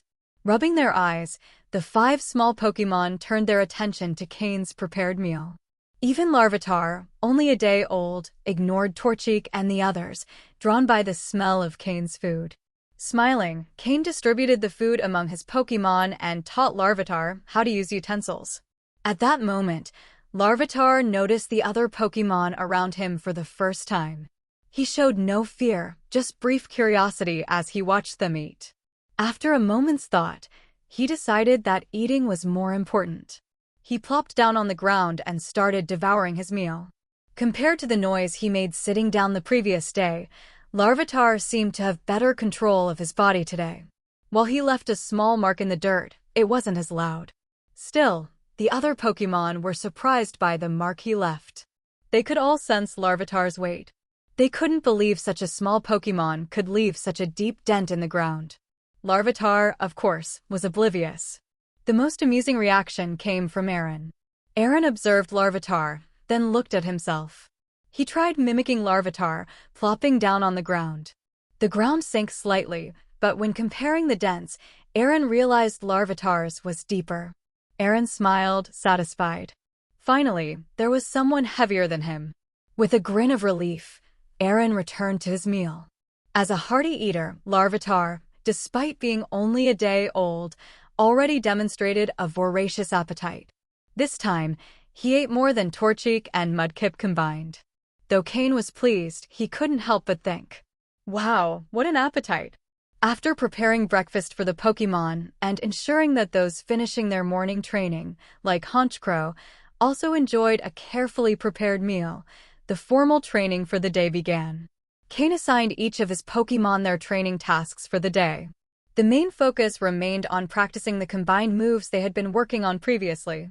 For example, Honchkrow's Shadow Wing attack, while already usable in battle, still didn't have the power Cain was aiming for. Sneasel's Ice Claw, on the other hand, relied heavily on the Metal Claw move, but its Ice-type energy was somewhat lacking. This was the area it needed to improve. Nonetheless, Sneasel was one of the Pokémon that excelled the most at mastering combined moves. Many Pokémon have moves they can learn from one another, and having a mentor to teach them makes mastering those moves quicker. Recently, Sneasel had taught Slowking the Ice Punch move. While Slowking hadn't yet perfected it, he would be able to use it against grass-type Pokémon, who are weak to ice. Skorupi's levels had increased significantly during this training, and he had also learned many basic moves. These moves are innate to Skorupi, and as long as his potential is sufficient and he reaches a certain level, he will learn them. But learning a move doesn't necessarily mean mastering it. This time, Skorupi had learned 2 poison-type moves he needed to train to master, Venoshock and Toxic Spikes. Both moves had distinct advantages. The Venoshock move could deal double damage to already poisoned Pokémon. Combined with the poison Skorupi had developed, this made it even deadlier. The Toxic Spikes move was also very effective. By scattering poisonous spikes on the battlefield, any Pokémon stepping on them would become poisoned. With toxin buildup, this could escalate to severe poisoning, a great move for prolonged battles. Additionally, Skorupi learned the Honeclaw's move. Sneasel also used this move and had mastered it well, so Skorupi could learn a lot from him. This move was particularly useful for Skorupi because of his sniper ability, as it increased the chance of landing critical hits. Combined with his ability, this created an effective synergy. However, Skorupi still needed to train these 3 moves. Cain had already devised a combined move for Skorupi. The Poison Fang move combined with Venoshock. After Poison Fang poisoned the opponent, Venoshock would deal double damage, further intensifying the poisoning and the damage. With the sniper ability, any Pokémon weak to poison-type attacks would almost always be instantly defeated. After absorbing the energy from the broken Toxic Orb, the intensity of Skorupi's poison-type moves surpassed even Haunter's. Combined with the Black Sludge, Skorupi would have great endurance in prolonged battles. Whether in long-duration battles or quick bursts of damage, Skorupi had already become a very competent frontline Pokémon. Without type disadvantages, his power bursts would be the strongest on Cain's team. Perhaps only Honchkrow, with multiple boosts from the Moxie ability, could compare in terms of explosive power. When Skorupi evolved into Drapion, Cain's team's strength would see another significant boost. Not only Skorupi. The Razor Claw for Sneasel was already prepared, and Cain just needed a knight to train him and enable his evolution. Haunter's evolution also needed to be considered soon, but Cain wasn't sure how to proceed with that evolution and would need to consult someone. Once these Pokémon evolved, Cain estimated that his strength among advanced trainers could reach the upper half or even the top tier. After assigning the training tasks for the Pokémon, Cain called his master, Old Matsuda, on the phone. After a brief conversation, Cain expressed his desire for the League to build a Pokémon Center in Leafy Town. A town with only a gym but no Pokémon Center was incomplete and had a critical deficiency. It also lacked the appeal to attract trainers. Old Matsuda agreed that he understood and, although it was a minor issue, Cain was his only disciple, so he was willing to help. It wasn't a particularly complicated problem. If it had been a town without a gym, requesting a Pokémon Center might have been harder, but for a town with a gym, a Pokémon Center was an essential facility. The issue was assigning a Nurse Joy, something Old Matsuda couldn't arrange. The Joy family, who managed the Pokémon Centers, had exclusive control over staff assignments, and even high-ranking League officials couldn't easily interfere with this. But for Cain, the existence of a Pokémon Center was what mattered, not which Nurse Joy would be assigned. After speaking with Old Matsuda, Cain made another familiar call. After 10 seconds, the call connected. "Hello? Cain," a male voice answered on the other end, sounding a bit surprised and happy. "Yes, Stephen," Cain replied with a smile. The call's recipient was Stephen Stone, his old friend. "Why are you calling me all of a sudden?" Stephen asked, a bit puzzled. Stephen's question surprised Cain. He clearly hadn't expected Stephen to ask that right away. "Have you been out in the wild for so long that you haven't returned?" Cain asked. "Yes, after you caught Aaron, I went out looking for stones. I was told there were unusual stones here. So I came, but the wild Pokémon here are really strong, and after so many days, I haven't seen any unusual stones," Stephen explained. No wonder. No wonder Stephen sounded so surprised. No wonder Steven hadn't immediately congratulated Cain when the league celebrated him. Cain chuckled and said, "I guess you haven't seen the news in a while, have you? Did you go alone this time? It's been a long time since I had free time. I didn't want to be bothered with unimportant matters, so from day one, I told everyone not to call me unless it was really important." "Why? Did something important happen?" "Nothing serious." "When will you be back?" Cain asked, withholding the details. "I have a feeling you're hiding something," murmured Steven. "Let me know when you're back. There are a few things I want to discuss with you," Cain replied. "All right. I'm almost back. If I don't find that stone soon, I'll have to return. The company has a pile of issues that need my attention." "Just thinking about it gives me a headache," Steven said with resignation. Cain smiled, but said nothing more. To achieve something, certain sacrifices are necessary. Inheriting the Devon Corporation has been Steven's responsibility since birth. Although he loves stones and Pokémon, he also has to learn to manage the company.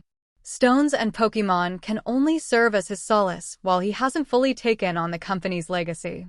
However, as he grows older, there are responsibilities Steven can no longer avoid. After chatting a bit more, Cain ended the call. Both he and Steven had things they needed to do. After finishing his calls with Old Matsuda and Steven, Cain immersed himself in training his Pokémon, exercising his body and psychic abilities alongside them.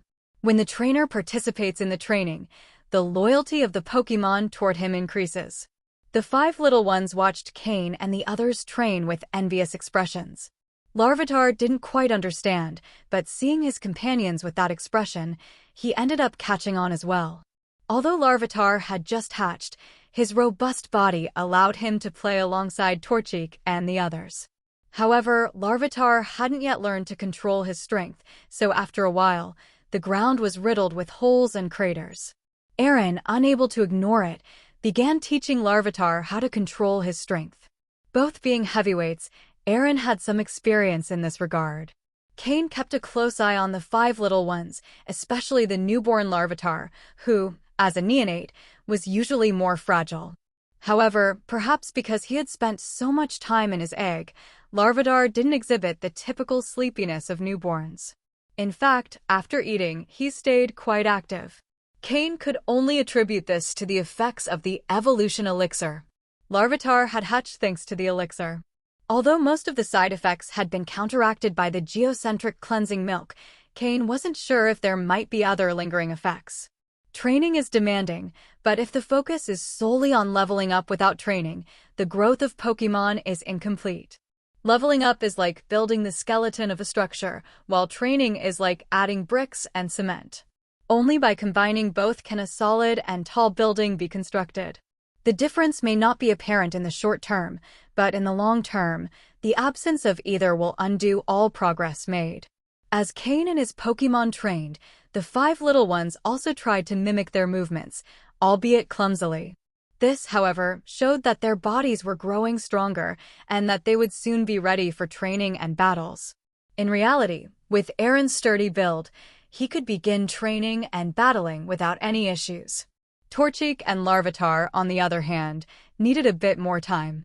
Cain wasn't pushing them to engage in battles, but hoped they would enjoy their childhood. After all, like Honchkrow and the others, once they began training, they wouldn't be able to stop. However, it seemed the little ones no longer wanted to enjoy a carefree childhood. It was unclear when this started, but in Cain's team, more and more Pokémon developed a passion for combat. Ever since Honchkrow evolved, his Moxie ability had been turning him into a true battle enthusiast.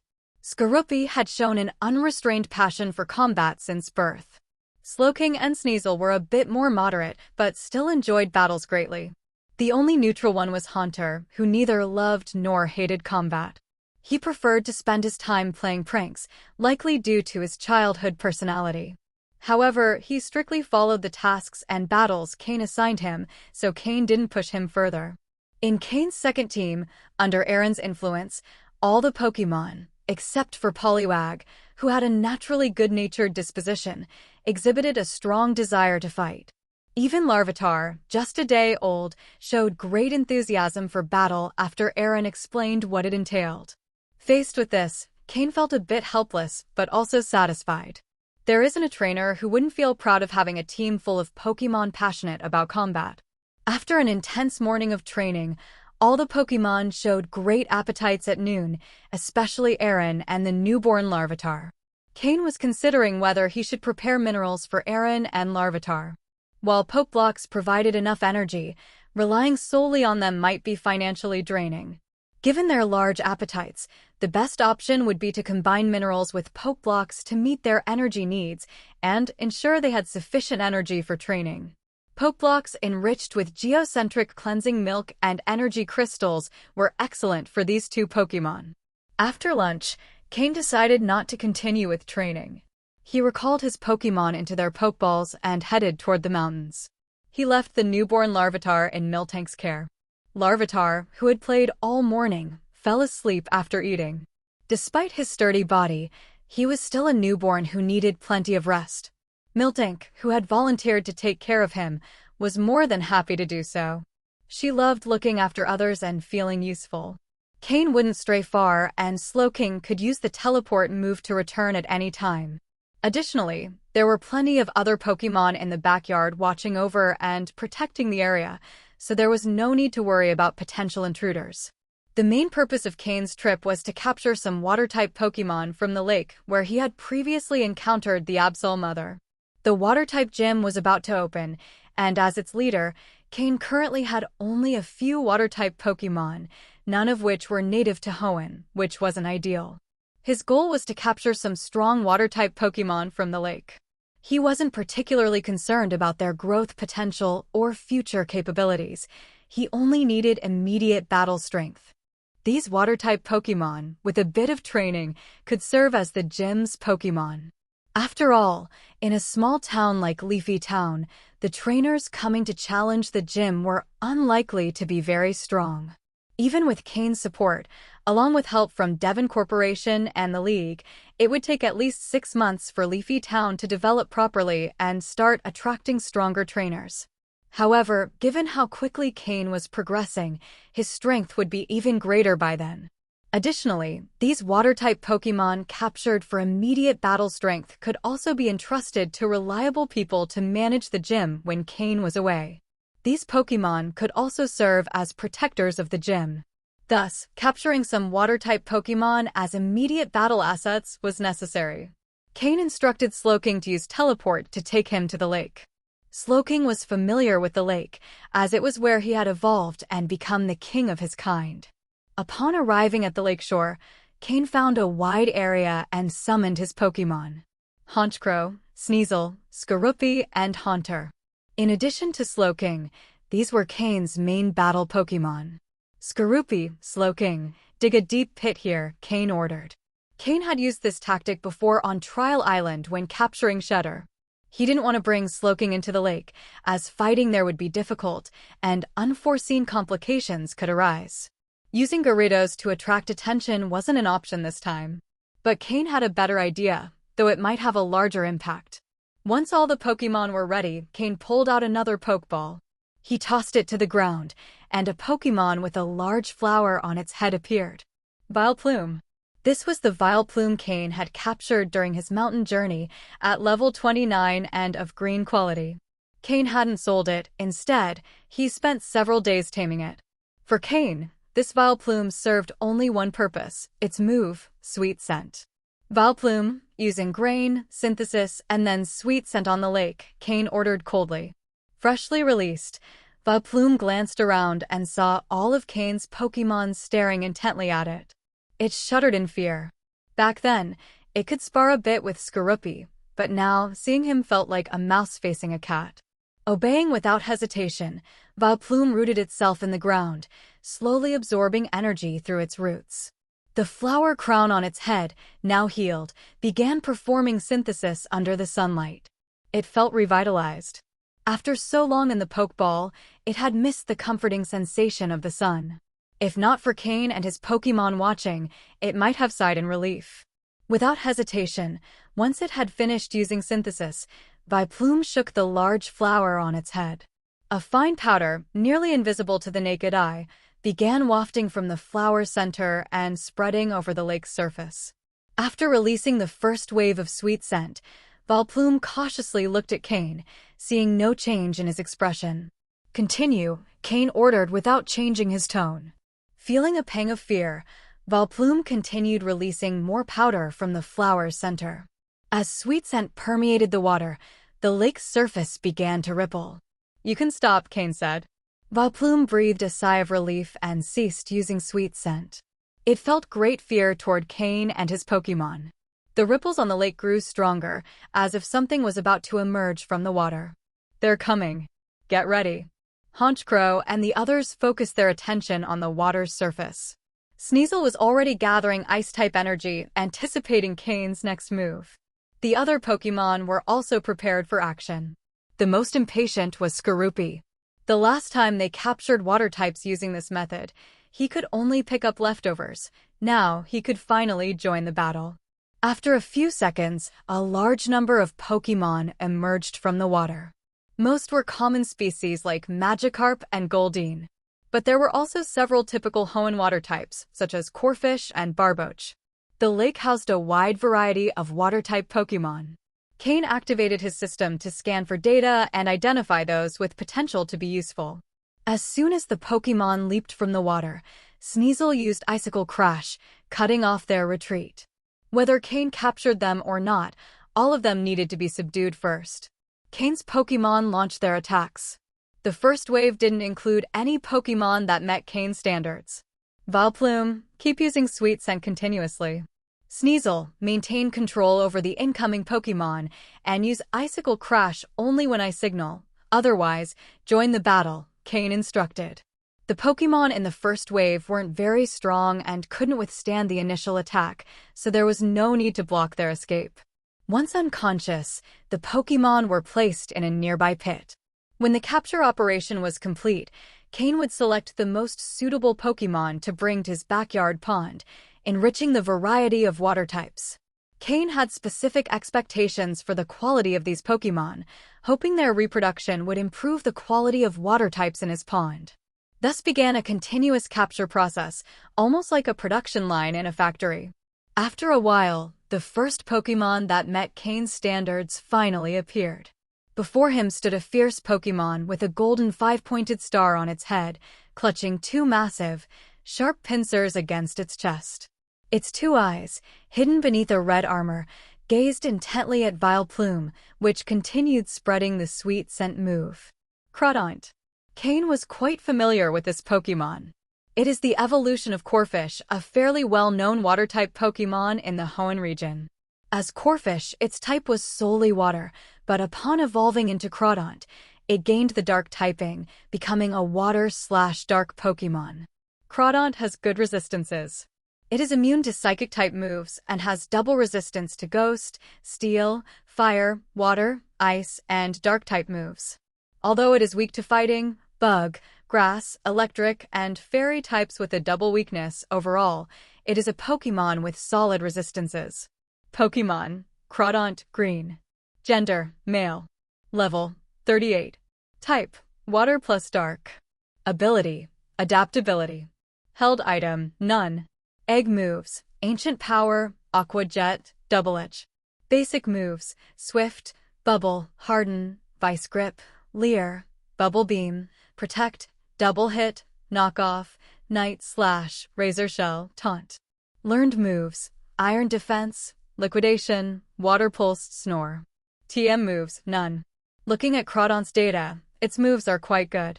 Additionally, its physical development is decent, and it is a Pokémon that has grown normally.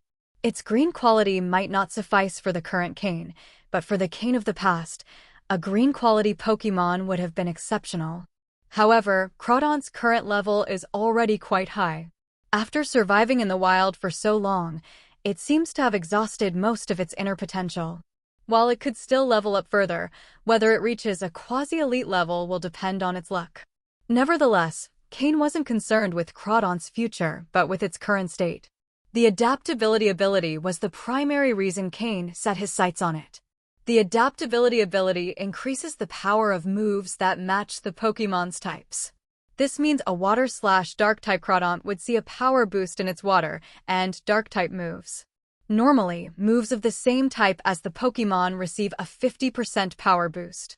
For example, a Slowking is a water/psychic Pokémon, but can also use fire-type moves like Flamethrower.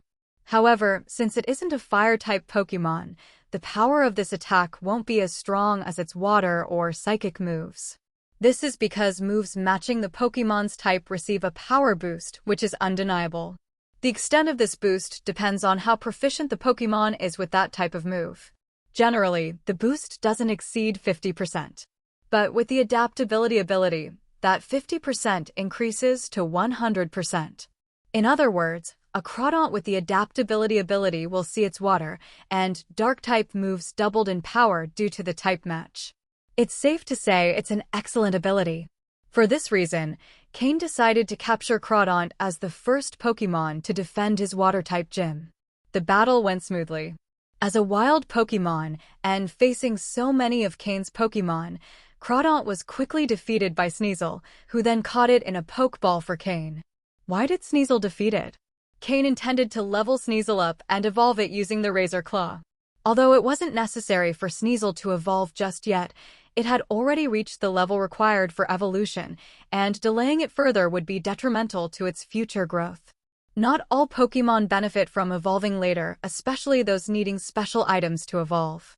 After storing the Pokeball containing Crawdaunt, Vileplume continued spreading the sweet scent move. Water-type Pokémon kept emerging from the lake without end. Their red eyes were fixated on Vileplume. If not for Cain and his Pokémon's presence, Vileplume would likely have fled due to the sheer number of Pokémon. However, over time, Vileplume grew accustomed to the situation and began to relax, realizing it was not in mortal danger. As it continued using Ingrain and Synthesis, it regained the energy spent using Sweet Scent and started mastering the move better, expanding its range. Cain knew there were secrets beneath the lake, but today his main objective was to capture water-type Pokémon, so he had no intention of exploring.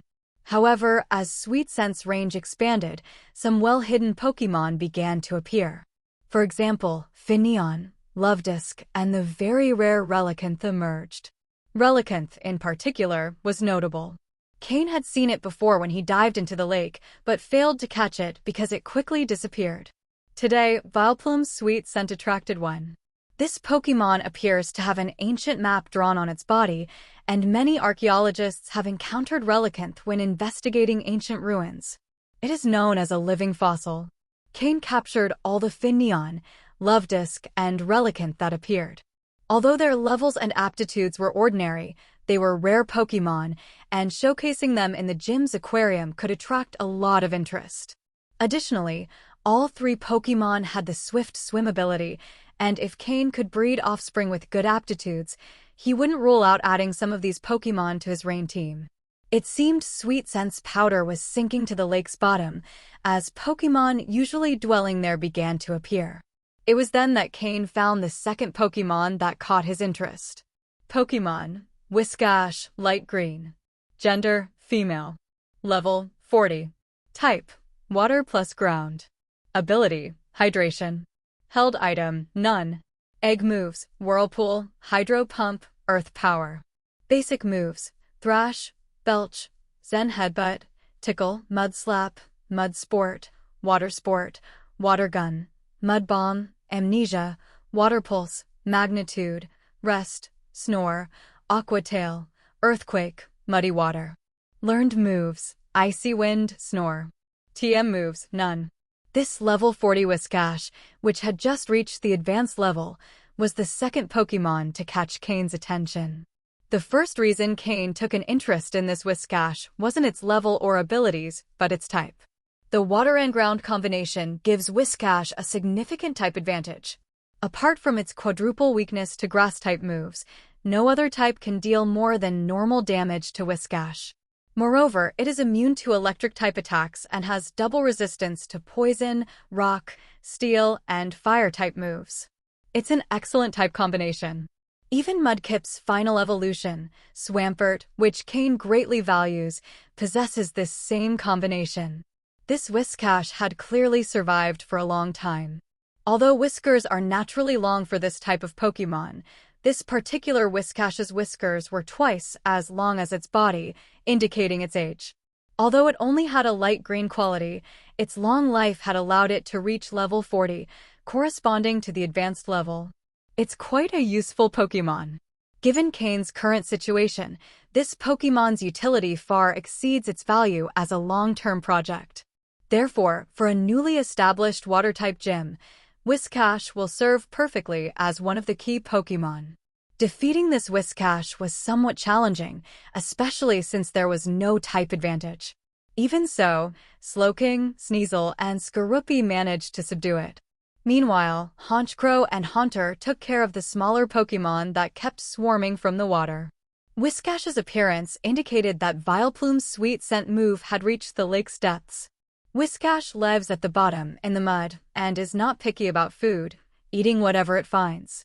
This also explains why it has survived for so long. After a small struggle, Cain captured Whiscash with a Pokeball. With that, Cain completed his main mission. He already had Slowking and a Gyarados as water mounts, although the latter wasn't particularly strong. Still, for a new gym, it would suffice. In the future, he would also have Mudkip and Poliwag, which would evolve and further enhance his team.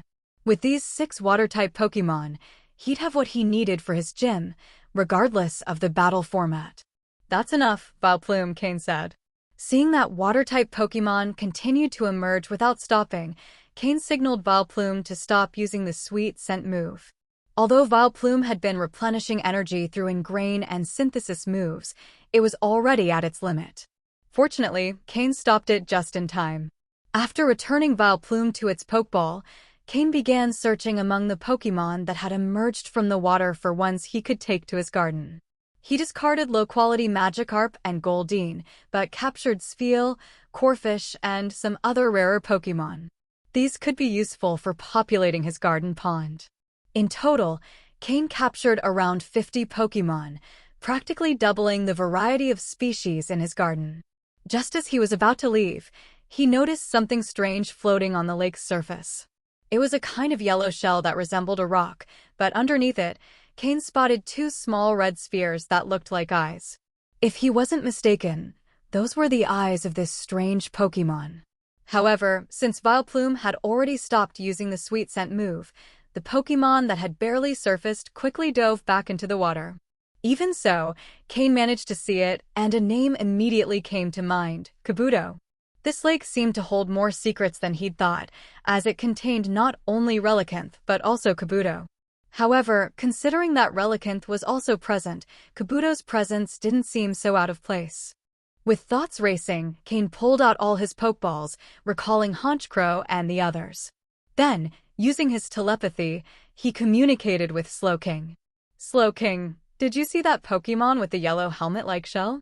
Follow it. At the command, Slowking's eyes glowed red, and it teleported with Cain to the spot where Kabuto had disappeared.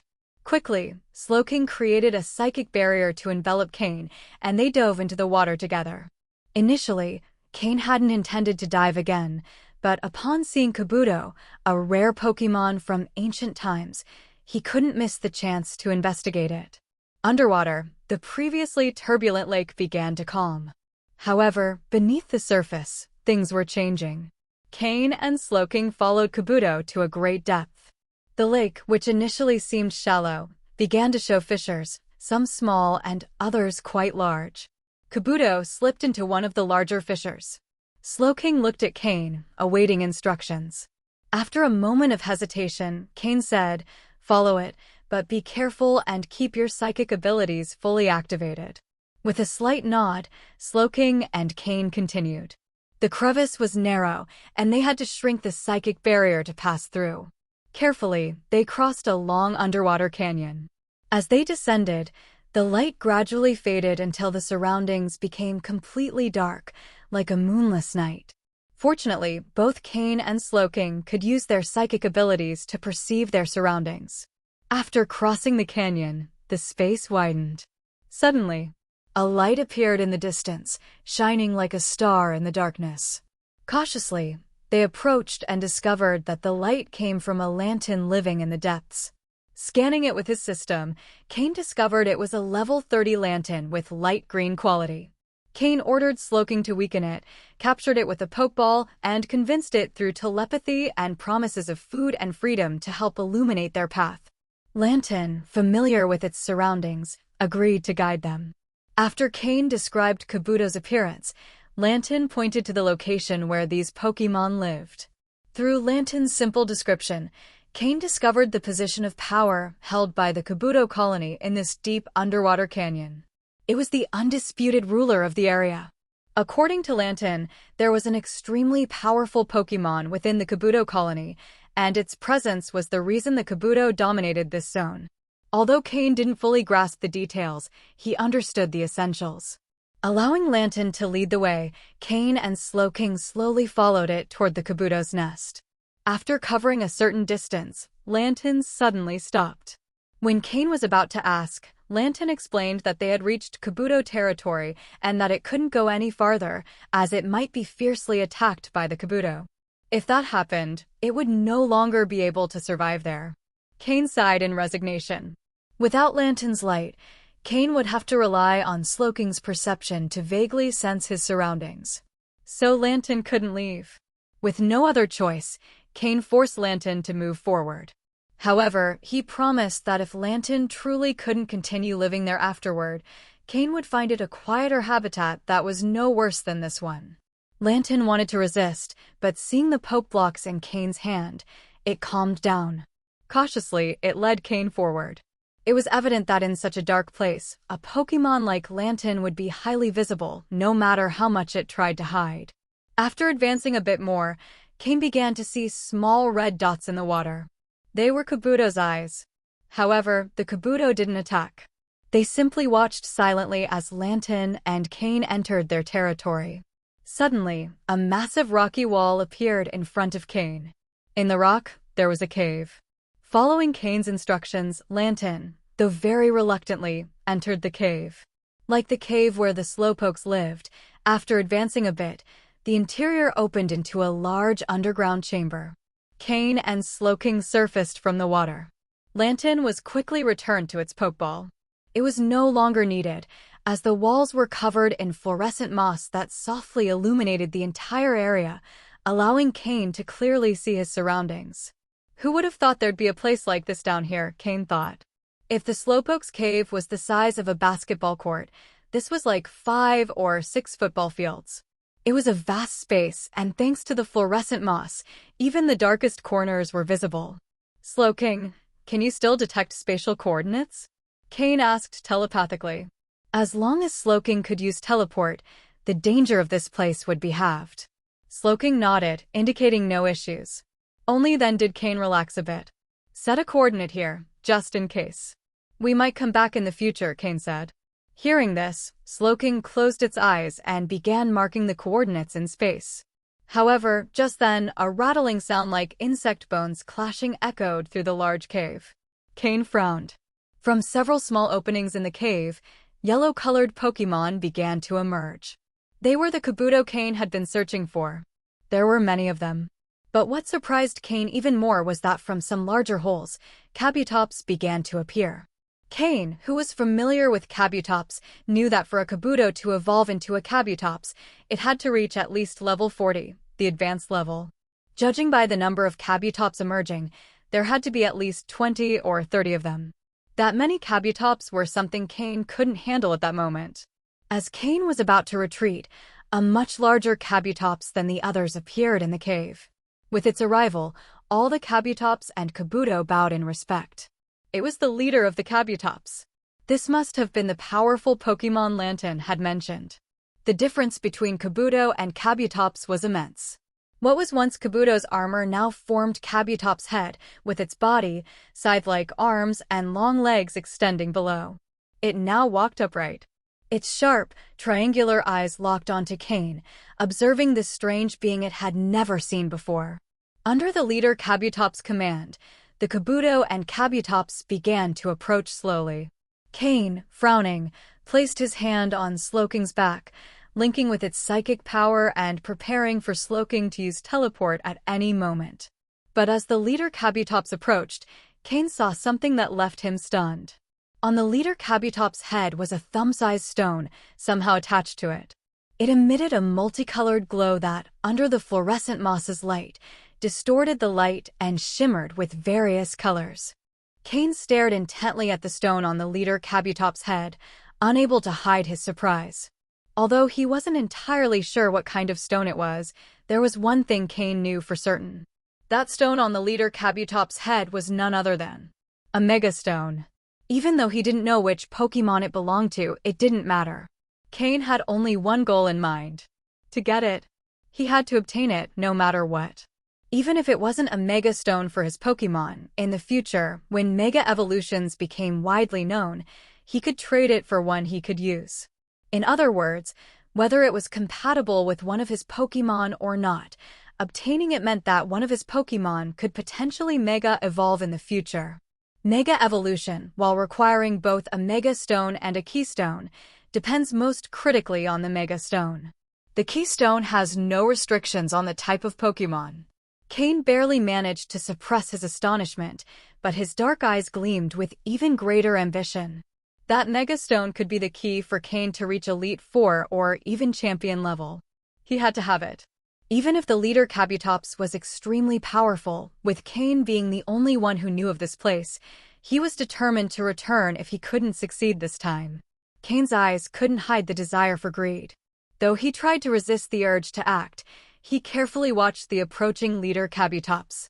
He had to confirm the leader Kabutops' abilities before deciding whether it was wise to confront it. While he deeply desired the stone, his reasons still ruled the clearest part of his mind. Slowking glanced curiously at Cain. It was the first time it had seen its trainer with that expression.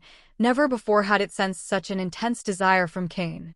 Not even when they found the Larvitar egg and hatched it had Cain shown such a strong desire. Following Cain's gaze, Slowking noticed the strange stone on the leader Kabutops' head. Is that stone what interests him so much? Slowking thought. Since evolving into Slowking, the already intelligent Slowpoke had surpassed the intellect of many humans. Pokémon, Kabutops, light blue. Gender, male. Level, 59. Type, rock plus water. Ability, swift swim. Held item, none. Egg moves, Bubble Beam, Aurora Beam, Confuse Ray, Takedown. Basic moves, Slash, Night Slash, Faint, Scratch, Harden, Absorb, Leer, Mud Shot, Sand Attack, Endure, Aqua Jet, Mega Drain, Metal Sound, Ancient Power. Learned moves, Liquidation, Stealth Rock, Earth Power, Aqua Tail, Water Pulse. TM moves, none. A level 59 Kabutops. Cain finally retrieved Kabutops' data, stunned. A level 59 Kabutops was a genuinely quasi-elite level Pokémon. Unlike Mismagius, who had a simple mind, this Kabutops demonstrated real strength. It was clear that it wasn't just decoration, but on the other hand, the stone Cain coveted was embedded in its head. The leader Kabutops approached with a menacing demeanor, clearly uninterested in negotiation. Phew. Cain sighed. Reluctantly, he decided to abandon his obsession. There were other Mega Stones in the world, but he had only one life. Fighting here and now would not be the wisest decision. Cain knew that the place wasn't going to change. The Kabutops and its group had lived there for many years and wouldn't leave just because of his presence. I could come back for that stone when I'm strong enough, he thought. He didn't need to become a quasi-elite or elite-level trainer to return. Perhaps, when Mismagius reached her full potential, it would be enough. Suddenly, an idea popped into Cain's mind. What if Mismagius uses her stealth ability to steal the stone? Mismagius had remained hidden in Cain's shadow this whole time. So far, only Professor Oak's Dragonite had detected her presence. Not even the two powerful Pokémon of his master Matsuda Takashi had discovered Mismagius. With the leader Kabutops' strength, it likely wouldn't detect her either. Since Mismagius began using the Soothe Bell, the bond between her and Cain had strengthened significantly. With their closeness and training, Mismagius trusted him completely. Mismagius, Cain murmured. Mias? At Cain's call, a small head with a hat emerged from his shadow. Her bright red eyes curiously observed Cain. The soft silver chime of the bell on her chest was almost imperceptible, but Cain knew it could emit a harmonious sound. Cain gently stroked Mismagius and pointed toward the leader Kabutops. "Look at that big guy. Do you see the shiny stone on his head?" Mismagius observed the fiercely approaching Kabutops with a wary expression, appearing slightly frightened. Though she was an elite-level Pokémon, Mismagius lacked much experience in serious battles. "Don't worry, Mismagius," Cain said softly. "That big guy can't hurt you. I just want you to take the stone from his head. Can you do it?" Mismagius' eyes lit up when she saw the Mega Stone. Despite her initial fear, the promise of a new stone excited her. Noticing her hesitation, Cain offered further incentives. "If you bring me that stone, I promise to give you new and better treats, and I'll get you more of those shiny toys you love so much." Cain grew increasingly anxious. The leader Kabutops was approaching quickly, and while he knew Slowking could use teleport at any moment, he also had to consider whether Kabutops would launch an attack before they could escape. Feeling motivated by Cain's urgency, Mismagius put her doubts aside. In the blink of an eye, she dashed toward the leader Kabutops with great speed. The leader Kabutops, though surprised by Mismagius' speed, didn't consider her a serious threat since it didn't sense any dangerous aura from her. With disdain, it swung one of its scythes at Mismagius. But Mismagius, being a ghost type, simply ignored Kabutops' physical attack and continued on her way. With a playful grin, Mismagius extended her ghostly hand toward the leader Kabutops' head. Upon touching the Mega Stone, she felt it was slightly adhered, but with a slight effort, she managed to pry it off. Waving the stone triumphantly in the air, Mismagius flew over the heads of the other Kabutops, showing her success to Cain, who watched with a broad smile. Excited, Cain signaled for Mismagius to return quickly. Meanwhile, his telepathic connection with Slowking remained ready. As soon as Mismagius returned, Slowking would use teleport to escape, and if Kabutops decided to counterattack, Slowking was prepared to use protect. Mismagius briefly displayed the stone before quickly floating back to Cain. At that moment, the leader Kabutops also realized that Mismagius wasn't a weak opponent. However, seeing the object it cherished most and was most proud of being stolen by Mismagius, the leader Kabutops was consumed with rage. Its eyes burned with fury. With a powerful push from its legs, it began sprinting after Mismagius, heading straight for Cain. It had deduced that Cain was the one commanding Mismagius, the Pokémon that had stolen its stone. And though Mismagius was faster than him, Kabutops decided to change targets, directing its fury at Cain. Seeing the Kabutops charging toward him, Cain's expression shifted slightly. To be safer, he called out Haunter, who had been waiting in the shadows. "Haunter, when Kabutops attacks, use Protect first, then Slowking will follow with his Protect just in case," Cain communicated telepathically. As soon as he finished speaking, Mismagius flew back quickly and hid in Cain's shadow. There was no time to examine the Mega Stone Mismagius was holding. Cain shouted, "Slowking, let's go." The moment he spoke, Slowking, who had been ready, unleashed its psychic power, enveloping them all. Seeing the glow of psychic energy, Kabutops pushed its speed even further. One of its scythes, surrounded by red energy, was launched directly at Cain. Slash! The more critical the situation, the clearer Cain's mind became. He watched the approaching scythe. It didn't seem to move as fast as he'd imagined. Just then, Haunter placed itself in front of Cain. Although Haunter, being a ghost type, was immune to normal type moves like Slash, it didn't want to take any risks since Cain was right behind it. Acting as Cain's guardian, Haunter immediately used the move Protect. The green energy shield blocked Kabutops' attack. Kabutops, surprised that its attack had been neutralized, didn't lose its battle instinct and swung its other scythe toward Cain. But its second attack also failed, as Slowking activated Protect just in time. As the green energy shield faded, Slowking used the move Teleport. Kabutops' third attack sliced through empty air. The entire process took no more than 2 breaths, but it felt like an eternity. Roar! Seeing the people who had stolen its stone vanish before its eyes, Kabutops let out a furious roar that echoed throughout the cave. The other Kabutops behind the leader dropped to the ground, not daring to move. As ancient Pokémon, they deeply respected the hierarchy within their group. However, the leader Kabutops didn't have time to worry about them. Though it valued the stone highly, it wasn't actually of any use to it. Losing it wasn't a significant problem. What truly enraged it was how it had been taken. It had been robbed, and that wounded its pride the most. Meanwhile, by the shore, Cain and the others reappeared thanks to Slowking's teleport. Miss Magius observed their surroundings, and once she understood they were safe, she patted her chest, showing she was still frightened.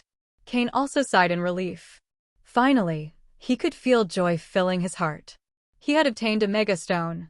Although he didn't yet know which Pokémon it belonged to, having it was much better than not having it.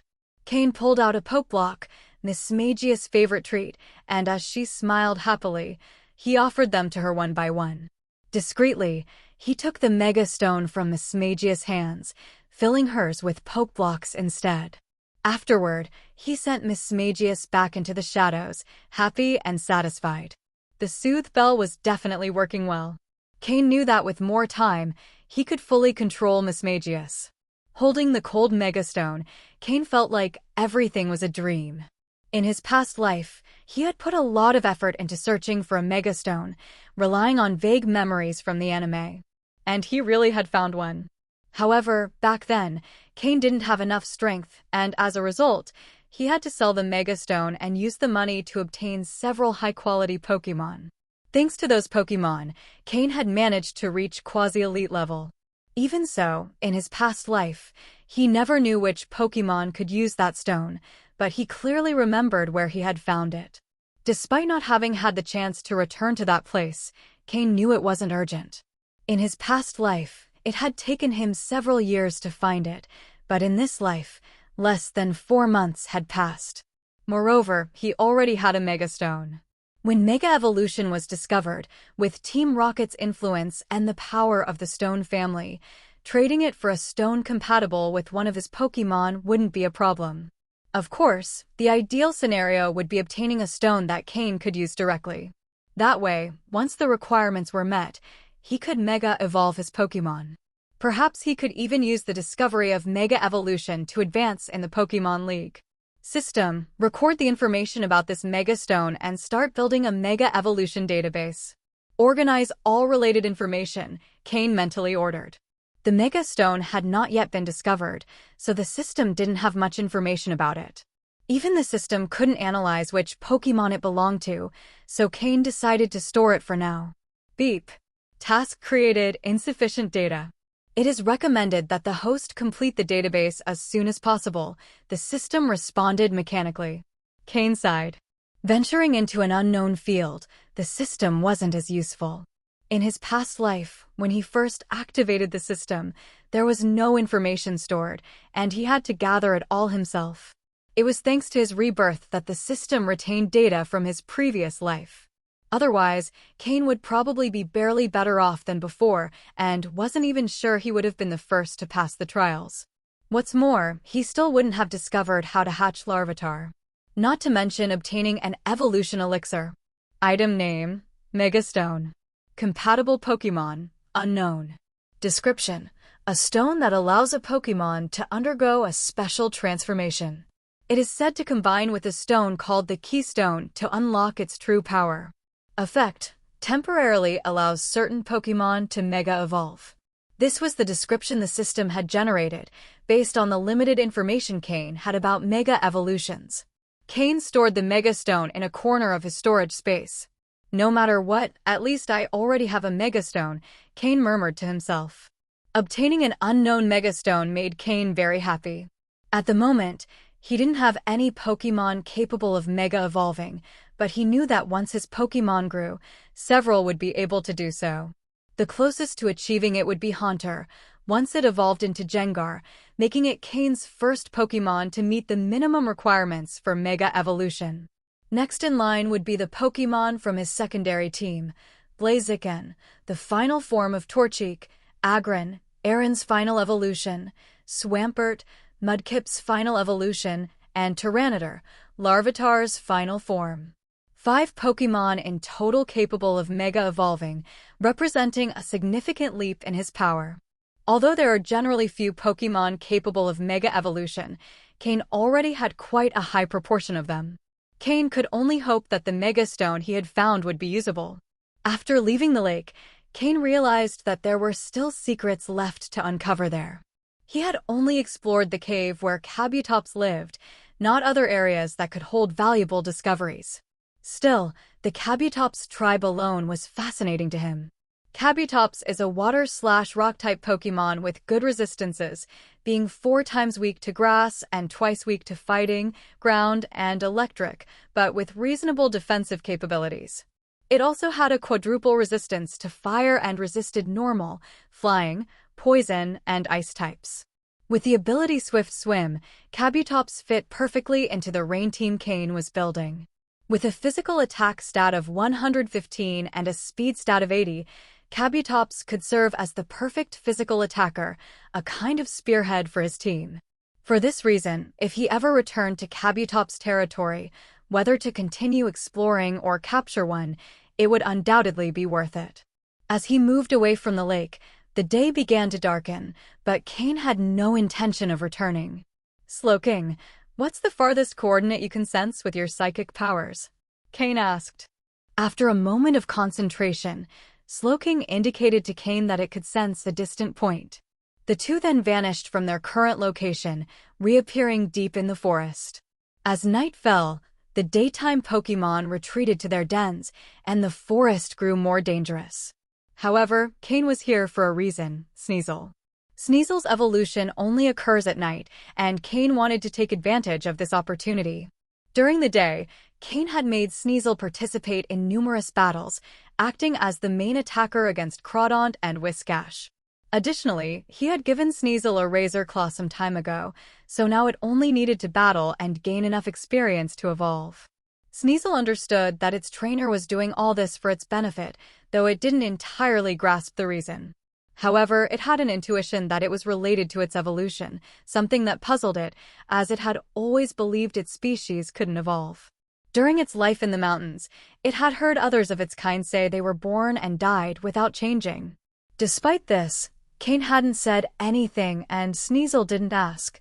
Both maintained a mutual silence of understanding. Cain trusted that Sneasel wouldn't disappoint him, while Sneasel had unwavering faith in its trainer. Cain remembered how Sneasel had been at first, a proud Pokémon that resisted with all its might. If it hadn't been for the Miltank milk, he might not have captured it so easily. Although Sneasel didn't have a strong presence within the team, with its reserved and cold personality, it had earned the trust of Slowking and other Pokémon like Honchkrow, who helped maintain harmony in the group. Over time, Sneasel had opened its heart to the others. In every training task assigned by Cain, Sneasel always fulfilled its duties, but recently it had started increasing its workload on its own. Cain noticed, but didn't say anything.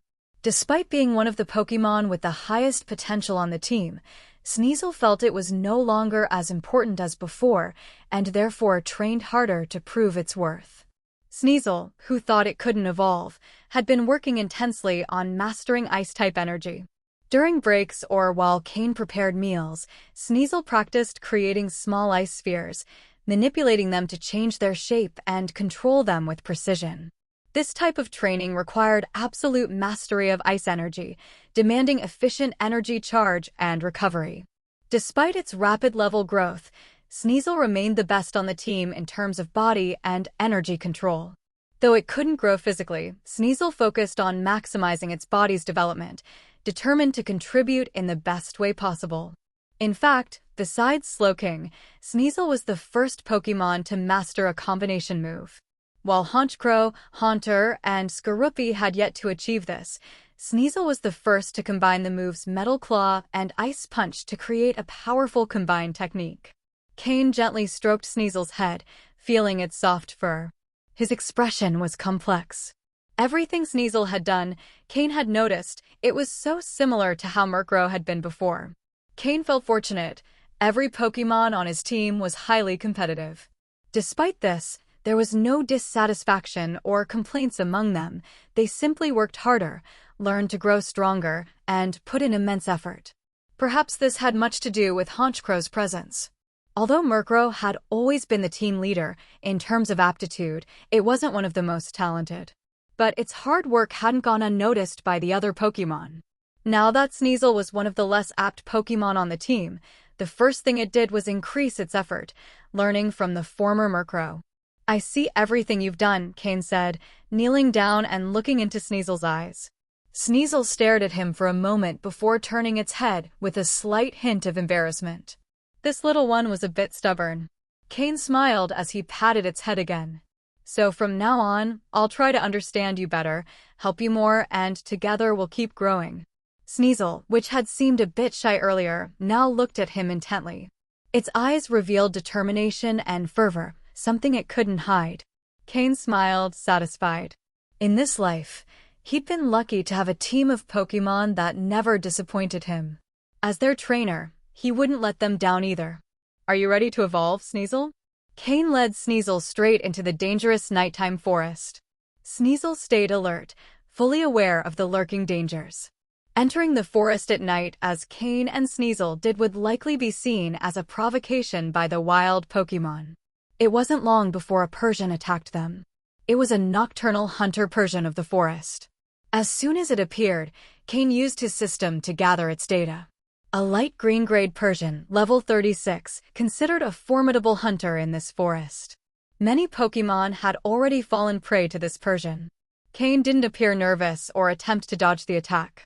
Using telepathy, he connected with Sneasel and gave the order. "Sneasel, use Hone Claws, followed by Ice Claw, Ice Punch plus Metal Claw." Sneasel was equipped with a Razor Claw, increasing its critical hit chance. Combined with Hone Claws, its power was significantly boosted. Sneasel stared coldly at Persian while quickly sharpening its claws. In an instant, a metallic layer covered its claws, followed by a thick layer of ice that formed over them, creating something akin to large gauntlets. Boom! Sneasel delivered a direct punch to the charging Persian. The blow landed squarely on its face. Persian was sent flying, a visible wound on its face. However, the icy energy froze the wound, preventing further bleeding. Though it was in pain, Persian couldn't show much emotion. Seizing the advantage, Cain gave another command. "Sneasel, use Agility followed by another Ice Claw to finish it off." Sneasel vanished in an instant, reappearing in front of Persian as it was still falling from the tree. Under Persian's terrified gaze, Sneasel landed another Ice Claw strike directly on its face. Striking the face might not seem very noble, but Sneasel enjoyed it. Boom! Boom! Boom! 3 strikes later, Persian lay lifeless on the ground. Sneasel glared at it disdainfully. "With that level, you dare attack?" Cain ignored Persian's body. The smell of blood in the forest would attract other wild Pokémon, making it easier for them to handle the remains. Sneasel was already fired up, completely immersed in the battle, a state that pleased Cain. But it wasn't enough. Sneasel needed more battles. Come, wild Pokémon, become stepping stones for Sneasel's progress. As they ventured deeper, the number of wild Pokémon increased. Many were drawn by the faint scent of blood emanating from Sneasel. Some Pokémon were manageable for Sneasel, but others surpassed its abilities. When faced with those Pokémon, Cain didn't hesitate to retreat. Training Sneasel was important, but risking its life wasn't an option. For instance, they encountered a level 48 Shiftry, something impossible for Sneasel in its current state. Choosing the right opponents was crucial for Cain as a trainer. It seemed that fate was on Sneasel's side. A Breloom with bloodshot eyes appeared in front of Cain and Sneasel, staring at Cain hungrily. Sneasel quickly moved, positioning itself in front of Cain. Cain's system identified the Pokémon. Pokémon, Breloom, green, in a state of rage. Gender, female. Level, 39. Type, grass plus fighting. Ability, technician. Held item, none. Egg moves, worry seed, way up slap, bullet seed. Basic moves, Mach Punch, absorb, tackle, stun spore, leech seed, mega drain, headbutt, feint, counter, force palm, mind reader, sky uppercut. Learned moves, drain punch, synthesis, snatch. TM moves, none. Breloom was clearly in a state of fury. Regardless of its condition, it was now the perfect opponent for Sneasel, the best sharpening stone. Sneasel, use agility followed by low sweep. Cain commanded. Snee. Sneasel cried out, propelling itself forward and kicking up dust and roots from the ground. Sneasel could also feel the pressure Breloom was exerting on it, but instead of feeling intimidated, it was exhilarated, so much so that it couldn't contain the boiling blood within. Something important was happening inside it, gradually affecting its body. Sneasel charged at Breloom at high speed. Breloom, in its rage, made no attempt to dodge. Confident, it raised its fist to use Drain Punch against Sneasel. Sneasel's low sweep hit Breloom's legs, but before Breloom lost her balance, she also struck Sneasel with her fist. Boom! Both Pokémon fell to the ground. However, Breloom, in her frenzied state, seemed to feel no pain. She quickly got back up. Sneasel, on the other hand, used his legs to push himself backward, keeping a safe distance from Breloom. Getting too close to a fighting-type Pokémon was not a viable option. Sneasel wisely created some distance immediately. Cain observed Breloom's state and frowned. This frenzied condition didn't seem natural. Sneasel, keep your distance and use Icy Wind, Cain ordered telepathically. After retreating a bit further, Sneasel stopped and unleashed a freezing gust of wind from his mouth toward Breloom. Thanks to Ice's advantage over grass, the Icy Wind move had a good effect. Breloom's body was covered in a thin layer of ice. But Breloom didn't seem to care. Despite her reduced speed, she charged towards Sneasel with impressive speed. Dodge, Sneasel, then use Icicle Crush. It doesn't seem like she's trying to avoid attacks, Cain ordered. Sneasel nodded. As Breloom approached, Sneasel quickly formed several icy spikes in the air, aligning them with Breloom's trajectory. Despite her frenzied state, Breloom still retained minimal combat awareness and avoided lethal hits with slight body movements. Even so, the Icicle Crash move still managed to hurt her, leaving visible marks on Breloom. If that's the case, Sneasel, use Ice Claw to face her head-on. Let's show her that even a fighting type can't handle us in close combat, Cain said coldly. Without much thought, Sneasel made his claws shine with a metallic gleam coated in a layer of ice and launched a direct attack at the approaching Breloom. Breloom, in turn, also prepared her Drain Punch to strike Sneasel. A large body and a small one collided in midair. Both Pokémon were pushed back a few steps after the impact. Sneasel suffered due to his smaller size, while Breloom was hindered by her type disadvantage. However, this was only a brief pause in the fight. After regaining their footing, both Pokémon clashed again. Sneasel's icy claws left deep marks on Breloom's body, while Breloom's punches left visible bruises on Sneasel. However, thanks to his superior speed, Sneasel managed to dodge many of Breloom's stronger attacks, landing precise counterattacks in return. Over time, Sneasel's advantage became increasingly apparent. Sneasel's face reflected a growing emotion, excitement, and joy.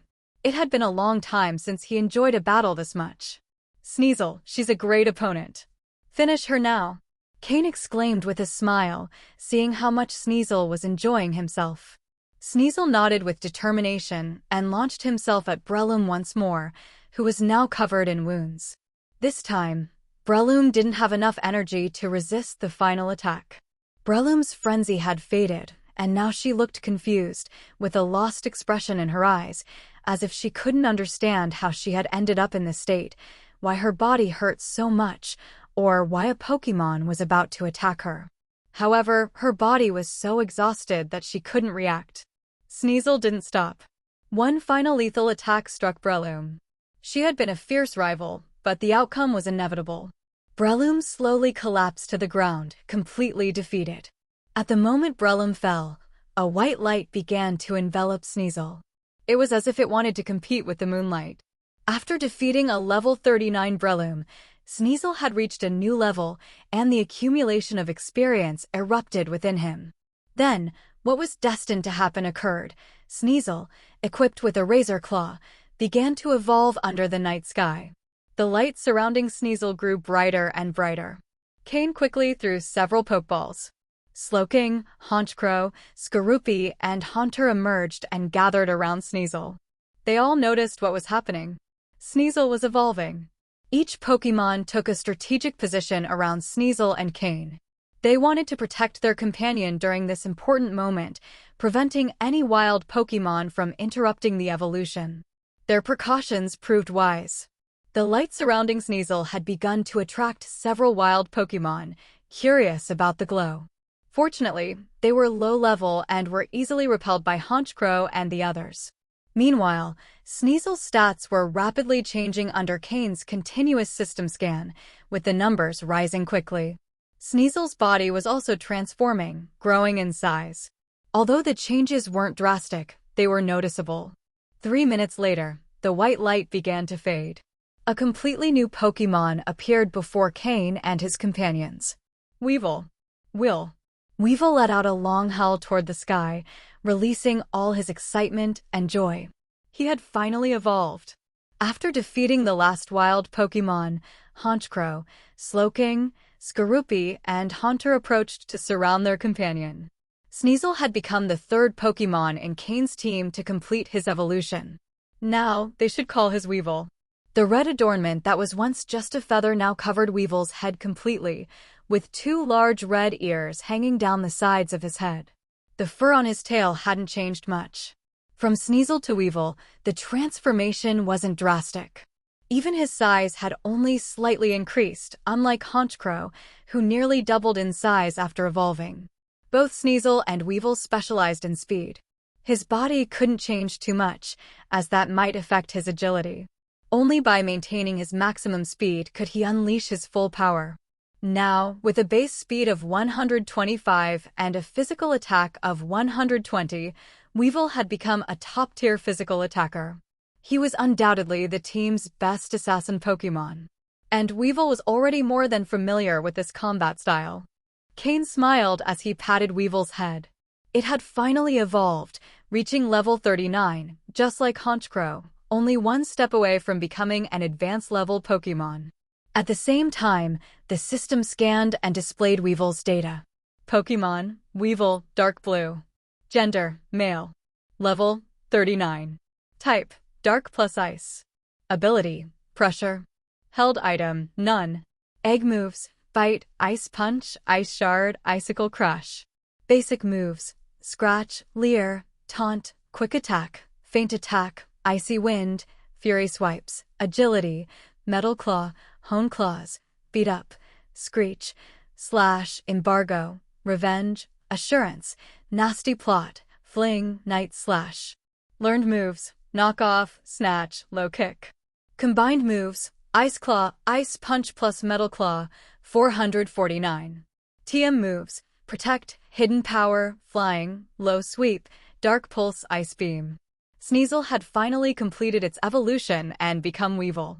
Moreover, thanks to the effect of the Razor Claw, Weevil had achieved Dark Blue quality, which indicated outstanding talent. This new quality placed it in the same category as Slowking, making it one of the most promising Pokémon in Cain's team. Cain hadn't expected Sneasel to progress so much. Although the Razor Claw played a crucial role, Sneasel's efforts and determination to improve couldn't be ignored. This quality was more than enough for Weevil to develop in the future. Every effort it made would undoubtedly be rewarded. Additionally, its ability had changed from Keen Eye to Pressure. The Pressure ability should not be underestimated.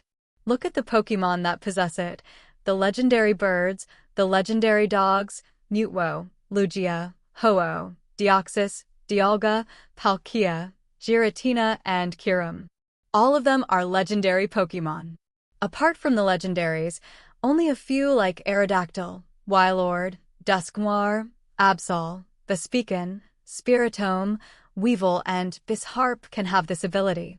In battle, Pressure could increase the energy cost of opponents' moves, and in the wild, it could intimidate other Pokémon. It was an extremely useful ability. Although Weevil wasn't a legendary Pokémon, the Pressure ability was still excellent for it. Weevil's evolution had further strengthened Cain. Now, both Honchkrow and Weevil, fully evolved Pokémon, had reached level 39, just 1 step away from the advanced level. Once he overcame this hurdle, Cain would officially become an advanced level trainer, putting him on the path to becoming a quasi-elite level trainer, the greatest achievement of his past life. Weevil was not only a source of joy for Cain, but also for the rest of the team, who approached to congratulate it. The most envious was Skorupi, whose small pupils gleamed with admiration at Weevil's transformation. Skorupi also longed to evolve like Weevil had, a transformation that brought a fundamental change. Cain patted Skorupi's head and said with a smile, "Don't worry, first master what you already know. You'll evolve sooner or later, and you'll want to be even stronger when you do, right?" Hearing this, Skorupi nodded vigorously. Strength. That was its goal. Skorupi had grown more than Cain expected. Thanks to its size and strength, it had already secured its place in the team, and its future development would become increasingly promising. After ensuring all his Pokémon were satisfied, Cain returned them to their Pokeballs. With Slowking's help and its teleport move, Cain disappeared from the forest. After several short-distance uses of teleport, Cain and Slowking returned to the familiar backyard.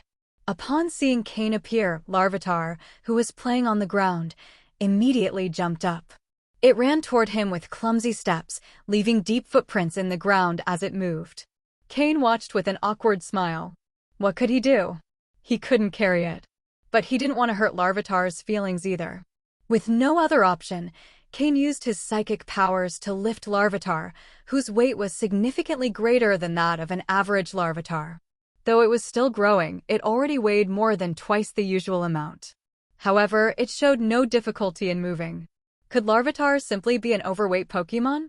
If Larvitar grew at the same rate as an average Tyranitar, but with double the weight, its attacks would be devastating. Would moves like Earthquake have extraordinary effects? Thinking about it, Cain stopped worrying about Larvitar's weight. To maintain agility, Cain decided to keep increasing its weight. To withstand such weight, calcium supplements to boost bone density were essential. Fortunately, there was still calcium left from what he'd used with Skorupi, and Miltank could continue giving Larvitar its daily dose of calcium. Although Larvitar might be heavy, it needed to learn to control its strength. Every step it took left footprints, entirely depending on the ground's resistance. Cain, through telepathy, began teaching Larvitar how to control its strength. Although Larvitar didn't fully understand, with explanations and demonstrations, it started to get the hang of it. The first goal was simple: walk without leaving deep footprints. That was its first challenge, something it needed to focus on daily. Meanwhile, the other Pokémon watched Weevil with envy. It was their first time witnessing an evolution. Although Aaron had seen its kind evolve into Lyron or Agron, it was already used to it. But the smaller ones, seeing another Pokémon evolve for the first time, had their curiosity piqued. Like children admiring adults, not yet understanding the responsibilities adults must bear, that was the innocence and beauty of youth. Cain let Larvitar play with Aaron and the others. However, something on the ground caught Cain's attention. In the spot where Larvitar had been playing with mud, there was a sculpture made of dirt. A figure of Miltank. An impressive display of control over ground-type energy. Despite its young age, Larvitar already showed remarkable mastery of ground-type energy. Cain looked at the Miltank sculpture, detailed and vivid, and was amazed. This Larvitar had more talent than he had imagined. It seemed that he had found a true treasure. Before going to sleep, Cain had a habit of recalling what he had done during the day and reviewing the gains he had achieved. In the morning, he had assigned systematic and extended training tasks to his Pokémon. In the afternoon, he had captured 2 valuable water-type Pokémon that could become permanent residents in his gym. Adding the Lantern he caught later, he now had 3. Then, in the Kabutops cave at the mysterious underground lake, he stole a valuable Megastone from the head of the quasi-elite level Kabutops leader. This was one of the day's most significant accomplishments. Finally, deep in the forest, his Sneasel, after careful preparation, completed its evolution, reaching level 39 and achieving dark blue quality. That was the summary of his day, and Cain was very satisfied. That night, he decided not to sleep in the backyard. All his Pokémon followed him to his room, including Larvitar, who, although still not fully controlling its strength, no longer damaged the ground. While walking, Larvitar had to carefully control its steps. Its ability to handle ground-type energy was impressive, though Cain still didn't know how it controlled rock-type energy. Thus, the night passed in a peaceful atmosphere. The next day, Leafy Town was bustling again, as the League's construction team had arrived once more. This time, they weren't here for the gym but for the Pokémon Center. Cain welcomed the construction team leader, but this time he wouldn't need to spend money, as the League and the Joy family would cover the costs. Once the Pokémon Center was completed, a Nurse Joy would reside permanently in the town. While the center primarily focused on Pokémon, it also had areas to care for humans. Although the medical equipment for humans wasn't as advanced as for Pokémon, for the town's residents, it was a blessing, as they had never had a proper hospital, and any serious illness had to be treated in Malville City. Now, the Pokémon Center would meet those needs. The person responsible for bringing this progress to the town was Cain, the future gym leader, who was enthusiastically welcomed by the residents. If not for the presence of security, Cain might have been surrounded by a crowd of admirers. The town's new mayor, although not very competent, was sharp enough to quickly organize town employees to help with security. The town's police station had also recently been taken over by the Jenny family, and soon an officer Jenny would be sent to take charge. Cain couldn't control these aspects, as the gym's construction drew more attention from the League. Given his status, it was inevitable that the Jenny and Joy families would be involved. However, this wouldn't significantly affect Cain's control over the town. Cain's popularity among the residents solidified him as a central figure.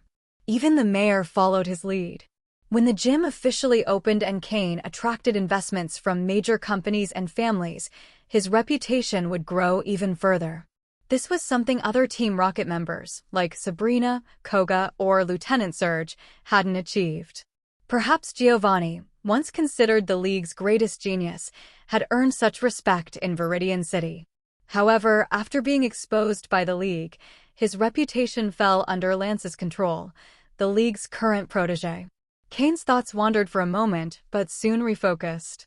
Leafy Town's development was progressing as planned, and Cain was ready to call Alec and the others back. After all this time training with the hunting team's help, Cain hoped that both Alec and the new recruits had grown significantly. He expected them to meet his standards. Otherwise, they would fall behind and eventually lose their momentum.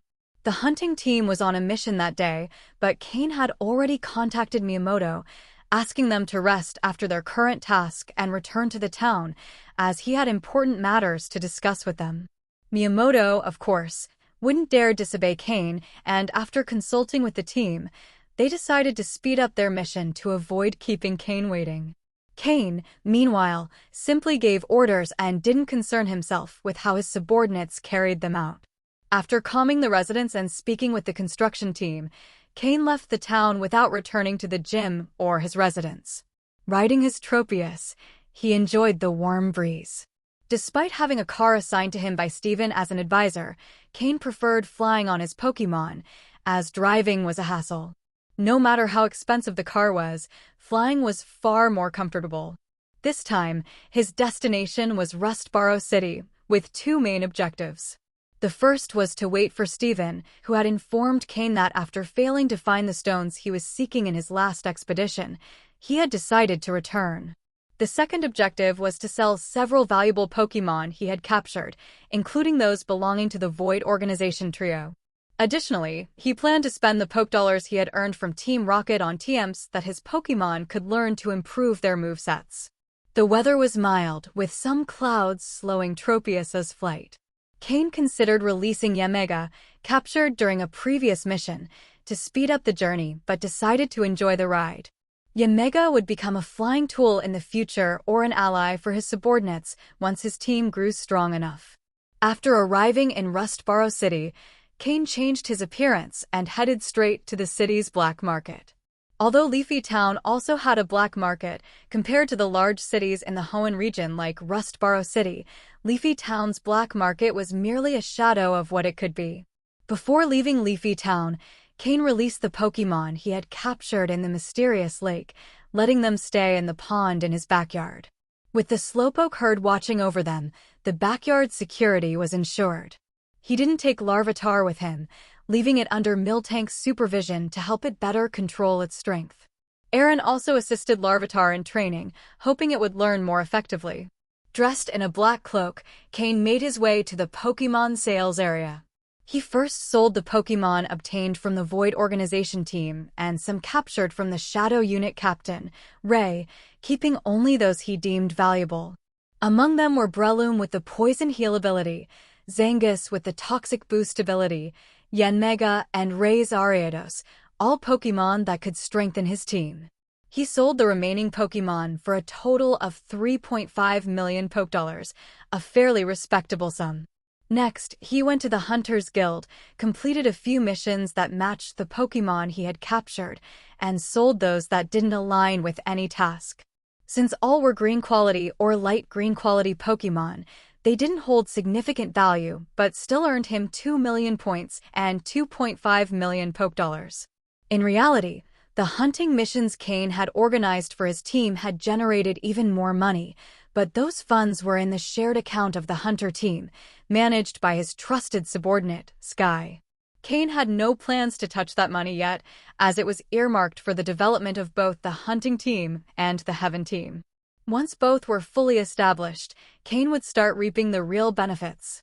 Afterward, Cain headed to the move shop in the black market. In these shops, basic moves like Protect or Hidden Power were common, but rarer moves depended on luck. The move Cain was most interested in at that moment was Trick Room for Slowking.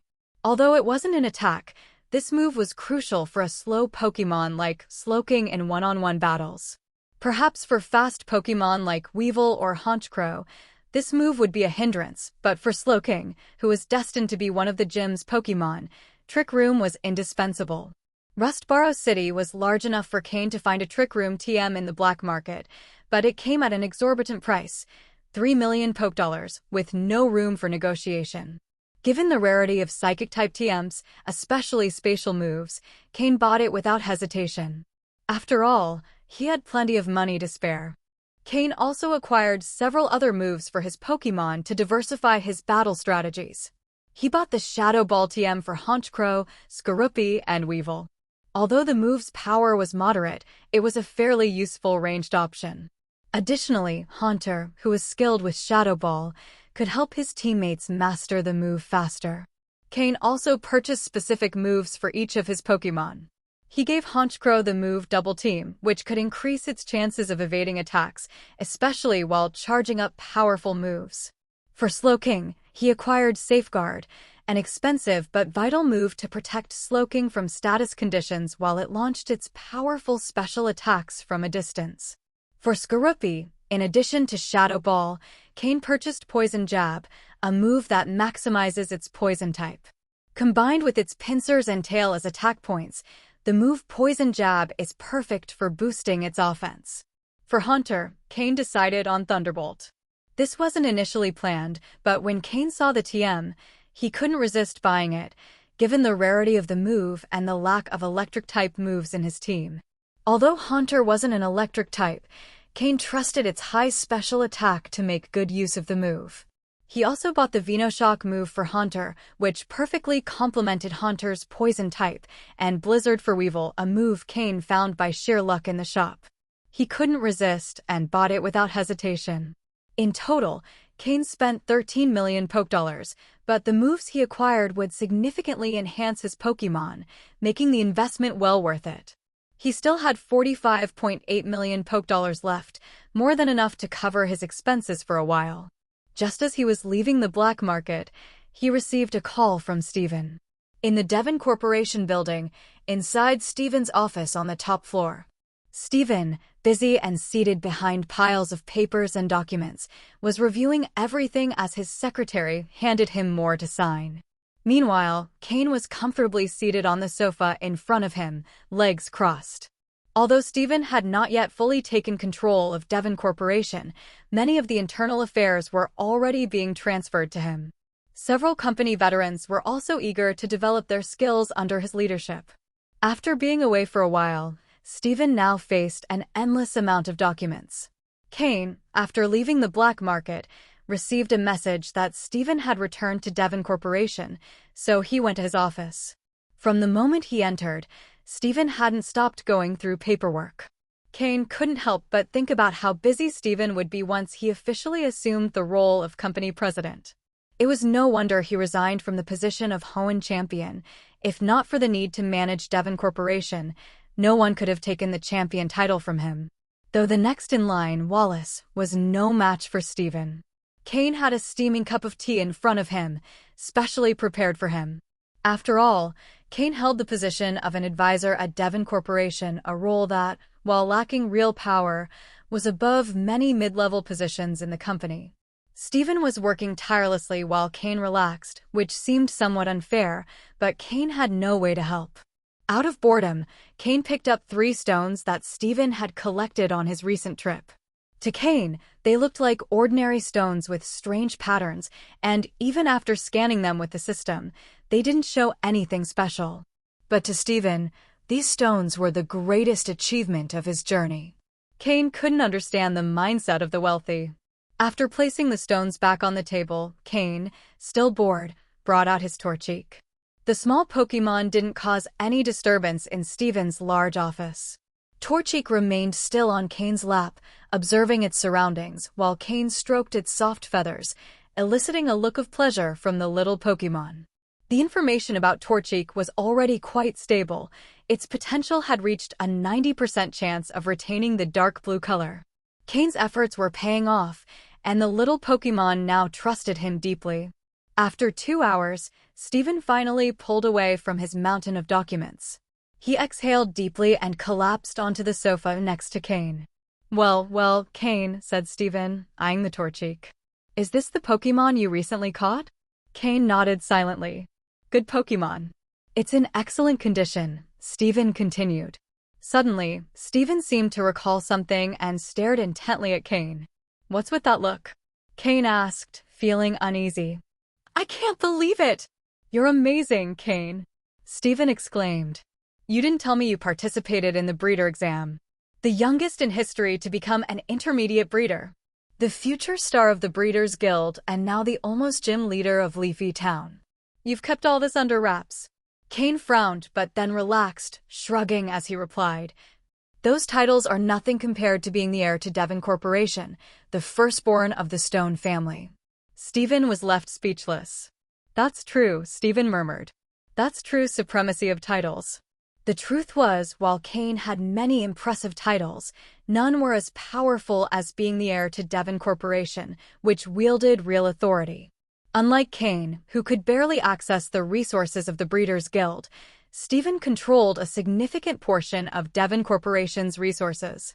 Cain's titles were still largely honorary, and only when he reached the rank of advanced breeder would he gain access to real power and resources. But these achievements confirmed that Stephen had made a good choice in trusting Cain. From a chance meeting on the magnetic train, their friendship had proven to be a great success. Are you done with your work? Cain asked. Yes, most of it was already resolved. I just needed to give my approval. I'm still getting familiar with the business, Stephen replied, stretching. Cain shifted the topic to his gym in Leafy Town. The gym is already built, and the Pokémon Center is underway. Leafy Town's potential is starting to show. Do you think Devon Corporation would be interested in expanding there? Stephen pondered for a moment before nodding. It's a good spot. With the gym and the Pokémon Center and no major forces involved, it could be an excellent opportunity for the company's economic expansion. Cain understood that Stephen, though his friend, was also the heir to Devon Corporation and had to consider the interests of both sides. Still, it seemed promising. All right, Stephen continued. I'll have the company send a team to evaluate Leafy Town's situation. Then we'll discuss how we can collaborate. With that settled, Cain brought up his next request. I wanted to buy some minerals, the highest quality possible.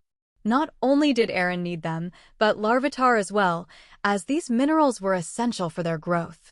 That's easy. Minerals are never scarce in my family, Stephen replied with a nonchalant gesture.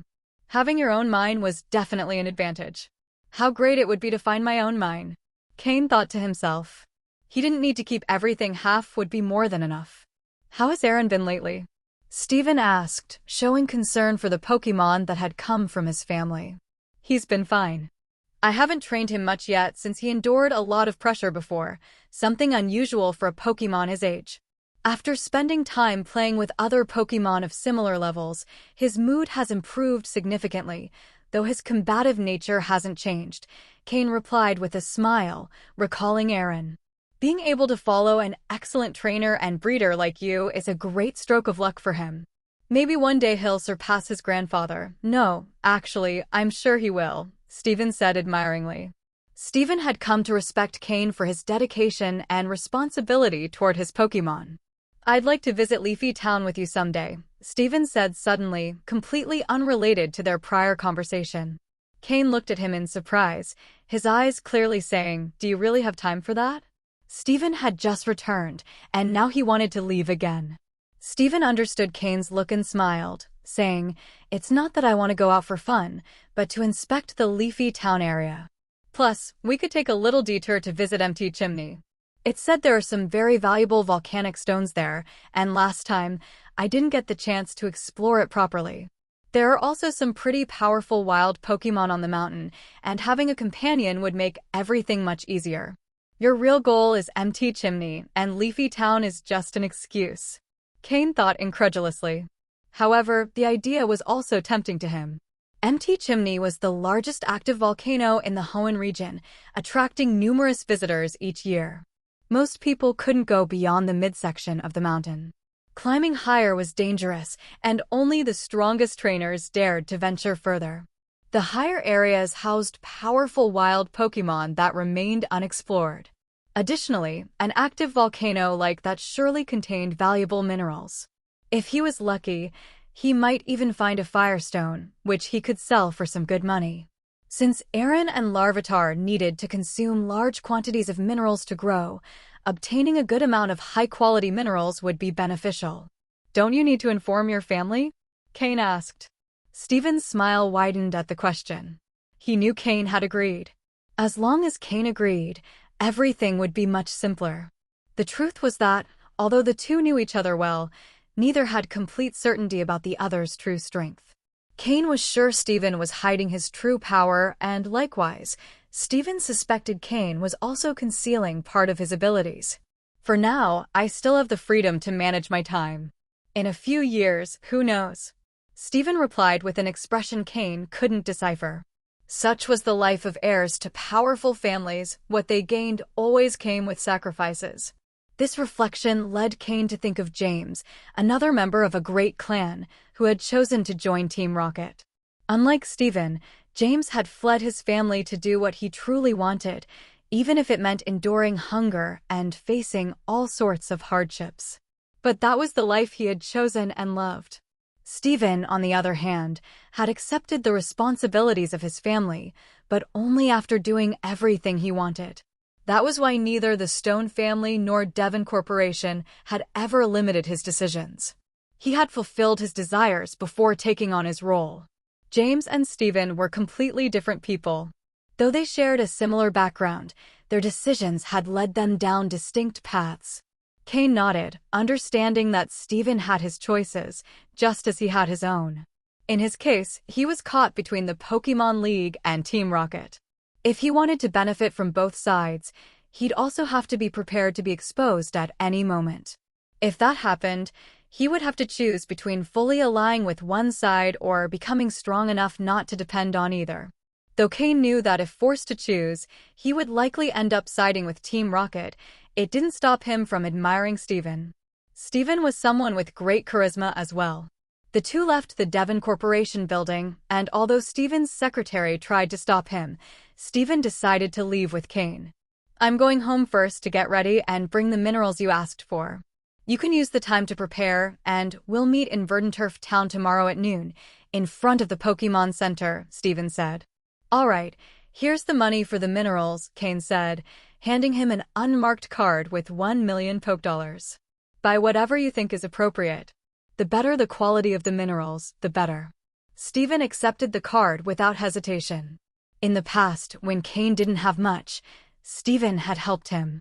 But now that Cain had proven himself, Steven had no problem accepting his money. The two parted ways in front of the Devon Corporation building. Steven got into his car and headed home, while Cain flew to Leafy Town on the back of his Tropius. He had to make some preparations for the expedition.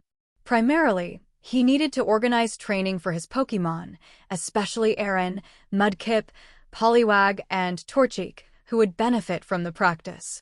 He also had to start planning training for Larvitar, which was progressing quickly and would likely be ready soon. Upon arriving in Leafy Town, Cain went to his backyard. Some of his Pokémon would stay there to train while he took the younger ones on the expedition. Torchic had finally stabilized its potential and now had a considerable level, with exceptional talent and speed, making it a future key member of Cain's team. This time, Cain left his newly evolved Weevil and Honchkrow in the backyard. Both had reached level 39, just one step away from the advanced level. However, since they had just leveled up, they couldn't improve again immediately. They needed time to train and accumulate experience. Moreover, Cain and Steven were heading out, and neither Honchkrow nor Weevil were suitable to appear in front of Steven. Since going out wouldn't provide them with training, and they'd be confined to their Pokeballs the entire time, why not leave them in the backyard? There, they could train freely, and hardly anyone would show up. When Honchkrow and Weevil got bored, they could even find some wild Pokémon in the backyard to battle for training. After explaining the situation, both Pokémon were a bit reluctant, but eventually agreed. After all, it wasn't appropriate for them to appear while Cain was acting under his league identity. Fortunately, Cain had purchased some moves for them, and after learning those moves, they needed time to train with them. This time, Cain planned to bring primarily Slowking and Skorupi. Haunter would remain in Cain's shadow as the last line of defense, only appearing in emergencies. Besides, Cain's Haunter had already been revealed before, representing his league identity. The other Pokémon he would bring were Torchic, Poliwag, Aaron, and Mudkip. Along with Slowking and Skorupi, this formed the standard 6 Pokémon team for the league. Finally, Tropius, used as a flying transport, would also accompany Cain on this outing.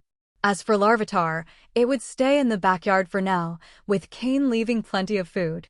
When Aaron and the others learned they were going on an adventure with Cain, they were ecstatic.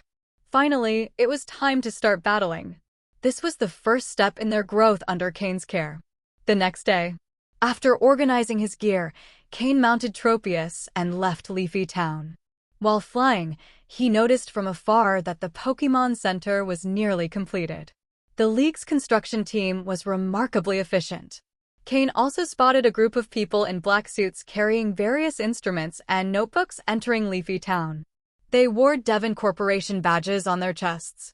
These were the people Steven had sent yesterday, the Devon Corporation's research and data collection team. Their efficiency was truly impressive. With that, Cain felt reassured and flew away on Tropius. At the Pokémon Center entrance in Verdanturf Town, Cain, dressed in his league trainer uniform, waited by the door.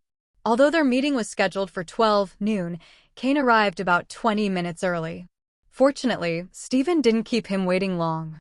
He approached wearing a large hat that covered almost his entire face, leaving only his nose and mouth visible, while his eyes were hidden under the brim. He wore an elegant black suit, perfectly pressed. Despite concealing his appearance, Steven's striking presence still drew many gazes in Verdanturf Town. In comparison, Cain, with his ordinary appearance and simple attire, went completely unnoticed. As Steven approached, Cain also noticed some girls on the street pointing at Steven and shyly discussing how to approach him. Dressed like that? What's the point of wearing a hat? Cain looked at Steven approaching with a resigned expression. Only when Steven got closer could Cain see the sly glint in Steven's eyes beneath the hat. This style of dressing had been his habit since childhood, and he wore the hat to avoid unnecessary trouble. Wearing a hat keeps me from being recognized, or it'd be impossible to escape this time, Steven said with a shrug. Though he still attracted many glances, at least no one recognized him, and that was good enough. Cain was left speechless. "Let's go. We'll start climbing from here," Steven said, pointing to the area behind the Verdanturf Town Pokémon Center. Verdanturf Town was located at the base of Empty Chimney, and due to the wind currents, the area was never affected by volcanic ash. For this reason, most people who wanted to climb Empty Chimney started from Verdanturf Town. This was one of the main factors contributing to Verdanturf Town's growth. To avoid suspicion, the two blended in with other trainers, slowly ascending Empty Chimney from Verdanturf Town. At first, there were more people, but fewer wild Pokémon appeared, significantly reducing the level of danger. While there were many people in the early stages of the climb, progress was much faster. As they advanced to the halfway point, the number of people decreased rapidly, as many trainers lacked the strength to continue. At this level, wild Pokémon were already more powerful and numerous. Only trainers with considerable strength could make it this far. But how many trainers could really get this far? Once you passed the halfway mark and reached the summit of Empty Chimney, you entered a truly dangerous zone. There, many powerful Pokémon resided, and if you were unlucky, you might encounter a quasi-elite or even elite-level Pokémon. If that happened, all you could do was pray you could escape. Many people went to Empty Chimney, but most only did so for the thrill. Few had reached the true summit of the mountain. The strongest trainers weren't interested in the hot environment of Empty Chimney for uncertain opportunities, and the weaker ones couldn't reach it. Only trainers who genuinely enjoyed adventure dared to climb to the top of the active volcano. Do they think just anyone can endure that heat? Cain and Steven walked along the path up Empty Chimney, and they really stood out. However, this had nothing to do with Cain. Every gaze was directed at Steven. Even so, Cain felt a bit uncomfortable. Being constantly ignored, even if he didn't care, was starting to bother him a little. "Steven, do you always go out like this?" Cain asked. "Yeah, this hat is my favorite. Honestly, I don't like wearing hats, but I have no choice. I'm too handsome," Steven said, lowering the brim of his hat and bowing his head. "Don't you understand what I'm trying to say? Wearing that hat gives you a mysterious look and draws even more attention. Don't you realize that? Maybe if you didn't wear it, you wouldn't get as many stares. Let's stop walking. If we keep going like this, I feel like we're in a zoo cage," Cain said, somewhat exasperated. Steven looked at Cain in surprise. That eye-catching? Flying directly? If Cain knew what Steven was thinking, he'd definitely smack him on the head. Who do you think is causing all this? Don't you have any awareness? After the awkward moment, they found a less crowded corner. Cain summoned his Tropius. With a strange look, Steven watched as Cain climbed onto Tropius's back. Although he found it odd, Steven didn't hesitate to take out a Pokeball and summon his Skarmory, then leapt onto its back. Before they could be surrounded, they flew away on their Pokémon. Instinctively, Cain scanned Steven's Skarmory's data. Pokémon, Skarmory, dark blue. Gender, male. Level, 43. Type, steel plus flying. Ability, keen eye. Held item, metal coat. Egg moves, drill peck, stealth rock, endure, whirlwind. Basic moves, leer, peck, sand attack, metal claw, air cutter, fury attack, feint, swift, spikes, agility, steel wing, slash, metal sound. Learned moves, snore, sky attack, tailwind, iron defense, stealth rock, icy wind. TM moves, protect, substitute, hidden power, water, toxic, roost, aerial ace, swords dance, X-scissor, sleep talk. Skarmory's quality had reached dark blue. This surprised Cain, though it was something he had expected. Skarmory, as one of Steven's main battle Pokémon, remained among his strongest even after Steven became the champion of Hoenn. The first time Cain saw it, its quality was only blue, but now it had reached dark blue. This level of quality was fitting for someone of Steven's status. It was likely that Steven had a special method for enhancing the aptitude of Steel-type Pokémon. While Cain was curious, he understood these matters often involved family secrets, so he couldn't ask. Besides, he couldn't explain how he was able to see Skarmory's aptitude. So, Cain remained silent, flying behind Steven, occasionally casting curious and admiring glances. The two flew far from Verdanturf Town as if fleeing. Midway through the flight, Steven removed his hat, letting out a long sigh. Finally, I don't have to wear this hat anymore. It's so uncomfortable, Steven said as he had Skarmory slow down to fly alongside Cain. Earlier, Steven's Skarmory had been flying at nearly the same speed as Cain's Tropius, but now Skarmory had to slow down to avoid leaving Tropius behind. After all, Skarmory had previously been at level 38, but now it had reached level 43, becoming an advanced level Pokémon. This was how Steven managed to level up his Pokémon so quickly, explaining why he would soon become the Hoenn region's champion. Cain felt a bit jealous. However, what he envied the most was the Swords Dance move Skarmory possessed. The day before, Cain had searched all the black market move shops, but couldn't find a TM for Swords Dance. It was clear that it was a very rare move. Yet, Skarmory had already learned it from the first time Cain saw it. The powerful and wealthy truly were terrifying. While Cain observed Skarmory, Steven was also eyeing Tropius. From the beginning, he had been curious. The last time he saw Tropius, its strength seemed to be at a similar level to now. After all this time, it appeared Tropius hadn't improved much. However, it looked a bit chubbier, perhaps because it had been well fed? If you don't understand something, ask. Cain, it seems like your Tropius's strength hasn't improved much, right? Steven asked. Had Cain been focusing more on his home responsibilities, neglecting his Pokémon's training? Cain glanced at him sideways and said disdainfully, "It doesn't seem like it hasn't improved. It hasn't improved at all. Plus, it's been eating well lately, but hasn't exercised enough, so it's gained a little weight." Saying this, Cain gently patted Tropius's neck. For some reason, Tropius felt a chill run down its spine. And this under a blazing sun, with its chlorophyll ability active. Tropius quickly flapped its wings to accelerate its flight, aware it would need to curb its appetite next time. Hearing Cain, Steven burst out laughing. Ha ha. Yeah, it's true, it has put on a bit of weight. I just didn't want to say it. Tropius doesn't enjoy battling much.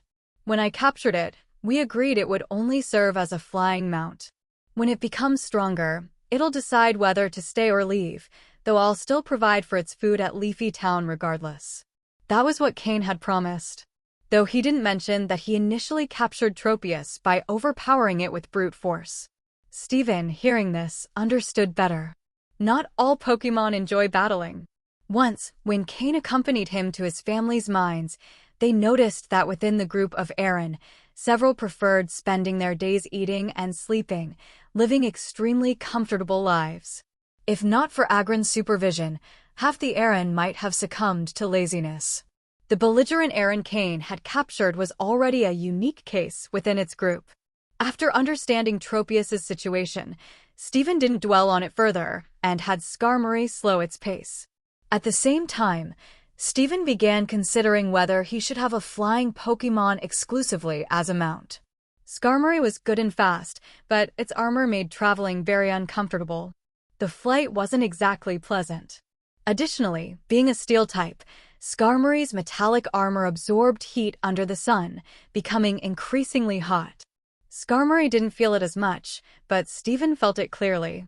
Tropius, on the other hand, thanks to its chlorophyll ability, absorbed the sun's heat before it could cause discomfort. And its back was much cooler, a clear advantage of having a grass-type Pokémon. Steven was truly envious. Watching Cain sitting comfortably atop Tropius, Steven felt sweat running down his forehead. Luckily, the speed of flight helped keep the heat at bay. Moreover, Verdanturf Town wasn't too far from Empty Chimney, so they would arrive soon. Of course, they weren't going to climb from the base. They ordered their Pokémon to fly directly to the midpoint of Empty Chimney, around the middle zone. The passers-by who saw Cain and Steven mounted on their Pokémon weren't surprised. Although not common, strong trainers occasionally did the same. They descended into a forested area on Empty Chimney Slope. The place had a pleasant environment, with no signs of volcanic ash and green trees contrasting with the opposite side of the mountain, where everything was shrouded in gray. However, on the slope, the temperature was already noticeably higher than at the base of the mountain. As they climbed, the heat would intensify. Such was the power of a volcano. Without much conversation, the two began their trek to the summit. From that point, they would have to deal with wild Pokémon that appeared unexpectedly. and also people with ill intentions, who could appear at any moment, a risk both had to remain alert to. Fortunately, Stephen wasn't a novice. He had considerable experience in the wild, so Cain didn't need to warn him about anything. Starting directly with a high level of difficulty prevented Cain from achieving his goal of training his 4 small Pokémon. Perhaps, when he returns, there will be a good opportunity. After reaching the mountainside, the wild Pokémon were almost always above level 30. In this situation, Cain called out Skorupi. In this kind of forest, Skorupi, being a bug and poison type, could perform very well and also be trained. Stephen, seeing Cain's Skorupi, lit up. Has Skorupi grown this much already? That size is a little intimidating, Stephen said, looking at the energetic Skorupi. Cain smiled and replied, yeah, this little one has grown ridiculously fast. Stephen also released a Pokeball. A silver Pokémon, fully covered in armor, appeared before Cain. Lyron. The evolution of Aaron. Cain's system activated and scanned the data of this Lyron. Pokémon, Lyron, dark blue. Gender, male. Level, 39. Type, steel plus rock. Ability, sturdy. Held item, hard stone. Egg moves, body slam, smelling salts, head smash, stealth rock. Basic moves, tackle, harden, mud slap, headbutt, metal claw, rock tomb, roar, iron head, rock slide, takedown, metal sound, iron defense. Learned moves, earth power, magnet rise, stomping tantrum, iron tail. TM moves, protect, hidden power, water, earthquake, shadow claw, stone edge, bulldoze, swagger, substitute. The dark blue quality was within Cain's expectations. Before, when Cain observed the quality of Stephen's Pokémon, he couldn't help but be amazed. But now, seeing them again, he felt he could accept it. Stephen's family definitely has methods for improving the quality of Steel-type Pokémon. This Lyron, already at level 39, would likely reach light purple qualities soon after evolving. Other than Professor Oak's Dragonite, Cain had yet to see a Pokémon with light purple quality. Stephen likely already had 2 fully formed Medang, but it was unknown how far the Medang he kept hidden had progressed. The appearance of this Lyron demonstrated that the Pokémon Stephen most needed to train now was this Lyron. Its average strength was above the advanced level. Although this Lyron was only level 39, an average advanced level Pokémon might not necessarily be its match. It's very well trained, Cain couldn't help but remark. Hearing Cain's words, Stephen smiled. Praise from Cain, a prodigious breeder, was more gratifying than recognition from an average advanced breeder. Thus, the two began ascending the mountainside. They were both considered among the best in this area, and the wild Pokémon that appeared rarely posed a challenge to Skorupi and Lyron. There even seemed to be a healthy competition emerging between the two Pokémon. They began competing to see who could defeat their opponents first, take the least time, or defeat the most enemies. Stephen, being a prominent member of the Alliance, wouldn't use lethal force against the wild Pokémon that attacked them. The most he would allow was for Lyron to defeat or incapacitate them. In response, Cain also refrained from allowing Skorupi to use lethal force. However, Skorupi, born to fight and eliminate its opponents, found itself somewhat restricted under these circumstances and couldn't perform at its best. Even so, Skorupi had its advantages. Against lower-level Pokémon, its sniper ability allowed for greater explosive power than Lyron's. Although Lyron's Stone Edge move had been exceptionally trained by Stephen, Skorupi excelled at exploiting its opponent's weak points. Therefore, even though Lyron's strength far surpassed Skorupi's, Skorupi's speed in defeating enemies wasn't much slower than Lyron's. In these battles against lower-level Pokémon, Stephen and Cain generally allowed their Pokémon to fight independently. This helped improve the innate combat awareness of their Pokémon. As trainers, they only needed to control their Pokémon's battle rhythm, as long as it aligned with their plans, the rhythm of the commands fit, and Pokémon fighting freely under a trainer's orders would show even greater reaction capabilities. In this regard, Cain and Stephen showed surprising harmony. Perhaps Skorupi's strength earned Laren's recognition, and Laren's abilities were acknowledged by Skorupi. After battling continuously for nearly an hour, the two Pokémon grew closer and began communicating with each other, clearly recognizing one another. Cain and Steven were delighted by this. They followed behind their Pokémon, mostly pointing out weaknesses and ways to improve after each battle. During breaks, their conversation didn't stop. They mainly focused on sharing knowledge about Pokémon. Steven often sought Cain's advice on aspects of Pokémon training since Cain had already demonstrated his talent, and Steven valued his unique perspectives on Pokémon training. For his part, Cain gained valuable information from Steven about Steel, Ground, and Rock-type Pokémon. This included how to train Steel-type Pokémon for optimal development and methods to exploit the characteristics of Rock and Ground-type Pokémon. Both were considered prodigies in the Pokémon world, and their mutual exchange of knowledge not only enhanced their understanding, but also increased their strength. Though Cain had a system, the data in the system came from various databases, and his knowledge of Steel-type Pokémon wasn't as extensive as Steven's. However, this calm atmosphere ended 2 hours later. As they ascended, the strength of the wild Pokémon also increased. Eventually, 2 Pokémon appeared that required their direct intervention to battle. 2 level 35 Magmar.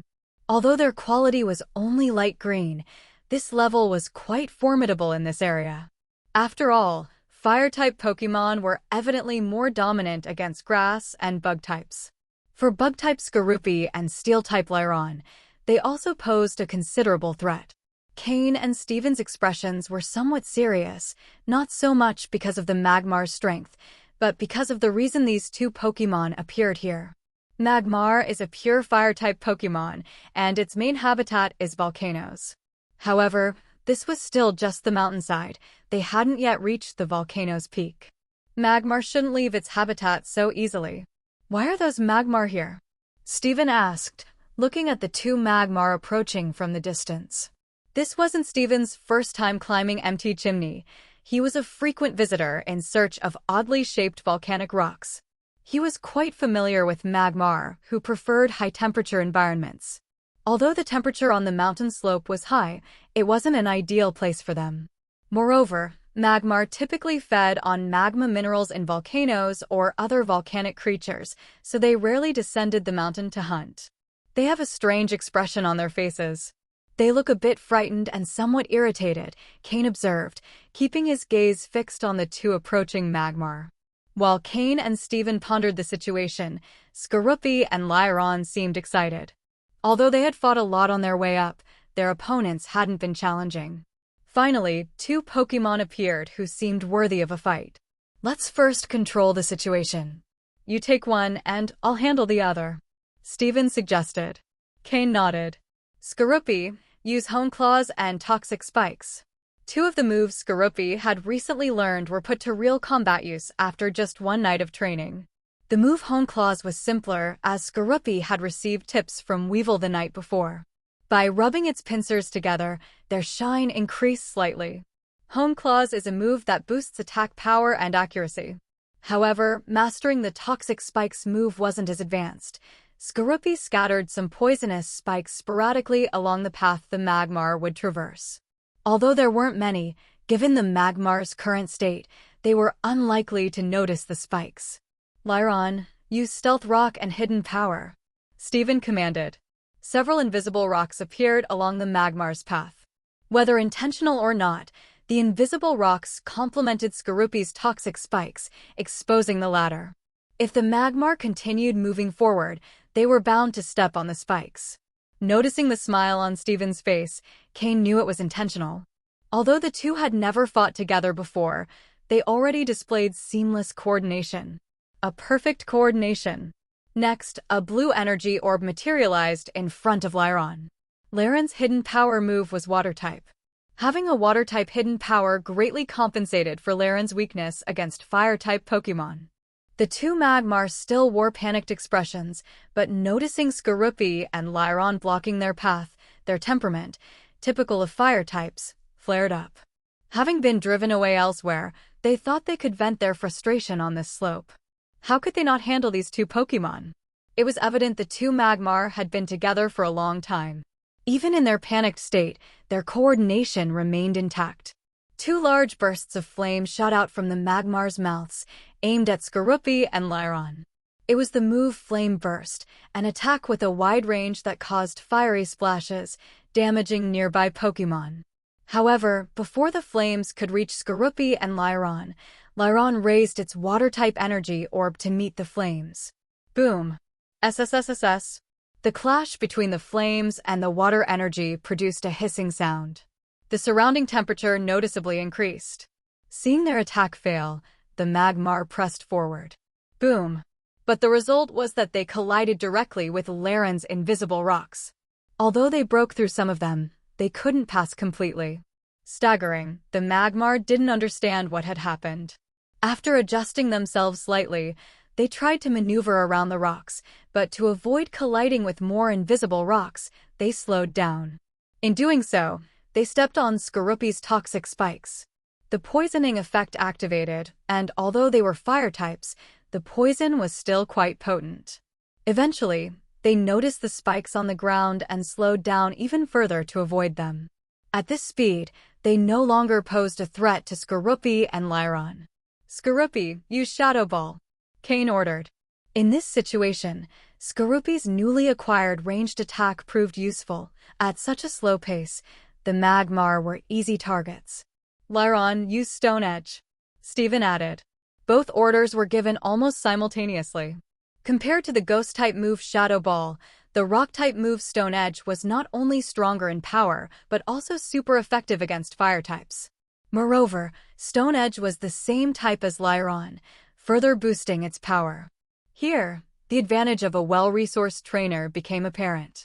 Even if Pokémon had the same level and potential, those who received better resources tended to excel. Steven's Pokémon had better move combinations and selections compared to Cain's. After all, Steven could obtain any TM he wanted, while Cain relied more on luck. Boom! Boom! The Shadow Ball struck one Magmar, and Lyron's Stone Edge hit the other. With the double effectiveness of the Rock-type move, the Magmar attacked by Lyron suffered significant damage. Despite enduring Skorupi and Lyron's attacks, the Magmar barely made it past the invisible rocks and toxic spikes. Cain, be careful. Lyron, use Earthquake, Steven warned. Cain quickly understood. Skorupi, jump and use Venoshock. Skorupi, with its great attack power, wasn't going to fall behind. Additionally, the Magmar were poisoned, doubling the power of the Venoshock move. In terms of data, Venoshock, which normally had a power of 65, doubled to 130. Shockwaves from Lyron's earthquake began forming around it, causing smaller rocks to hover in the air. The strongest shockwave expanded outward from a central point toward the Magmar. Following Cain's instructions, Skorupi jumped quickly over the Magmar to avoid the earthquake. The Magmar weren't so fortunate. With their double weakness to ground-type moves, the multi-target earthquake caused significant damage. Skorupi, upon landing, capitalized on the momentum from the earthquake and charged toward one of the Magmar. Venoshock struck one of them. Skorupi's sharp eyes focused on the Magmar, targeting a weak point in its body. The instability of the Magmar after the earthquake gave Skorupi the perfect opportunity to exploit a weak spot. The sniper ability activated. One of the Magmar lost its ability to fight. Originally, Lyron was about to use another attack on the remaining Magmar. But Skorupi was already unleashed. Excited, it spun and charged at the remaining Magmar. Under the terrified gaze of its opponent, Skorupi's Venoshock hit that Magmar again. Although it didn't strike a weak spot, meaning its sniper ability wasn't activated, the Magmar had already taken damage from the Stone Edge and Earthquake moves, both of which were super effective against Magmar, as well as residual damage from the toxic spikes, leaving it exhausted. The powerful impact of Venoshock completely knocked it out. If Cain hadn't told Skorupi to hold back, those fallen Magmar might have received a finishing blow from Skorupi. If the sniper ability could keep hitting the opponent's weak spots, that ability would be truly terrifying, Steven commented. observing Skorupi's magnificent skills. Cain nodded. With Steven's ability, it was likely he had already noticed Skorupi's sniper ability after so many battles since climbing the mountain. But this was the first time Skorupi had fully showcased its sniper ability. When facing much weaker opponents, the sniper ability's effect wasn't as noticeable. Skorupi returned proudly, like a true victor. Lyron let out a growl.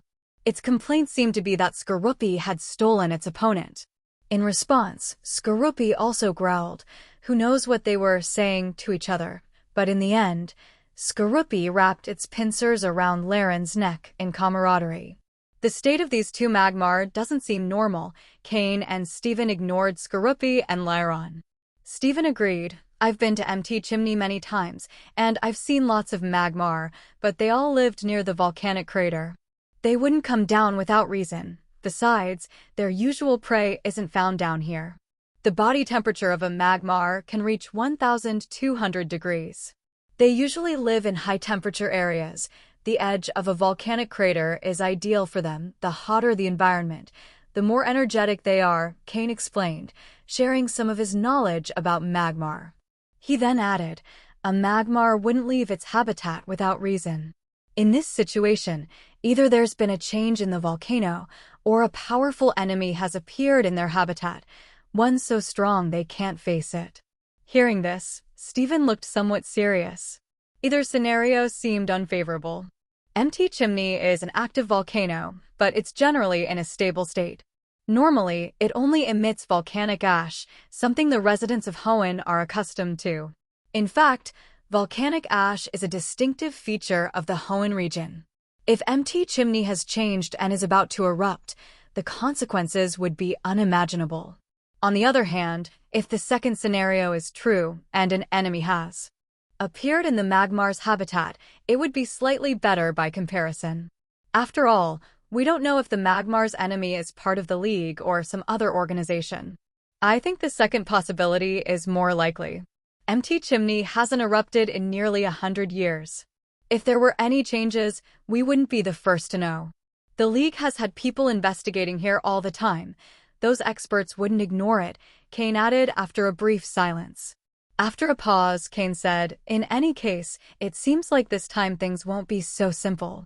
We'd better be careful. Steven nodded with a serious expression.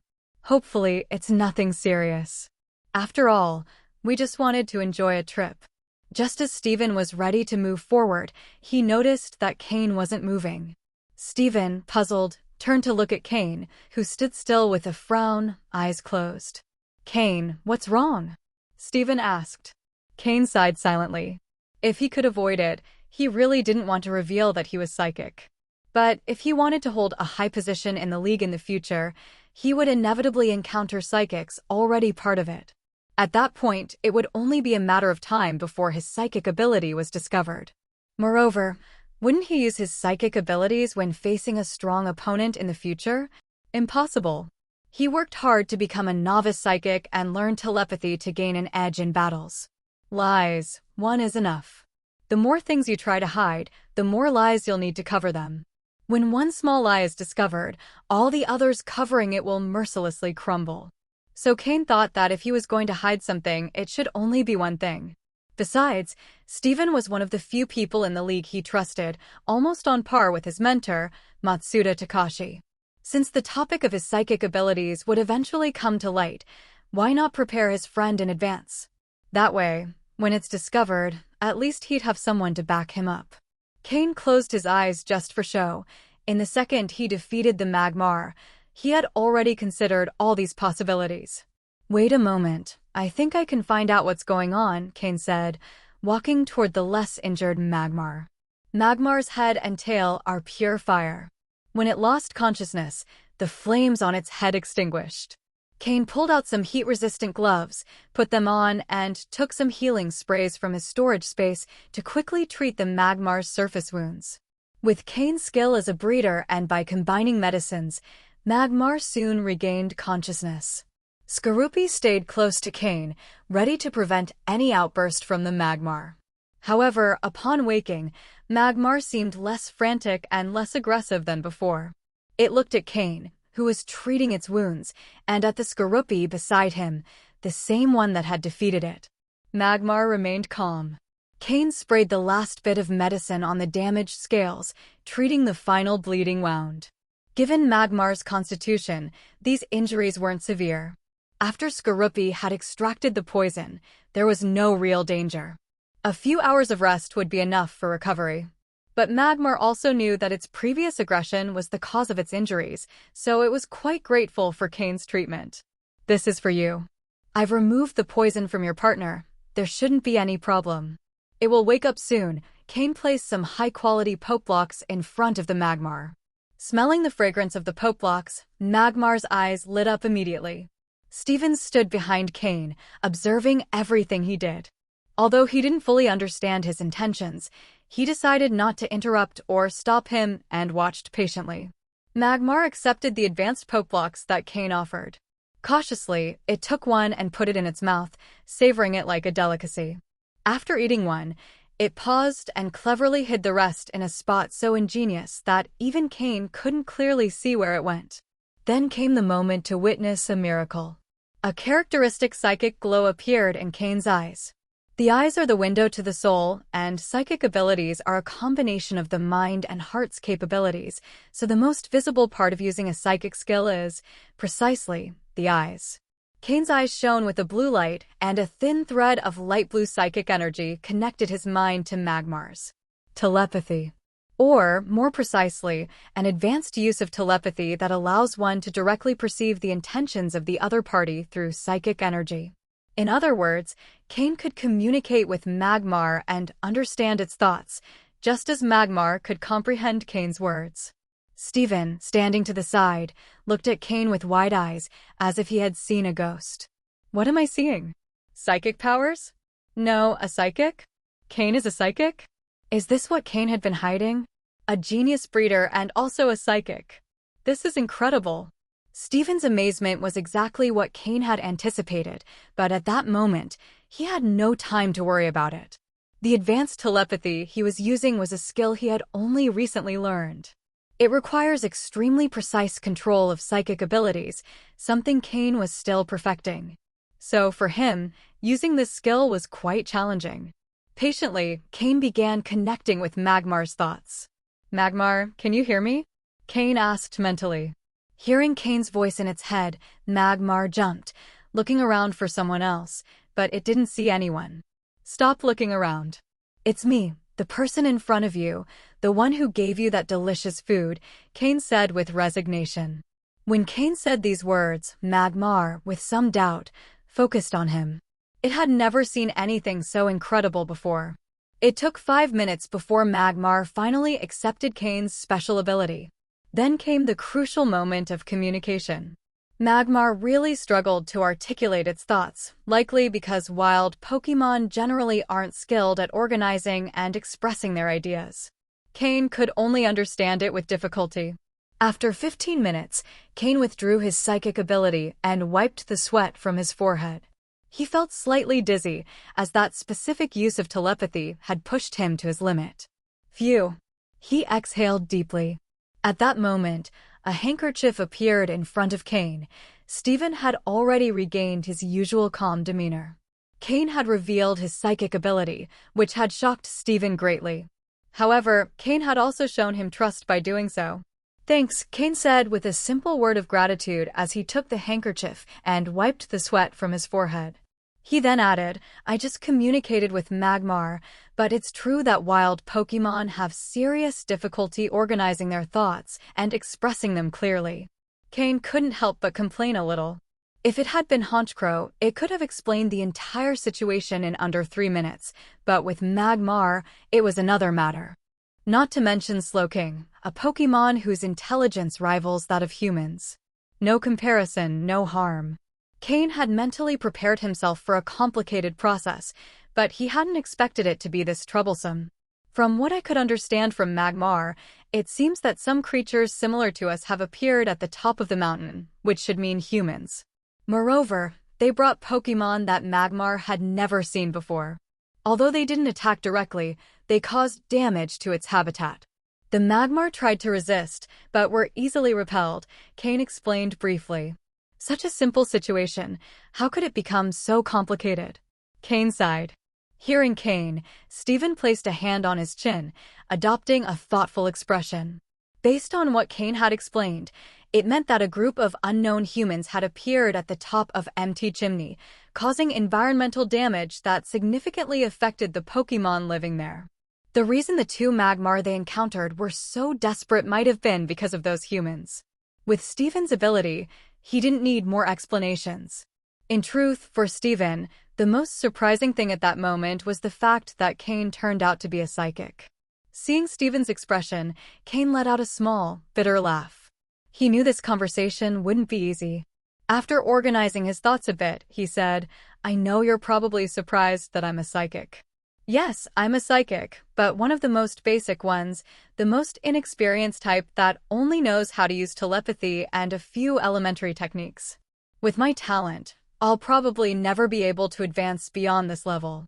Cain's words plunged Stephen into a moment of silence. The atmosphere between them grew a bit tense. Skorupi and Lyron, who were nearby, hugging each other like friends, didn't understand why their trainers were acting so strangely. "This is too much," Stephen exclaimed. Cain felt a small jolt in his heart, and without realizing it, his hand moved toward his belt, where his Pokeballs were. This was a problem he had to face, and Cain was already prepared for the worst. He wasn't yet a match for Stephen, but with Sloking's help and its ability to use teleport, he was confident he could escape. "This is truly too much. Cain, you're a psychic. And I'm only finding out now. It's unacceptable. The last time we battled, you didn't use your psychic power." Stephen displayed his characteristic confident smile. To Stephen, learning that Cain was a psychic only caused surprise and a bit of envy. He had no negative thoughts about Cain for having hidden this information.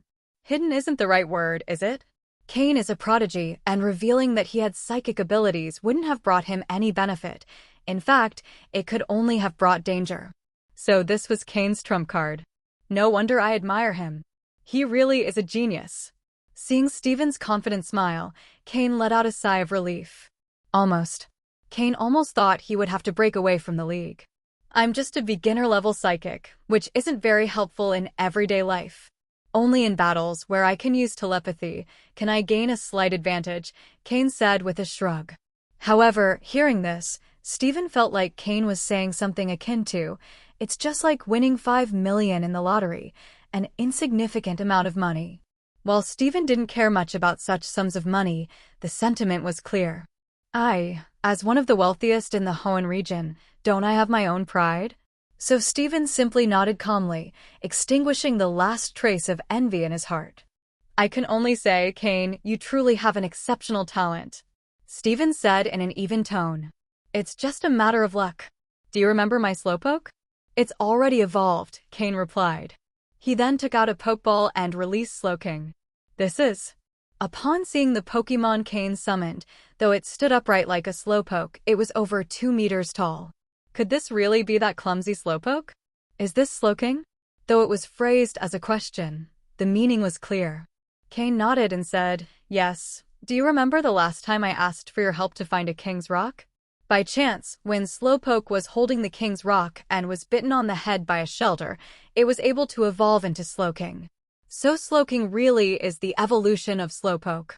The King's Rock. That evolution requirement is truly rigorous." Stephen was already becoming immune to being surprised by Cain's discoveries. After all, if it was related to Cain, it seemed almost normal. The point isn't Slowking's evolution. I've already provided the method of Slowking's evolution to Professor Oak, but it hasn't been made public yet. It needs verification. Cain continued, "During Slowking's evolution, the massive increase in its psychic power caused me to awaken and boosted my psychic ability to the beginner level. But I've tried to improve since then, and it seems the beginner level is my limit." "I understand," Stephen said, nodding while stroking his chin. A brilliant Slowking is indeed a very rare Pokémon, and this one seems to have been perfectly trained, with excellent talent for psychic abilities. "This is too much." Stephen gave Cain a look that signaled he should tone it down. Please, stop showing off. Let me recover. You went out to train and returned as the youngest trainer in history to reach the intermediate level. On top of that, you're the leader of the Guild of Breeders Youth Talent Group, and being the gym leader of Leafy Town seems like just a side gig. Now you're telling me you're also a psychic, even if it's just at the beginner level? That still has a big impact on battles.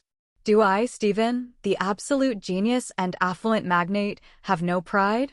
Seeing that Stephen didn't want to continue discussing the topic, Cain didn't push it further. After all, up until now, the fact that he was a psychic was known only to Stephen. He hadn't even told his master, Matsuda Takashi. Perhaps he'd need to hint at it subtly, because if Matsuda Takashi found out his student was a psychic from someone else, that could lead to a good scolding. Both decided not to dwell further on the subject. Cain returned Slowking to its Pokeball and, along with Skorupi, continued climbing toward the mountain's summit with Stephen. There could be unknown dangers at the summit, but neither of them mentioned it. Danger is the true essence of training. The summit of the mountain is home to many Fire-type Pokémon, and although they were only halfway up, many Fire types had been displaced downward due to environmental damage at the peak. And since Skorupi is a Poison and Bug type, and Lyron is a Steel and Rock type, both Pokémon were at a disadvantage against Fire types. However, neither Cain nor Stephen chose to switch Pokémon. There was no need. They hadn't yet reached the point where their Pokémon couldn't prevail. Only when the opponent's type presents a disadvantage can true training occur. Based on the type Lyron gained from the move Hidden Power, it was clear that Stephen had certain means to counter Fire types, which are effective against Steel types. On the other hand, Cain didn't have a direct counter for Fire types, which were strong against Skorupi. But if Fire types couldn't land an attack on Skorupi, what use would that advantage be? A critical hit. That's the proper way for Skorupi to fight. They walked along a mountain path surrounded by dense forests. With their continuous ascent, the temperature, which should have decreased with altitude, didn't. Instead, it gradually rose. And possibly due to the disruption of Fire types, this temperature increase was inconsistent. Many grass and bug-type Pokémon living in the forest, disliking this rising temperature, had no choice but to migrate downward. Since the Pokémon here were relatively high level, their descent would force other Pokémon further down to do the same. This chain reaction would undoubtedly have a significant negative impact on the empty chimney ecosystem. More importantly, common trainers at the mountain's base might not be able to handle these stronger migrating Pokémon. Realizing this, Cain and Stephen quickened their pace. They needed to defeat these Pokémon faster. Skorupi had honed its ability to find enemies' weak points to the extreme.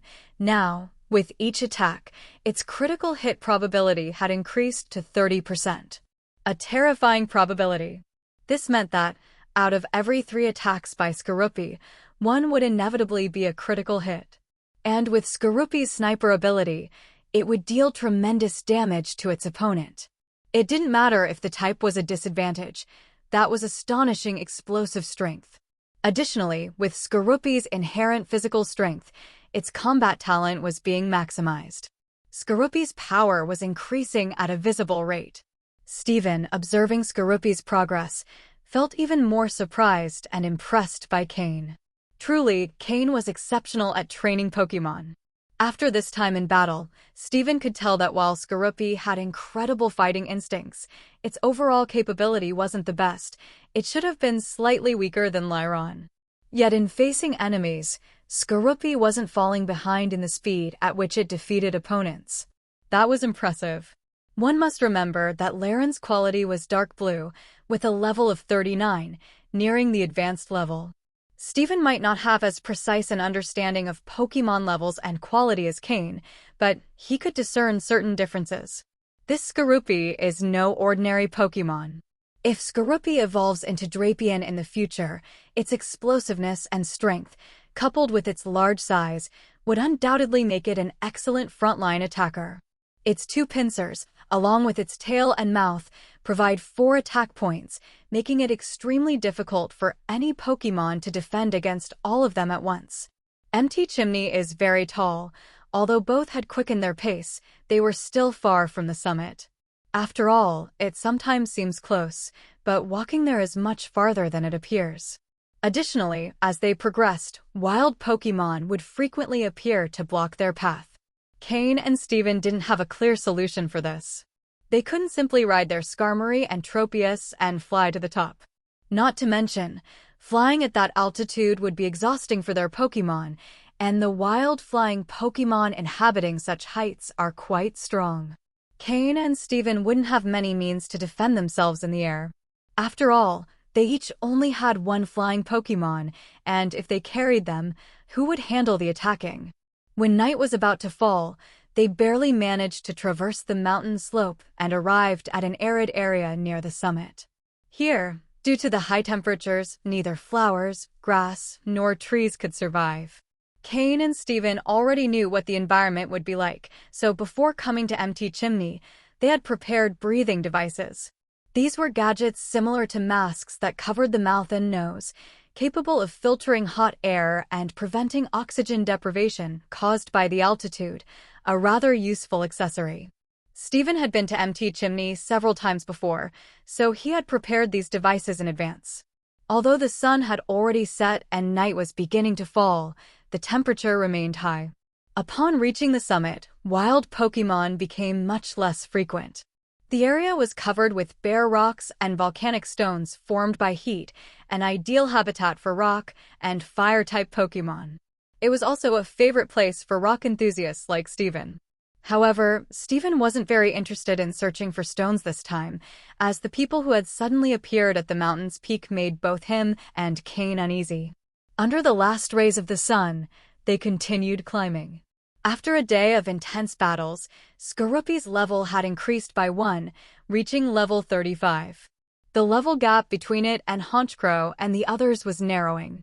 However, after progressing a bit further, they encountered another wild Pokémon blocking their path, one with considerable strength. It was a Torkoal with reddened eyes, staring directly at Cain and Steven, intruders in its territory.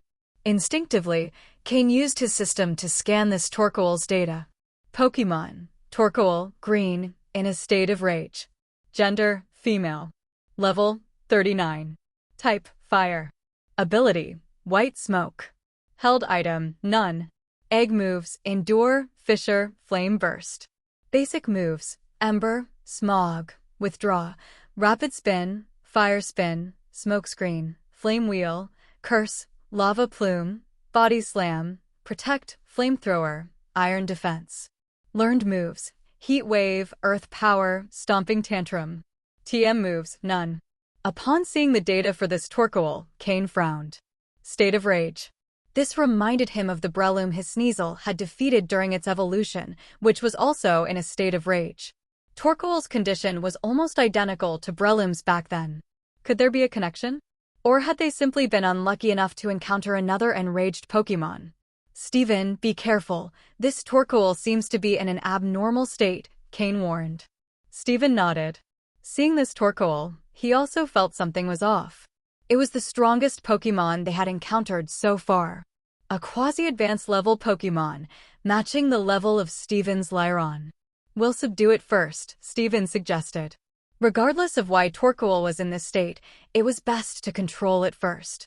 10 minutes later, thanks to the teamwork of Skorupi and Lyron, the Torkoal fell before them. After a day of battles, Skorupi and Lyron had developed some synergy. Both Pokémon could execute simple combinations based on each other's abilities. Thus, their combined combat power was quite remarkable. Of course, the main reason was the synchronization developed between Cain and Steven as trainers, allowing their Pokémon to work together effectively. Watching Skorupi and Lyron behave like good friends, Cain couldn't help but shake his head. Torkoal's condition was similar to Breloom's that day, so Cain treated it lightly and then let it go. In its current mental state, not even telepathy would allow Cain to obtain useful information. However, he had a preliminary suspicion about the people at the mountain's summit. He hoped it wasn't them. Cain thought silently.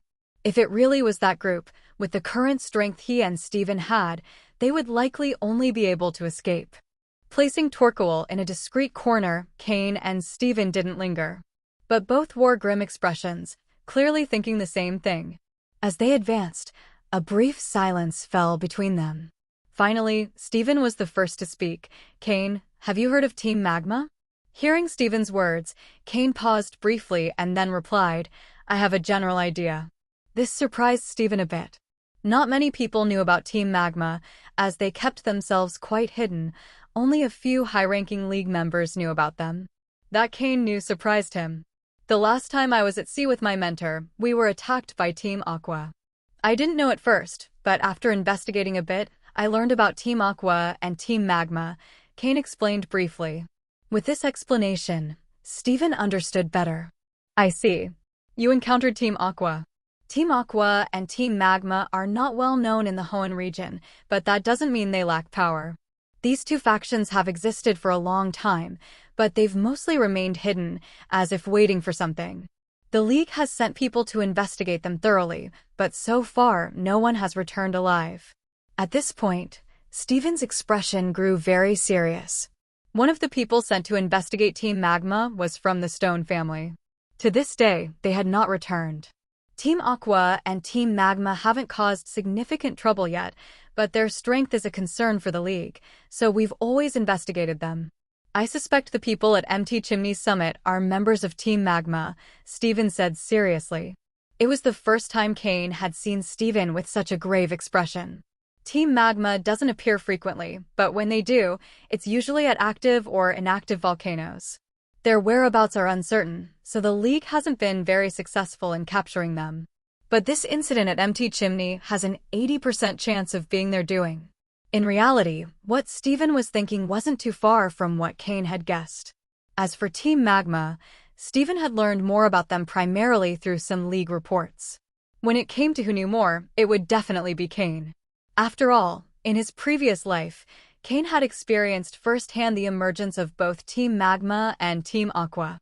As a member of Team Rocket, in order to infiltrate the Hoenn region, he had also made contact with people from Team Magma and Team Aqua. However, at that time, he was more of an enforcer and didn't have the authority to interact with them directly. Knowing that this was likely related to Team Magma, both of them stopped insisting. Cain sent a message to his master, Matsuda Takashi, while Stephen also sent one, though Cain didn't know to whom. However, he suspected it was either to an expert from the Stone family or someone significant within the League. "Cain, be careful," Stephen warned. Cain nodded. Neither of them mentioned the possibility of leaving. Both concealed their presence. After climbing over a pile of large rocks, they finally spotted human silhouettes.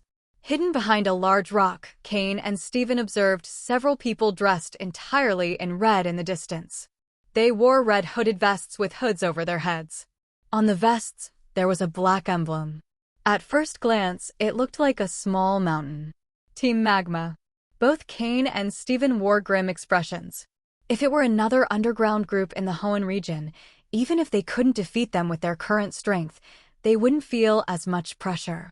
But Team Magma was different. Although they hadn't fully surfaced yet, ever since a member of the Stone family mysteriously disappeared after getting involved with Team Magma, Stephen had thoroughly investigated the organization and had a rough idea of their terrifying strength. Cain, of course, knew even more. In his past life, both Team Magma and Team Aqua were capable of going head-to-head with Team Rocket, so the strength of these teams was undeniable. There were several elite-level trainers within Team Magma. What they didn't know was who was leading the group this time or whether there was an elite-level individual present. Two members of Team Magma were chatting, but due to the distance and the swift airflow around the volcano, Cain and Stephen couldn't hear what they were saying. There was no choice. After a moment's hesitation, Cain moved closer, using the massive rocks along the way to stay hidden. Stephen watched Cain's movements. Although he intended to stop him, he ultimately decided not to say anything. Cain crept closer and, using his psychic ability, could barely hear what the two were saying. The two Team Magma members, a man and a woman, were guarding the entrance. "I wonder how much longer we'll have to stay here. We've been on this mission for days, and there isn't even a place to bathe," the woman complained. "Who knows? This mission is pretty simple. We just have to guard the entrance, and we'll receive big rewards." When we return, we can exchange points for supplies to enhance our skills, the man replied. Guarding is easy, but I'm curious about what they're doing inside. Stop being so curious. This mission is led by Lord Butler. Don't ask questions about things you shouldn't know. Even though his strength is average compared to other superiors, his temper is notoriously bad, the man said nervously. I've heard that. Lord Butler only has this position because he's backed by Lord Tabitha, the woman muttered under her breath. Shut up. How can you say something like that? Do you want to get killed? After that, their conversation shifted to rumors about Team Magma's upper ranks, which Cain wasn't interested in, so he stopped listening. However, he had learned some important details from their conversation. Although he didn't know exactly what Team Magma was doing here, at least Maxie wasn't in charge, which gave Cain some relief. If Maxie were leading, Cain wouldn't even bother looking back before fleeing with Steven. They were on completely different levels. A confrontation with Maxie would be a death sentence. As for Butler, Cain didn't recall him being one of Team Magma's high-ranking members. But the name Tabitha was familiar to Cain. In his previous life, he'd heard of Tabitha as one of Team Magma's important leaders and potentially an elite-level trainer. At that moment, Steven, who had followed Cain's lead, arrived by his side. Cain used telepathy to share all the information he had obtained. What do we do? Retreat or go in for a closer look? Cain asked Steven telepathically. Steven didn't respond immediately, but after some thought, he nodded decisively. The message was clear, let's go in. In truth, Cain had the same intention, but since there were two of them, he preferred to get Steven's agreement. Cain took out a Pokeball again. To avoid detection, both Skorupi and Lyron had already been returned to their Pokeballs. This time, Cain didn't use Skorupi's Pokeball but instead brought out Slowking. Steven also refrained from bringing out Lyron and instead used his strongest Pokémon. This could be life-threatening, so they had to go all out from the start. Slowking and a completely silver-bodied Metong appeared. The moment Steven's Metong appeared, Cain obtained its data. Pokémon: Shiny Metong, purple. Gender: none. Level: 44. Type: Steel/Psychic. Ability: Clear Body. Held item: Metal Coat. Egg moves: none. Basic moves: Confusion, Metal Claw, Takedown, Pursuit, Bullet Punch, Miracle Eye, Scary Face, Agility, Meteor Mash. Learned moves: Gravity, Thunder Punch, Ice Punch, Zen Headbutt, Magnet Rise, Icy Wind. TM moves: Protect, Psyshock, Hidden Power, Flying, Hyper Beam, Earthquake, Psychic, Shadow Ball, Brick Break, Rock Slide, Substitute, Flash Cannon, Grass Knot. Damn. That was Cain's first reaction upon seeing that Metong. Was this the Metong Steven had been hiding? His strongest Metong? The last time Cain saw a Metong from Steven, it was at a lower level and of lesser quality. This one was far superior. This Metong had already reached level 44 and was on the verge of evolving into Metagross at level 45. But because Steven lacked a second Metong, he had concentrated his training on this higher quality one. A pseudo-legendary. Only after completing its final evolution could a pseudo-legendary Pokémon display its full potential. This shiny Metong was incredibly strong but wasn't yet at its peak. Once it evolves into Metagross, its strength will skyrocket. Steven will reach the level of an elite trainer in no time. Cain also needed to accelerate his own growth. Steven's Metong truly reflected his status. This also highlighted the disparity among people in the Pokémon world. For ordinary citizens, becoming trainers meant giving their all to obtain even the most common Pokémon. But for someone like Steven, born into a noble family, from the day he was born, he already had a considerable advantage. This is the norm in this world and the main reason Cain didn't resist joining Team Rocket. The issue wasn't with people like Steven but with the world system. Slowking and Metong, two Psychic-type Pokémon, combined their strengths in a way that 1 + 1 wasn't 2, but far more. The two exchanged glances, and their newly formed cooperation that day allowed them to make the right decisions in this situation. Slowking, take Metong and teleport next to those two people. Use your psychic powers to control them and ensure they make no noise, Cain ordered telepathically. Steven didn't give any orders to Metang, but it understood his intent. Sloking's psychic powers activated, and along with Metang, they disappeared from the spot. The strength these two powerful psychic Pokémon could deploy was terrifying. In the blink of an eye, Slowking and Metang teleported next to the two Team Magma members and subdued them with their psychic abilities. Even though the nearby Mitina were dark types, they couldn't put up much resistance against Slowking and Metang, who possessed the Miracle Eye move. Although the two Team Magma members weren't weak, they were clearly at a disadvantage against Cain and Steven. Especially considering that Slowking and Metang were their strongest cards. If not for the risk of making too much noise, they wouldn't have had to go to such lengths. Cain threw another Pokeball, summoning Skorupi. Skorupi, with its multiple legs and joints, showcased its advantage in the volcanic terrain, quickly approaching the two controlled Mitina. Using the poison jab move twice was enough to knock them unconscious. Once everything was over, Cain and Steven slowly emerged from behind the rocks. Under the astonished gazes of the two Team Magma members, Cain ordered Slowking to render them unconscious. Since Steven was there, Cain couldn't eliminate them directly, which annoyed and frustrated him. The League's indecisiveness in dealing with enemies and their lack of firmness in actions were what led to repeated provocations. If everyone were as resolute as some inspectors, killing to stop violence, Cain believed the League wouldn't be in such a passive position now. Underground groups were on the rise, all because of the League's unnecessary compassion. After knocking them out and tying them up with ropes, Cain and Steven took the Team Magma jackets the two were wearing. They put them on and, surprisingly, felt a cool sensation despite the hot environment. Obviously, these jackets were specifically designed to withstand high temperatures. With their red hoods on, they now looked like Team Magma members. This was the solution Cain and Steven devised after discussing it. Entering without a disguise would have been much riskier. At least this way, they could avoid detection in basic checks. They woke the two Team Magma members by splashing water on them. When the two realized the people in front of them were wearing their jackets, their faces immediately turned pale.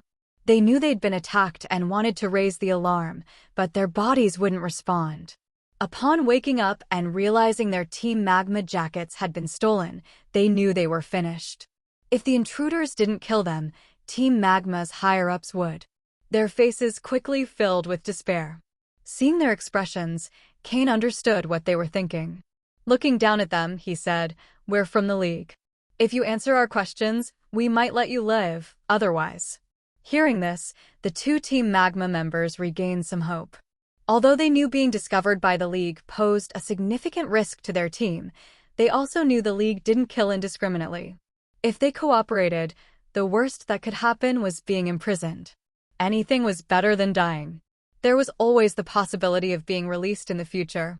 The male member nodded frantically while Slowking kept their mouths sealed with its psychic powers, preventing them from speaking.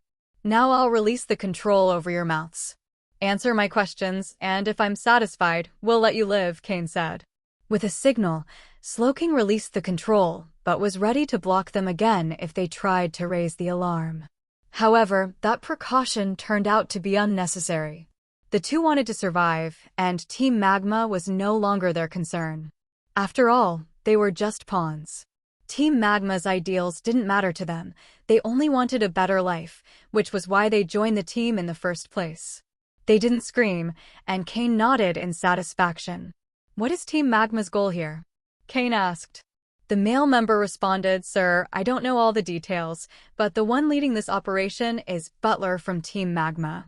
He usually works for Mr. Tabitha, but I don't know if this mission was initiated by him or ordered by Mr. Tabitha.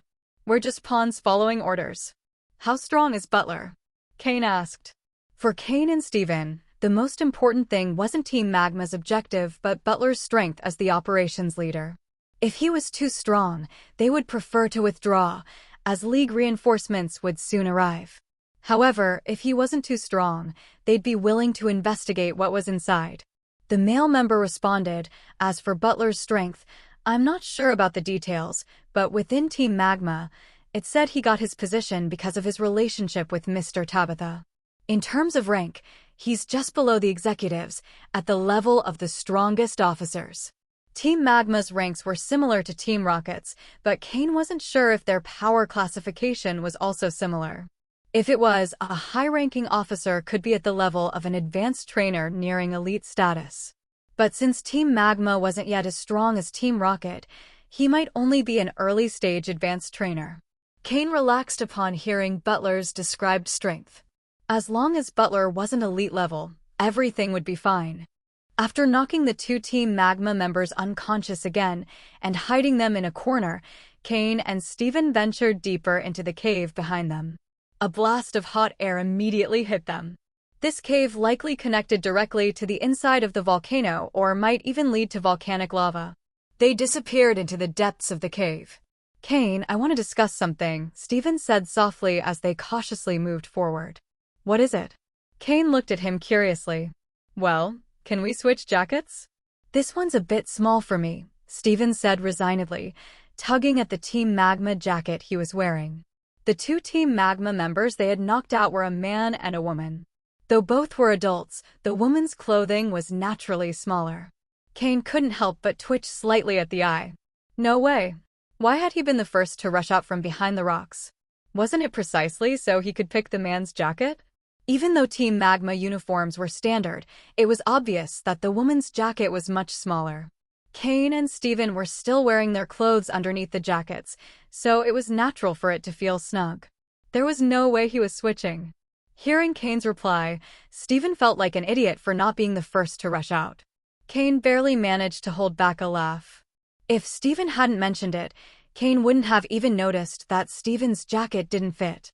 But none of that mattered now. The important thing was figuring out what Team Magma was planning inside Empty Chimney.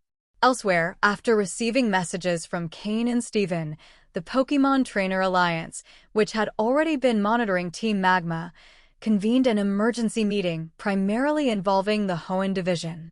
Cain and Steven, being prominent figures in the Alliance, had managed to put the higher-ups in a tricky position. "Why are we still debating? Just send reinforcements already," exclaimed someone at the far end of a long meeting table. The Alliance had detected Team Magma's activities some time ago, but since their objective was still unclear, they hadn't wanted to act rashly. Now, with Cain and Steven involved, perhaps they could uncover one of Team Magma's objectives. "And tell those two boys to return immediately." "What are they doing getting mixed up in the Empty Chimney mess?" said another elder with white hair. Sitting at the head of the table, Hoenn Division President Juan rubbed his temples. He was responsible for hosting Alliance meetings in Hoenn, but every time he convened one, it ended in a headache. The attendees weren't nobodies, but chaos always ensued. Clap, clap, clap. Juan clapped to get their attention. "Enough. Let's focus on what's important. Although those two boys haven't responded to our recent messages, the last report we received indicates that the leader of this Team Magma operation is Butler, a subordinate with no elite-level power, posing no high-ranking threat. There's no need for concern." Hearing there was no elite-level enemy, those present breathed a sigh of relief. Cain, a significant member of the Breeders' Guild, was also the gym leader of Leafy Town. Cain played a crucial role in Hoenn's integration into the Alliance, making his safety paramount, especially in the region. As for Steven, his importance went without saying. Seated to Juan's left was the representative of the powerful Stone family, one of Hoenn's most influential families. Since there was no high-ranking enemy, the elders no longer seemed as anxious. Those two boys should be able to escape without much trouble. Still, even if there isn't a high-level threat, it's important to uncover Team Magma's plans. It would be wise to send someone to investigate. "Who volunteers?" Juan asked. As soon as he said this, the room fell into complete silence. They had rushed to the meeting upon hearing about Team Magma's appearance and the involvement of two young talents. But learning there was no high-level threat had dampened their enthusiasm. Juan rubbed his temples again. "These people. I'll go." A young man, who had been leaning against the wall with his eyes closed, broke the silence. With fiery red hair and an elegant cape, it was none other than Lance, the Dragon Master. No one had expected that he hadn't yet returned to Kanto. "Lance, good. If you're going, I can rest easy. Even if there were a high-level enemy, you'd be able to protect those two boys, Juan said, visibly more relaxed. Lance nodded respectfully, then left the room without another word. After his departure, the room was abuzz with conversation. Is that young man Lance, the prodigy from Kanto? They say the Kanto headquarters has big plans for him. He's from the Dragon Clan and incredibly talented. No wonder Kanto wants to groom him. While the others discussed Lance, Juan fell into deep thought. Lance had already reached high-ranking power, and given his skills, it was only a matter of time before he ascended even further. Juan couldn't help but feel envious of Kanto's talent pool. Perhaps Hoenn needed a representative like that as well. Stephen. Cain. There were many potential candidates in the Hoenn region. Seated beside Juan, the Stone family representative remained silent, also deep in thought, watching the direction Lance had exited. Meanwhile, Cain and Stephen had been moving through the cave for half an hour. The temperature kept rising, but they hadn't encountered anyone yet. With Slowking and Metagross's psychic abilities, any human or Pokémon entering their range would be immediately detected. However, so far, they hadn't even found a wild Pokémon. It was evident that Team Magma had cleared the area before their arrival. Occasionally, they came across the corpses of wild Pokémon on the ground.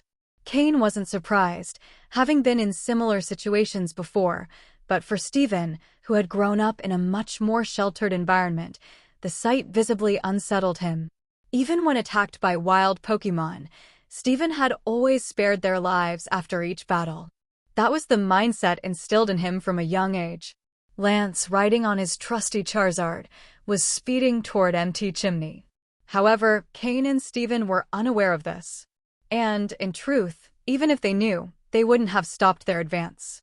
The corpses of some wild Pokémon they encountered along the way had completely enraged Stephen, who was usually a very calm person.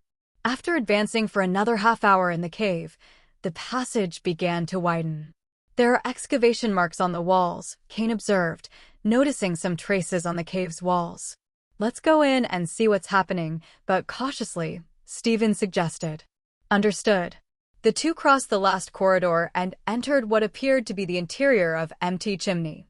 The surroundings were covered with reddish rocks, and the uniforms of Team Magma blended surprisingly well with the environment. Initially worried about being discovered, Cain and Stephen found no one once inside. It was as if Team Magma wasn't there. However, the fresh excavation marks in the cave clearly indicated that someone had been there. After circling a pit from which hot lava flowed slowly and advancing a bit further, they finally spotted some members of Team Magma. Cautiously, Cain instructed Slowking and Metting to hide.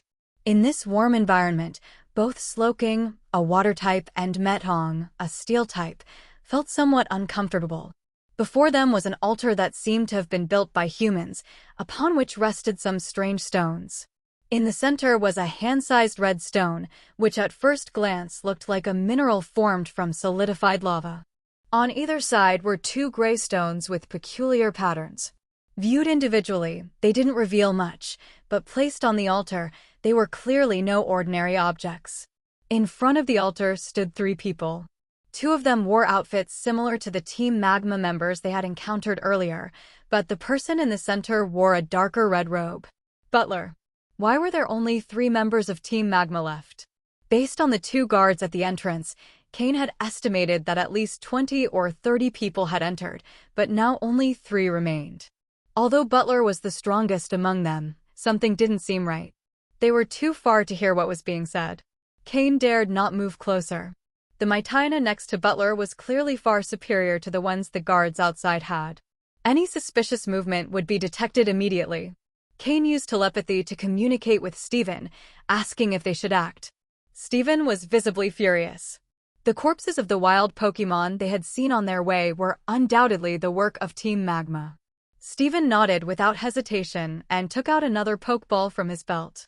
Sometimes, it's not about having many Pokémon in a battle, but about properly managing the ones you have. Taking out another Pokeball signaled that Stephen was ready to fight seriously. Cain, understanding the gesture, also retrieved the Pokeball containing Skorupi. He had brought Slowking and Skorupi on this mission, along with Haunter, who remained hidden in the shadows. Initially, he hadn't expected to encounter significant trouble and had planned to train Aaron and his other Pokémon, but meeting Team Magma had changed the situation. However, with Slowking handling its water-type moves well, Cain felt they were adequately prepared. Follow my lead. If anything goes wrong, use your Pokémon to reach me. Slowking can use teleport to get us out of here instantly, Cain telepathically instructed Steven. Steven nodded, confirming he understood. Cain also issued telepathic orders to Slowking to use some support moves. Simultaneously, Steven instructed Metong to do the same, preparing for the upcoming battle. It would be a tough fight, and they needed to maximize their defenses. When we start, focus on distracting Butler. I'll handle the other two. Although we don't know why there are only two left, this is an opportunity for us. If we can't contain Butler, we retreat immediately, Cain concluded, giving final instructions before initiating action. Clearly, Butler was the primary threat, but the other two couldn't be underestimated. Cain would face both, a challenging task, but necessary to avoid a 3-on-2 disadvantage. Taking a deep breath, Cain steadied himself mentally. Slowking, use teleport to appear behind them. Upon hearing the command, Slowking's psychic power surged. Metong, also a psychic type, expanded its own power to help Slowking precisely locate the teleportation coordinates. Growling. Just as Slowking activated teleport, Butler's Mytiana sprang to its feet, letting out a fierce growl. As a dark-type Pokémon, it was highly sensitive to and deeply hated psychic waves. After all, Slowking had planned to appear right beside it. Butler's expression changed immediately as he quickly drew a Pokeball from his belt, throwing it in front of him. A Camerupt appeared before them. However, the other two Team Magma members didn't react as swiftly as Butler, clearly demonstrating the disparity in their combat levels. Arriving via teleport, Cain and Steven also released their Pokémon. Cain sent out Skorupi, while Steven revealed a second Metong. To Metong. Steven at his strongest. He was serious. The second Metong was the same one Cain had seen when they first met, but now it had also reached the advanced level, and, surprisingly, its potential had improved. Cain couldn't believe it. How many resources would it take to raise a blue-tier Pokémon to light purple? It required far more effort than buying a light purple-tier Pokémon outright. And this was a Metong, a pseudo-legendary Pokémon, making the process even more difficult. Pokémon. Shiny Metong, light purple. Gender. Genderless. Level. 44. Type. Steel plus Psychic. Ability. Clear Body. Held item. Aka Berry. Egg moves. None. Basic moves. Confusion. Metal Claw. Takedown. Pursuit. Bullet Punch. Miracle Eye. Scary Face. Agility. Meteor Mash. Learned moves. Gravity. Thunder Punch. Ice Punch. Zen Headbutt. Magnet Rise. Signal Beam. Ally Switch. TM moves. Protect. Psyshock. Hidden Power. Rock. Hyper Beam. Earthquake. Psychic. Shadow Ball. Brick Break. Rock Slide. Substitute. Flash Cannon. Grass Knot. Was this the potential of Steven, Hoenn's talented trainer with such a powerful background and the future Steel-type champion? Cain now had to rethink what he knew about these prodigies.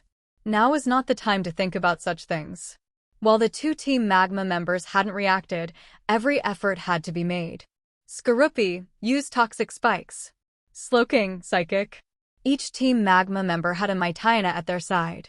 Skorupi couldn't directly attack the trainers, but Slowking's sudden burst of energy certainly could. After a day of training, Skorupi could now use the move Toxic Spikes much more smoothly, unlike the clumsiness it displayed during its first attempt earlier today. The ground became densely covered with poisonous spikes, surrounding the two Team Magma members and their Mytiana. Meanwhile, Slowking, fully amplifying its power, used Psychic, not targeting the Mytiana standing at the enemy's feet, but one of the Team Magma members directly. A human body couldn't withstand the power of Slowking's psychic attack in its current state. The Team Magma member hit by the attack began bleeding from all facial orifices and slowly collapsed to the ground. The Mytiana at his side was left stunned, unsure of what to do. At that moment, The other Team Magma member finally reacted. He released 2 Pokeballs, summoning a Camerupt and another Mightyena. However, due to the poisonous spike Skorupi had spread on the ground, both Camerupt and the new Mightyena were poisoned the moment they appeared. Everything was going far more smoothly than expected. Knocking someone out immediately had been unforeseen. The Mightyena of the unconscious enemy was no longer a threat. As for the 3 remaining Pokémon of the other member, Cain had already gathered information about them via his system. 2 Mightyena with light green quality at level 34, and a Camerupt with green quality at level 38, slightly stronger. Skorupi, use agility to close in and then Venoshock. But finish off the poisoned Mightyena first. Slowking, use Psychic Water Gun to block Camerupt. Being fire and ground type, Camerupt was 4 times weak to Slowking's water type moves. Using its psychic powers to boost its attack, Slowking's Psychic Water Gun struck the slow-moving Camerupt, causing it to hiss in pain. If not for the hot environment weakening Slowking's water type moves, that first strike might have defeated Camerupt outright. Skorupi quickly advanced and blocked the 2 Mightyena.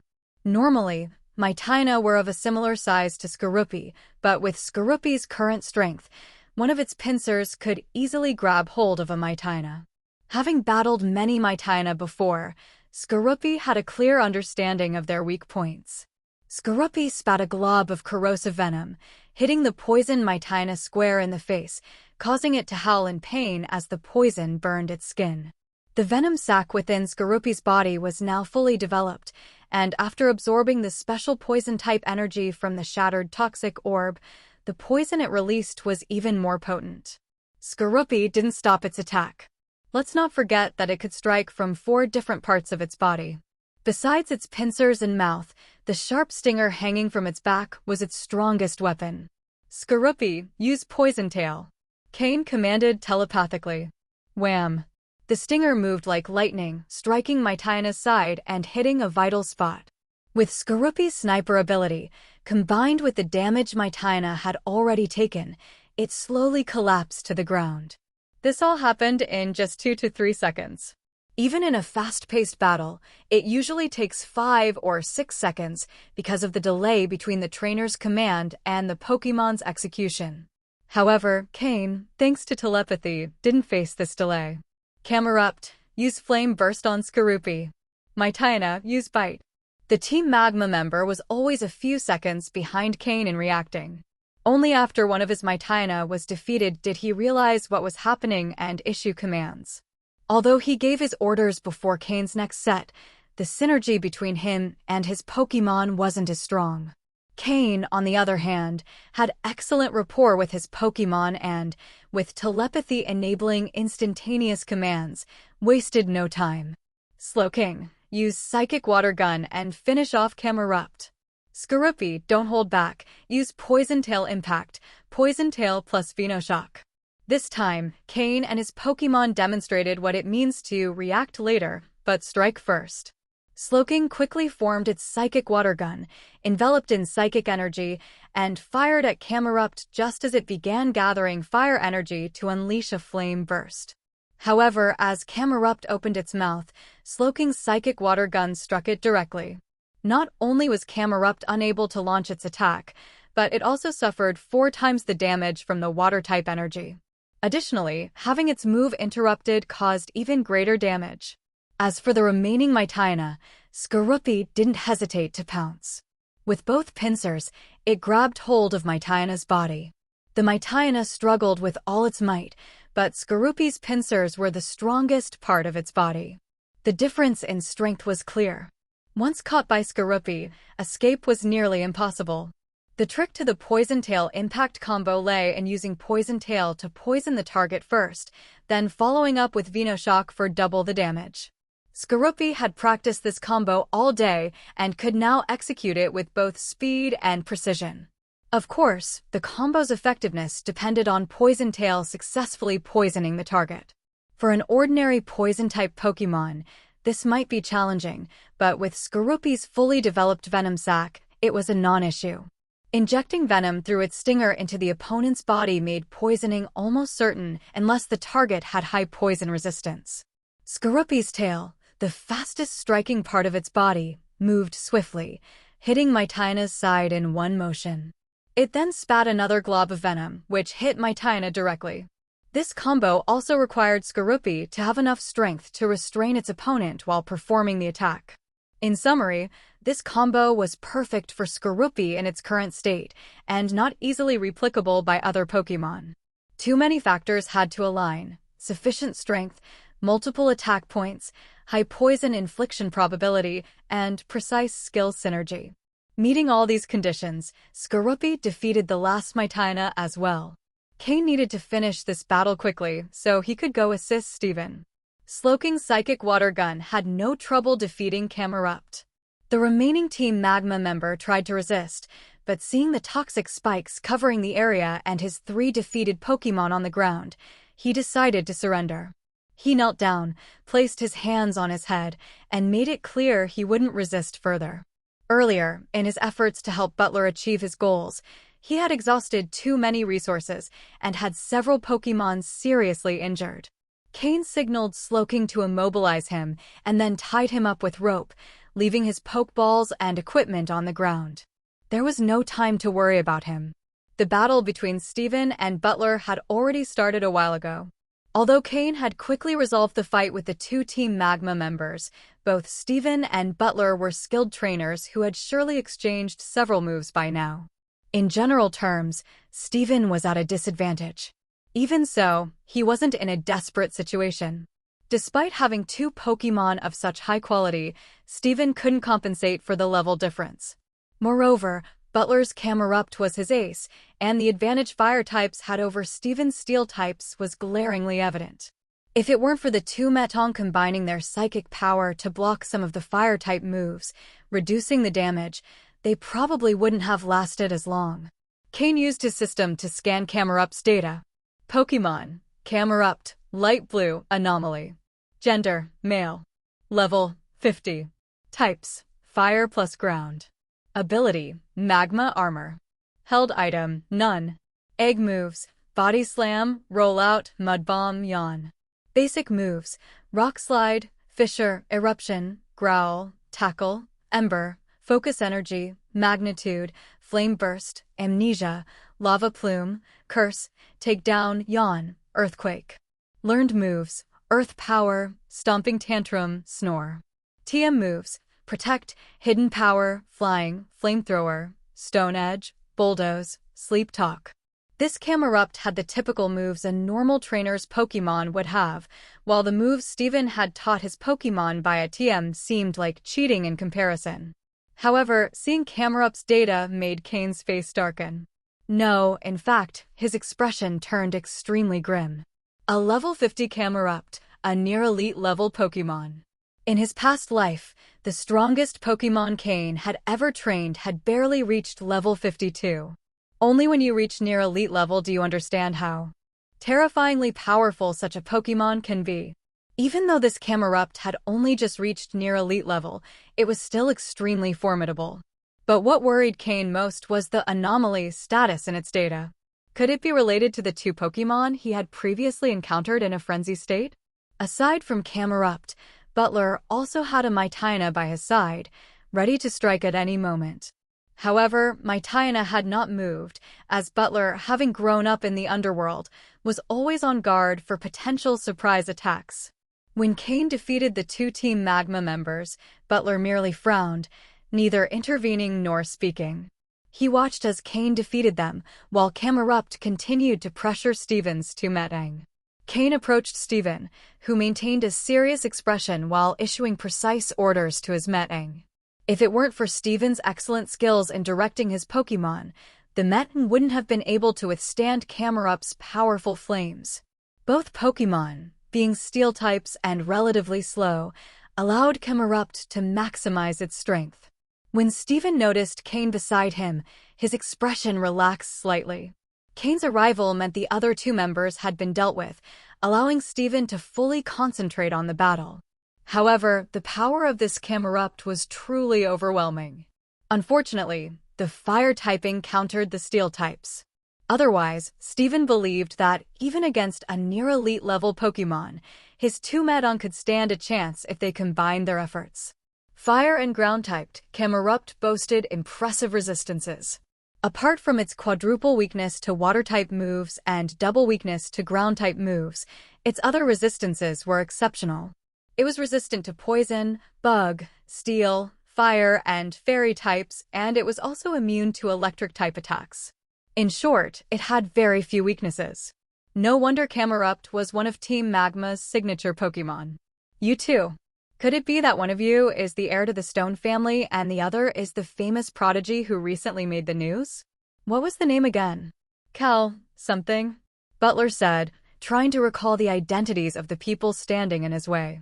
Recognizing Steven was easy, with his two shiny Metong, but it took him a little longer to identify Cain, who had made a name for himself in Kanto and appeared on the news. After a moment, Butler finally remembered Cain's identity. Both Cain and Steven were momentarily taken aback. They hadn't expected anyone from Team Magma to recognize them, especially Cain. Recognizing Steven made sense, but identifying Cain was much harder. Ha ha, what a surprise to run into two young talents of the league here. It's my lucky day. My Camerupt just reached near elite level, and here are two geniuses to celebrate with me. This is a sign that my rise to power within Team Magma is near. Ha ha. Butler burst into arrogant laughter. Cain frowned. Butler's words contained a lot of information. Camerupt's power had just increased, reaching near elite level. And it seemed this ascent wasn't natural. He had used some kind of object to gain that power. The anomaly detected by the system was likely related to this sudden enhancement. Moreover, Butler clearly harbored great ambitions. He was determined to take control of Team Magma. Did he think Maxie was just a figurehead? At that moment, Cain saw it clearly. Butler was a trainer whose power exceeded his ability to control it. Those who gain power in such a way tend to lose themselves. Cain had seen many such people before. This phenomenon was caused by the distorted class system in the Pokémon World. Another one blinded by power. Let's go, Steven, Cain said indifferently. At first, he had felt a bit of pressure, but after understanding the kind of person Butler was, that feeling vanished. Now, he doubted Butler could effectively command his Pokémon. Yes, together. Steven responded confidently. As clever as he was, Steven also understood the type of opponent they were facing. Since he couldn't kill them, Cain merely knocked the two Team Magma members unconscious and tied them up. With the physical constitution of humans in this world, the two didn't take long to wake up. They glanced at Cain and Steven, who were preparing to fight Butler, and showed no signs of nervousness. The fact that Cain hadn't killed them was a typical weakness of League members. As long as Butler managed to defeat these two, they would regain their freedom. It's worth noting that while many had come, only the two of them remained alive. They were Butler's closest confidants. They knew Butler's power better than anyone else. Thanks to the support of Tabitha, one of Team Magma's admins, Butler had quickly risen from a low-ranking member to an officer. To advance rapidly to the quasi-elite level and match his current position, Butler had organized this mission. This operation was entirely Butler's plan, with little connection to Team Magma's higher-ups. Of course, Tabitha had turned a blind eye, which was crucial. After all, if Butler succeeded in becoming quasi-elite, he would still be under Tabitha's control. His power increase also benefited his superior, but if Butler failed to level up, it wouldn't be a significant loss for Tabitha. Having one more or fewer follower made little difference to Tabitha. This was the dilemma Butler faced. He desperately wanted to reach the quasi-elite level and become a key piece on the chessboard. For Butler, this operation had been a complete success. While most Team Magma members had fallen, sacrificing a few insignificant pawns in exchange for reaching the quasi-elite level was an easy choice. Finally, using a special item, Butler had managed to bring his Camerupt to the quasi-elite level. Although only Camerupt had crossed that threshold, taking that first step was the hardest. It could be said that Butler did not yet fully possess the level of a quasi-elite trainer, but he had one foot in the door. If he could further improve Camerupt or have another Pokémon reach that level, He would be a legitimate quasi-elite trainer. People only care about results. The details of the process often go unnoticed. After Camerupt gained this power, Butler began to show more ambition. He didn't just aspire to become an admin like Tabitha, now he had his sights set on controlling Team Magma. This was the side effect of sudden power. However, a quasi-elite level Pokémon was still formidable, far surpassing an advanced level Pokémon. The two Team Magma members had full confidence in Butler. They were certain that Butler would win. They were convinced that the two who had tied them up, despite being strong, wouldn't stand a chance against Butler. Moreover, this place was an ideal battlefield for Fire-type Pokémon. The fiery energy in the air allowed Camerupt to launch continuous attacks. If Butler won, their status would also rise. The future looked bright for the two. They weren't worried in the slightest about being tied up on the ground. 2 shiny Metong, plus a rare shiny Slowking? Are these the gifts you brought me? If I keep these Pokémon and lie low for a while, Team Magma will be mine. Ha ha, Butler laughed wildly. His suppressed ambition had finally come to light. He didn't care who these two opponents were. Just for their Pokémon, it was worth the risk. These Pokémon represented not only the present but also his limitless future. Though Camerupt was strong, its species limitations were evident. Its potential paled compared to the 2 shiny Metong and the shiny Slowking. As for Skorupi, Butler hadn't even considered it. It was just a bug, easily defeated by his Fire-type Pokémon. Meanwhile, Steven took advantage of the brief pause to take out some Poke Blocks specially designed by Cain and fed them to his 2 Metong, helping them recover some energy. The hot environment was not ideal for steel types like Metang. At that moment, Cain had an idea. Using telepathy, Cain communicated with Slowking and Steven's 2 Metang. The 3 Psychic-type Pokémon helped Cain build a mental channel. Though telepathy didn't consume much energy, Cain was a novice psychic and could only maintain it for about half an hour. But with 3 psychic types, it wasn't an issue. This time, telepathy was different. It wasn't just for communicating with the Pokémon, it also connected Steven to the channel. A group chat. Steven was momentarily surprised, but quickly understood. It was his first time trying such a strategy, and he found it quite innovative. He didn't need to give orders to his Metang or talk to Cain out loud. They could say everything mentally. Skorupi, use toxic spikes.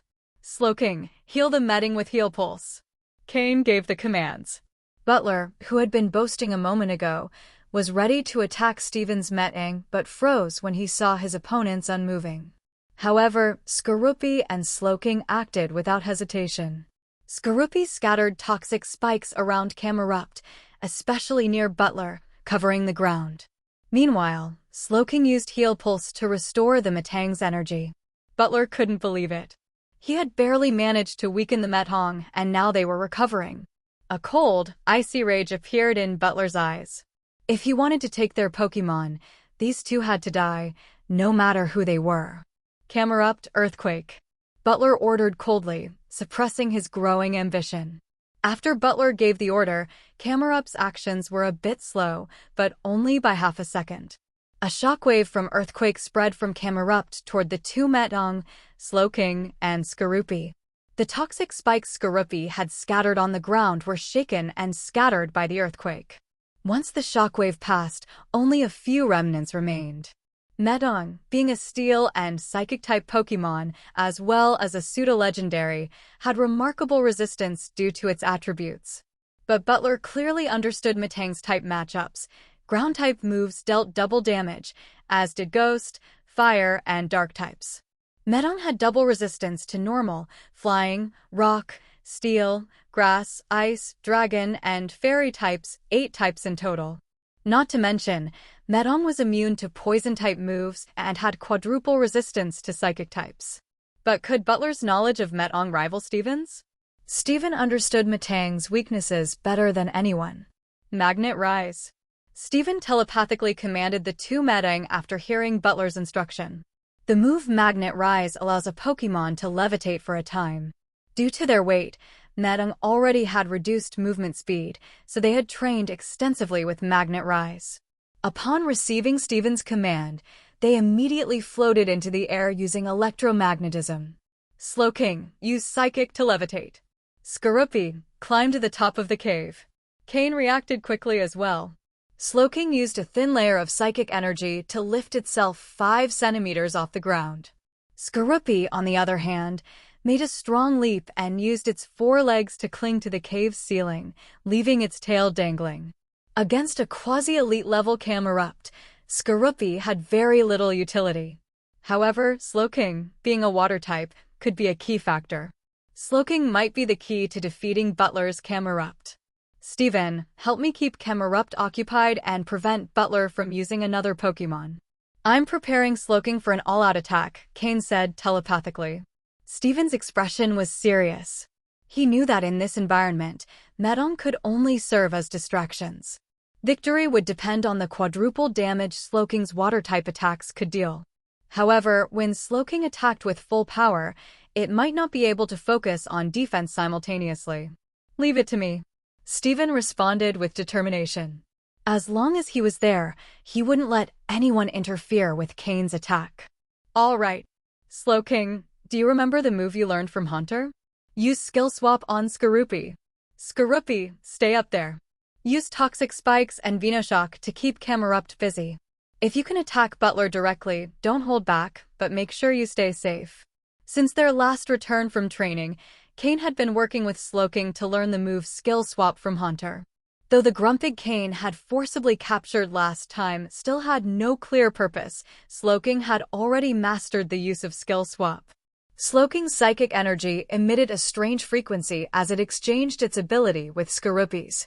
Now, Slowking's ability was Sniper. Slowking, go all out.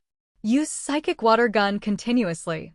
Seeing Camerupt fail its attack, Butler remained unfazed. If it were that easy to hit them, they wouldn't be league prodigies. Camerupt, use Amnesia and then launch Flame Burst at Metong. But what Butler didn't know was that Cain and Steven issued their commands much faster than him. A series of water guns shot from Slowking's mouth, wrapped in psychic energy.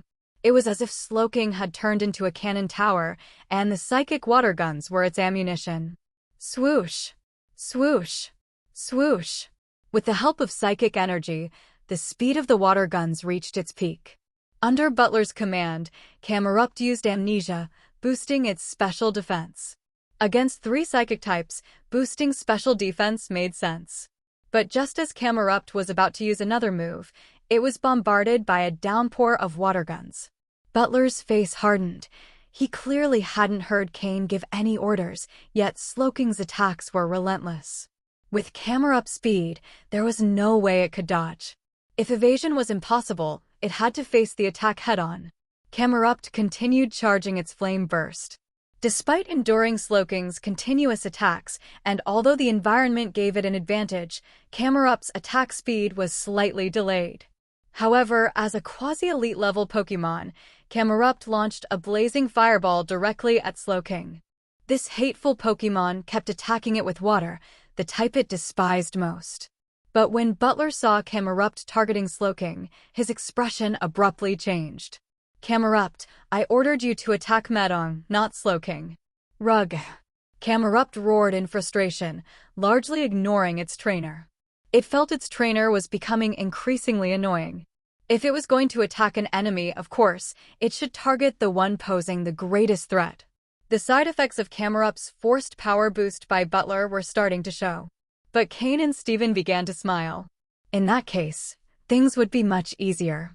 Slowking, use Psychic Water Gun to block that attack, then keep attacking.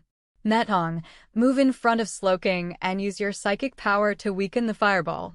Cain and Steven issued their orders simultaneously. Slowking quickly formed a water gun and fired it. In midair, it collided with Camerupt's flame burst. Boom! SSSSSH. The heat evaporated the water. The flame burst overpowered the water gun and continued forward. But the 2 Metong were in its path. With a double dose of psychic power, combined with the weakening caused by the water gun, they managed to stop the attack. Meanwhile, Slowking's water guns continued striking Camerupt, occasionally triggering the sniper ability. Bang! Bang! Bang! The water shots hit Camerupt with strong impact. Damn it. Listen to my orders. Use Eruption this time and attack both Medding. Butler yelled, his face filled with rage. Although Camerupt was powerful and the high-temperature environment gave it an endurance advantage, it couldn't keep taking Sloking's attacks. Rug. Camerupt roared, though clearly more irritated with its trainer. This time, however, it obeyed the command. Butler saw Camerupt finally following his orders, and his expression improved slightly, though the fury inside him had yet to subside. Eruption. Among fire-type moves, this is one of the most powerful. The maximum power of this move reaches 150 points, but only if the Pokémon using it is in peak condition. As its energy decreases, the power of Eruption diminishes as well. However, Camerupt still had plenty of energy, despite being repeatedly attacked by Sloking. Its resilience was in good shape, partly due to the environment. A flame more intense and darker than the Will-O-Wisp move emerged from Camerupt's mouth. With the activation of this attack, the two volcanic humps on Camerupt's back began spewing black smoke, signaling that Camerupt was giving its all. Upon hearing Butler's command, Steven became serious. If this attack hit the Metong, even though they were pseudo-legendary Pokémon, they could sustain severe injuries. Cain, don't worry about this one. Keep attacking. Steven exclaimed firmly. Cain hesitated for a moment, considering whether to have Sloking help weaken Camerupt's attack. But after hearing Steven's words, he decided to focus even more on his assaults. Sloking, remember how Skorupi identifies enemy weak points. Use Psychic Water Gun all over its body and locate its weak spot, Cain commanded with determination. Yadin. Sloking nodded seriously. Its attack rhythm increased as it aimed Psychic Water Gun at Camerupt's humps. A wave of fire enveloped the Medding. Protect. Steven ordered. Earthquake was his next command. Although Steven called both Meddong by the same name, somehow the two knew exactly which one was to act in each situation. This was the kind of synergy that only time and constant practice could produce. One of the Meddong raised a protective shield, completely blocking Camerupt's eruption move. Meanwhile, the other stopped levitating and struck the ground, sending a seismic wave back toward its opponent. At the same time, Sloking's attack reached Camerupt's humps. Rug. Camerupt roared in pain. Sloking had found its weak spot, and with its sniper ability, the damage was amplified, compounded by the 4 times water-type disadvantage. The attack was devastating, followed by Metang's earthquake move, which also struck an already weakened Camerupt. Rug. Camerupt roared again, its eyes beginning to glow red. Cain, using his scanning system, detected that Camerupt had entered an uncontrollable rage state. It was similar to what they had seen before with Breloom and Torkoal. Butler also noticed the change. With a cold expression, he pulled a syringe from his pocket and began walking toward Camerupt. Steven. Cain shouted upon seeing this. Understood. Metong, use Hyper Beam. Steven commanded. 2 destructive rays were unleashed from the Metong, blinding Butler and forcing him to stop in his tracks. He narrowly avoided the attack by rolling on the ground, but the surprise on his face was evident. I can't let Camerupt fall to these attacks, Butler thought. However, Camerupt was already in a full-blown rage. So, he's the one who's driven them to this. Cain murmured to himself, understanding the situation. Camerupt, now completely frenzied, launched another eruption attack, this time targeting one of the Metong, which couldn't move after using Hyper Beam. But just before the attack landed, Skorupi fell from the top of the cavern, shielded by a green energy barrier. Steven smiled in satisfaction. A masterstroke, Skorupi, Steven commented. This explained why Steven had allowed the Medding to use Hyper Beam without too much concern. Got it, Cain replied cautiously. Although Camerupt had lost control, its attacks were stronger than ever. Return, Skorupi, Cain called out. Having fulfilled its role, Skorupi quickly scurried back to Cain's side. Its greatest utility had been exhausted, and now everything depended on Sloking and the Medding. The repeated Psychic Water Gun attacks from Sloking, combined with the Metang's Hyper Beam, had left Camerupt severely weakened. But now that it was in its rage state, it seemed immune to pain. Despite everything, the outcome of the battle was almost decided.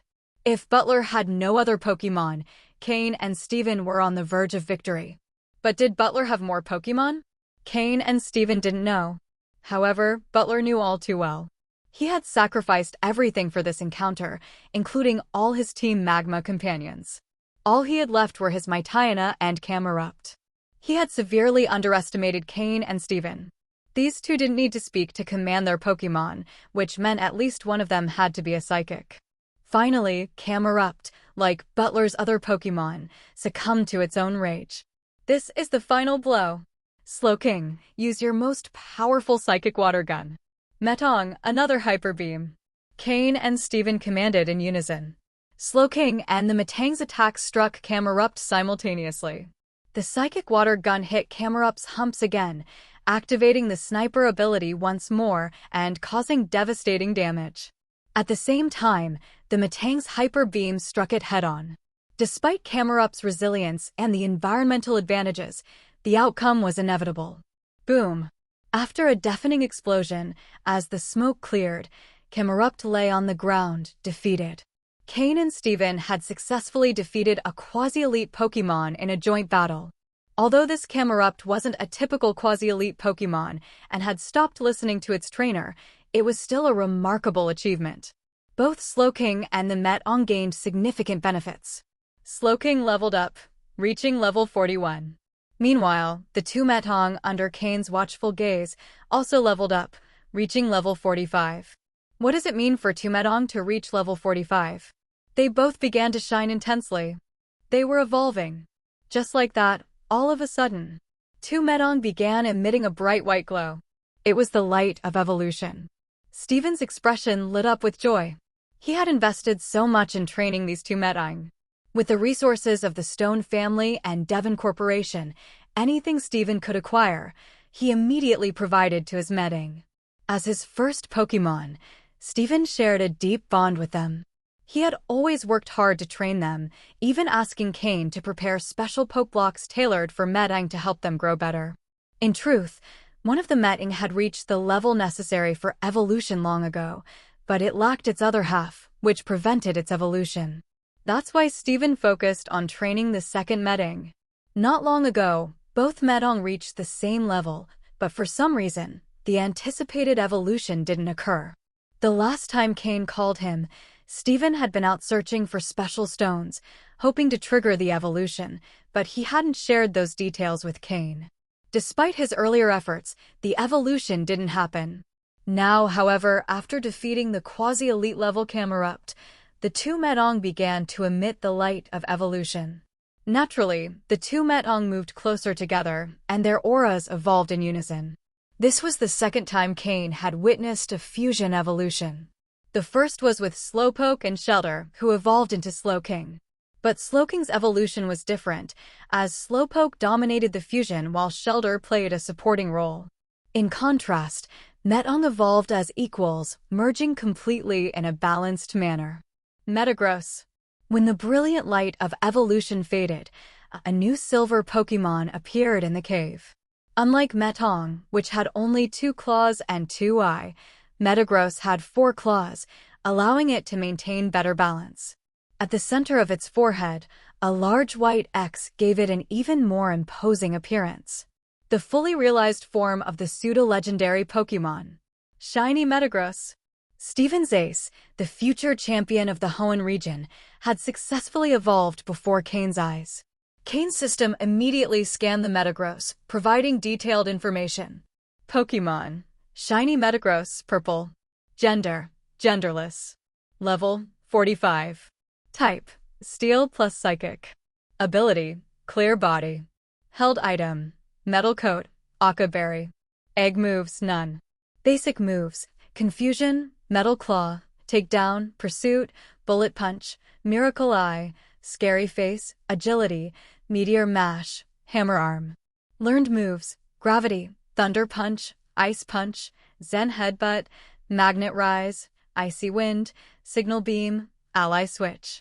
TM moves, Protect, Psyshock, Hidden Power, Flying, Hyper Beam, Earthquake, Psychic, Shadow Ball, Brick Break, Rock Slide, Substitute, Flash Cannon, Grass Knot. At first glance, it seemed it had only gained a single level, maintaining its purple quality with slight fluctuations. However, there were no major issues. As for its moves, there weren't significant changes, and it didn't appear drastically stronger. But was that really all? Metting had a base stat total of 420, while Metagross reached a base stat total of 600, the standard mark for a pseudo-legendary Pokémon. There were many aspects that couldn't be reflected in a simple data chart. In a more detailed sheet Cain reviewed, the stats of this Metagross, with its excellent development and formidable quality, were maxed out. Realistically, the two Metong together wouldn't have been a match for this Metagross. It was only a matter of time before Steven familiarized himself with it and unleashed its full potential in battle. The two Metong, now fused into Metagross, also unified their thoughts completely. As the newly evolved Metagross floated in front of Steven, he showed a genuine smile and evident confidence. From this moment on, Steven's journey to becoming champion had truly begun. The preparation of the Metong, now Metagross, had been long, and all the effort Steven poured into them would finally pay off. After the evolution, Cain and Steven finally turned their attention to Butler, who appeared pale. The defeat of Camerupt, though unexpected, seemed inevitable in hindsight. Uncontrolled power is never truly one's own. Beside him, Butler still had a Mightyena. Gritting his teeth, he seemed ready to make one last stand. But this time, Cain didn't even need to intervene. Steven, with his new Metagross, defeated Mightyena on his own. Although Mightyena was a Dark-type Pokémon, Metagross possessed the Miracle Eye move and many others at its disposal. A Mightyena of dark green quality and level 48 quickly fell under the claws of the newly evolved Metagross. The power of a pseudo-legendary was fully revealed. Mightyena had no chance to counterattack, being struck repeatedly. With a dull thud, Butler slowly collapsed to the ground. He had believed the sudden surge of power from Camerupt would bring him great benefits and elevate his position within Team Magma. The appearance of Cain and Steven had made him dream of greater possibilities, but harsh reality struck again. The effort to turn Camerupt into a raging beast had been his final mistake. Of course, the coordination between Cain and Steven was key to their victory. Together, they defeated a quasi-elite level Pokémon. Clap, clap, clap. Just as they were about to capture Butler, applause echoed through the cave. Cain and Steven turned in unison, their expressions serious. They had been battling Butler all this time, yet someone else had been hiding behind them unnoticed. Turning around, they saw a man with red hair and a cape, exuding confidence. It was Lance, the future Dragon-type champion, coming to assist. Lance? Seeing who had arrived, Cain let out a sigh of relief. Cain trusted Lance, a legitimate and well-regarded member of the Alliance. Cain, Steven, Lance nodded, approaching with his Charizard. When Lance arrived at the location where Cain and Steven had sent their coordinates, he encountered two Team Magma members tied up at the entrance. As an advanced investigator of the Alliance, Lance quickly assigned other investigators from the Hoenn region to provide support. Then he entered directly. He knew Cain and Steven would be inside, facing an opponent with strength close to that of a quasi-elite level trainer. Knowing their skills, he guessed they might still fall a bit short of handling it alone. Just as he was about to intervene, he decided to wait a little, curious to see how Cain and Steven would handle the situation. What he saw surprised him. There was a fluctuation of psychic energy between Cain and Steven. A psychic? The records of the Alliance contained detailed information on Steven, so the psychic had to be Cain, right? A mid-level breeder and, on top of that, a psychic. Such an ability wasn't common, even within the Alliance. Initially, Lance only wanted to observe, but seeing Cain and Steven about to face Butler, he decided he'd step in if they couldn't hold their own. But what happened next impressed him even more. Cain and Steven, working in perfect harmony, managed to defeat a quasi-elite level Camerupt in an environment full of fire-type energy. It was like fighting on Camerupt's home turf, and yet they won. Although the Camerupt lost control toward the end, it was still a quasi-elite level Pokémon. As a quasi-elite level trainer himself, Lance knew exactly what that entailed. He could tell the skills Cain and Steven demonstrated in this battle changed his perception of them. Although Lance had always been regarded as a prodigy and someone close to the Alliance's leaders, deep down, he still carried his pride. Coming from a family of dragon tamers and mastering dragon-type Pokémon only fueled that pride further. But the fight between Cain and Steven earned his respect. They were trainers whose potential was no less than his own. With enough time and development, they would undoubtedly become pillars of the Alliance. However, Lance also felt a small sense of disappointment. There was still a certain gap between them, making it impossible to face them as equals at the moment. "How did you get here so quickly?" Cain asked. Between the two, Cain was the more familiar with Lance as they had met and spoken before. Hearing this, Lance smiled wryly and rubbed his temples. "Well, it's because you two are too important." When the Alliance's upper management heard what was happening, they quickly called a meeting. Only you two would dare to ignore their messages and take on Team Magma members on your own. That was true boldness. They had simply ignored the Alliance's top brass. Cain laughed awkwardly. At the time, he hadn't thought much about it and, in fact, hadn't even responded, right? Looking at his phone, he realized it had shut down due to the heat as a safety measure. Steven, on the other hand, seemed unconcerned. The Hoenn upper management? His family, the Stones, represented almost half of the region. What was there to fear? Ignoring messages from his family was normal for him. Who knew if they just wanted him to handle more paperwork? That was the influence the Stone family wielded in Hoenn. Lance, who had some idea of this, continued, "When they realized the strongest opponent had the level of a quasi-elite trainer, I came alone. I've been in Hoenn for several days, and all the enemies I've encountered were minor. This time, there was finally one worth the effort, so I rushed over, but I didn't expect." He didn't expect you to handle it. Cain was quite familiar with Lance's mobility skills. After all, he would be the future champion of flying types. Well, dragons. "What do we do with them?" Steven asked, pointing to the 3 Team Magma members on the ground. Cain and Steven exchanged glances. Although they had doubts about the uncontrollable state of the Pokémon, involving an Alliance investigator was the proper procedure. Finally, Cain spoke. "All right, Lance, there's something we need to tell you. During the battle, you probably noticed that Camerupt went out of control. When we were climbing the mountain, we had already encountered out-of-control Pokémon, and we believe it's related to these guys. If Team Magma has developed this capability..." Cain didn't finish his sentence, but Lance understood what he meant. If Team Magma had the ability to induce that kind of chaos, the threat level would increase significantly. "I understand. Also, Cain, you..." Lance hesitated for a moment before asking. Cain smiled, knowing what Lance was referring to, his psychic abilities. "As you saw, I'm a basic-level psychic. My ability isn't very strong, and what we accomplished was largely thanks to Slowking and Metagross. I'm not sure if I'll improve in the future, but for now, I'm just a basic-level psychic." Cain openly acknowledged being a psychic. He had already decided to make it public when he told Steven. After all, if he couldn't use that ability, what was the point of being a psychic? And being a psychic was just another proof of his greater talent as a trainer. As long as he continued progressing, the Alliance would increase its support resources. That was exactly what he wanted. It was a small risk compared to the reward. Lance nodded, understanding. It was unusual, but not unheard of. After all, hadn't he reached his position thanks to his own special ability? The fact that Cain was a psychic, in Lance's mind, was more of an advantage than a disadvantage. Though psychics were a distinct group, was there anyone else with the power of the Viridian Forest? Lance fell into thought.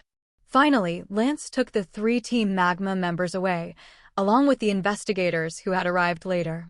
As an advanced-level investigator for the League, Lance was treated with great respect. As for the 3 objects on the altar, Cain had originally planned for Lance to take them, but he received an unexpected response. "The League doesn't fail its trainers. These items are your trophies. They are yours to use as you see fit," Lance said before leaving without looking back. Cain and Stephen's abilities were already catching up to Lance's, and now he, too, had to carry out his next mission. Lance left with ease. Stephen was stroking his newly evolved Metagross with great confidence. Although Lance was stronger than him at the moment, with his fully evolved Metagross, Stephen was confident that he wouldn't be inferior to Lance in the future. This was the natural confidence of a prodigy trainer. As Cain looked at that Metagross, he couldn't help but feel a little envious. As one of the few pseudo-legendary Pokémon that can reach its final evolution at level 45, once it evolves, its power is astounding. Each Metang has its own mind, with experience in mastering moves and battle tactics.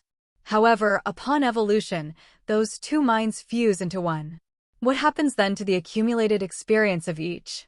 According to Cain's estimates and his system's calculations, it was likely that the experiences of both minds also merged, meaning Metagross would master those skills at an even greater level.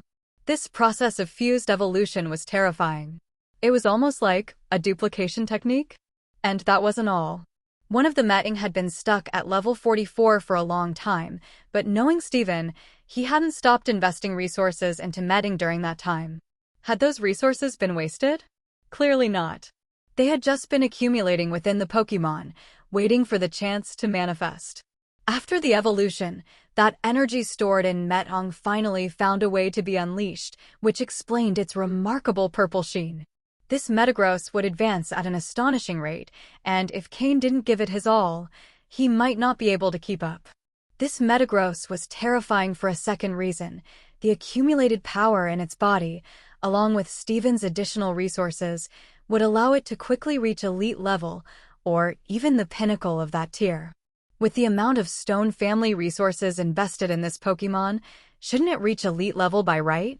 If it weren't for the timing difference in raising the two Metang, this Metagross would probably already be at elite level.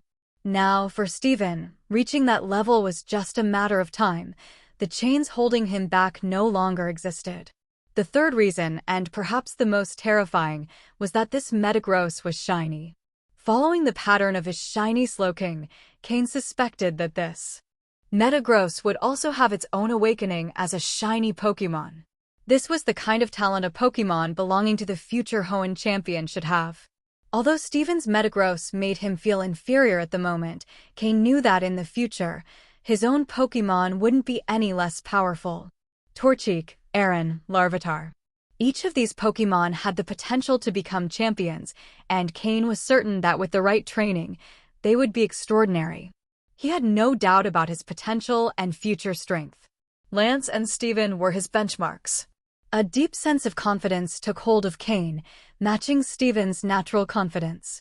After a few moments of silence, when Lance and his team had completely left, only Cain, Stephen, and their Pokémon remained in the sweltering cave.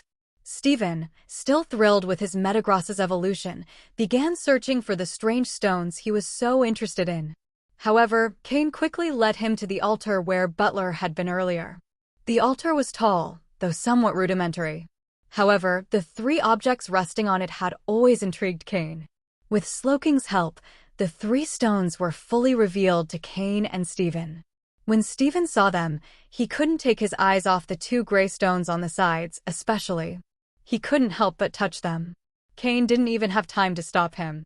Fortunately, nothing unusual happened. However, when Cain took a closer look at those stones, he couldn't help but be surprised. The stones on the sides were fossils. Fossils of ancient Pokémon. If Cain had to guess, those were fossils of Anorith and Lileep, Pokémon from ancient times. Suddenly, Cain remembered that in the future, when Stephen became champion, his team included an Armaldo and a Cradily. Was destiny guiding the course of events again? Was Stephen fated to find these fossils? Cain was starting to feel more respect for the hidden rules governing this world. Seeing Stephen completely captivated by the fossils, Cain knew he wouldn't be able to resist. Stephen would undoubtedly keep those fossils. After a while, Stephen, his eyes shining as if he had found treasure, turned to Cain and said, "Cain, could you let me have these two stones? I know it might seem presumptuous since we found them together, but I promise to compensate you generously." Cain sighed lightly. He knew that even if he obtained those fossils, he didn't have the means to revive them. In the end, they would only be ornaments for him. He'd rather give them to Steven as a kind gesture. These 2 stones are fossils of ancient Pokémon. The one in your left hand seems to be an Anorith fossil, and the one in your right hand appears to be a Lilip fossil, Cain explained. They are species that might be extinct, but if you find someone with the technology to revive fossils, you could bring them back to the world. Steven's eyes sparkled even more upon hearing that. However, now that he understood their value, Steven felt slightly guilty about his request. Hello, everyone! As we wrap up this video, I want to share a quick note. I have a Patreon account. If you'd like to support me and enjoy on-demand audiobooks, you can become a Patreon member. Alternatively, you can check out my Google Drive link, which has 500+ novel audiobooks available through my Ko-fi or Patreon shop. I appreciate your support.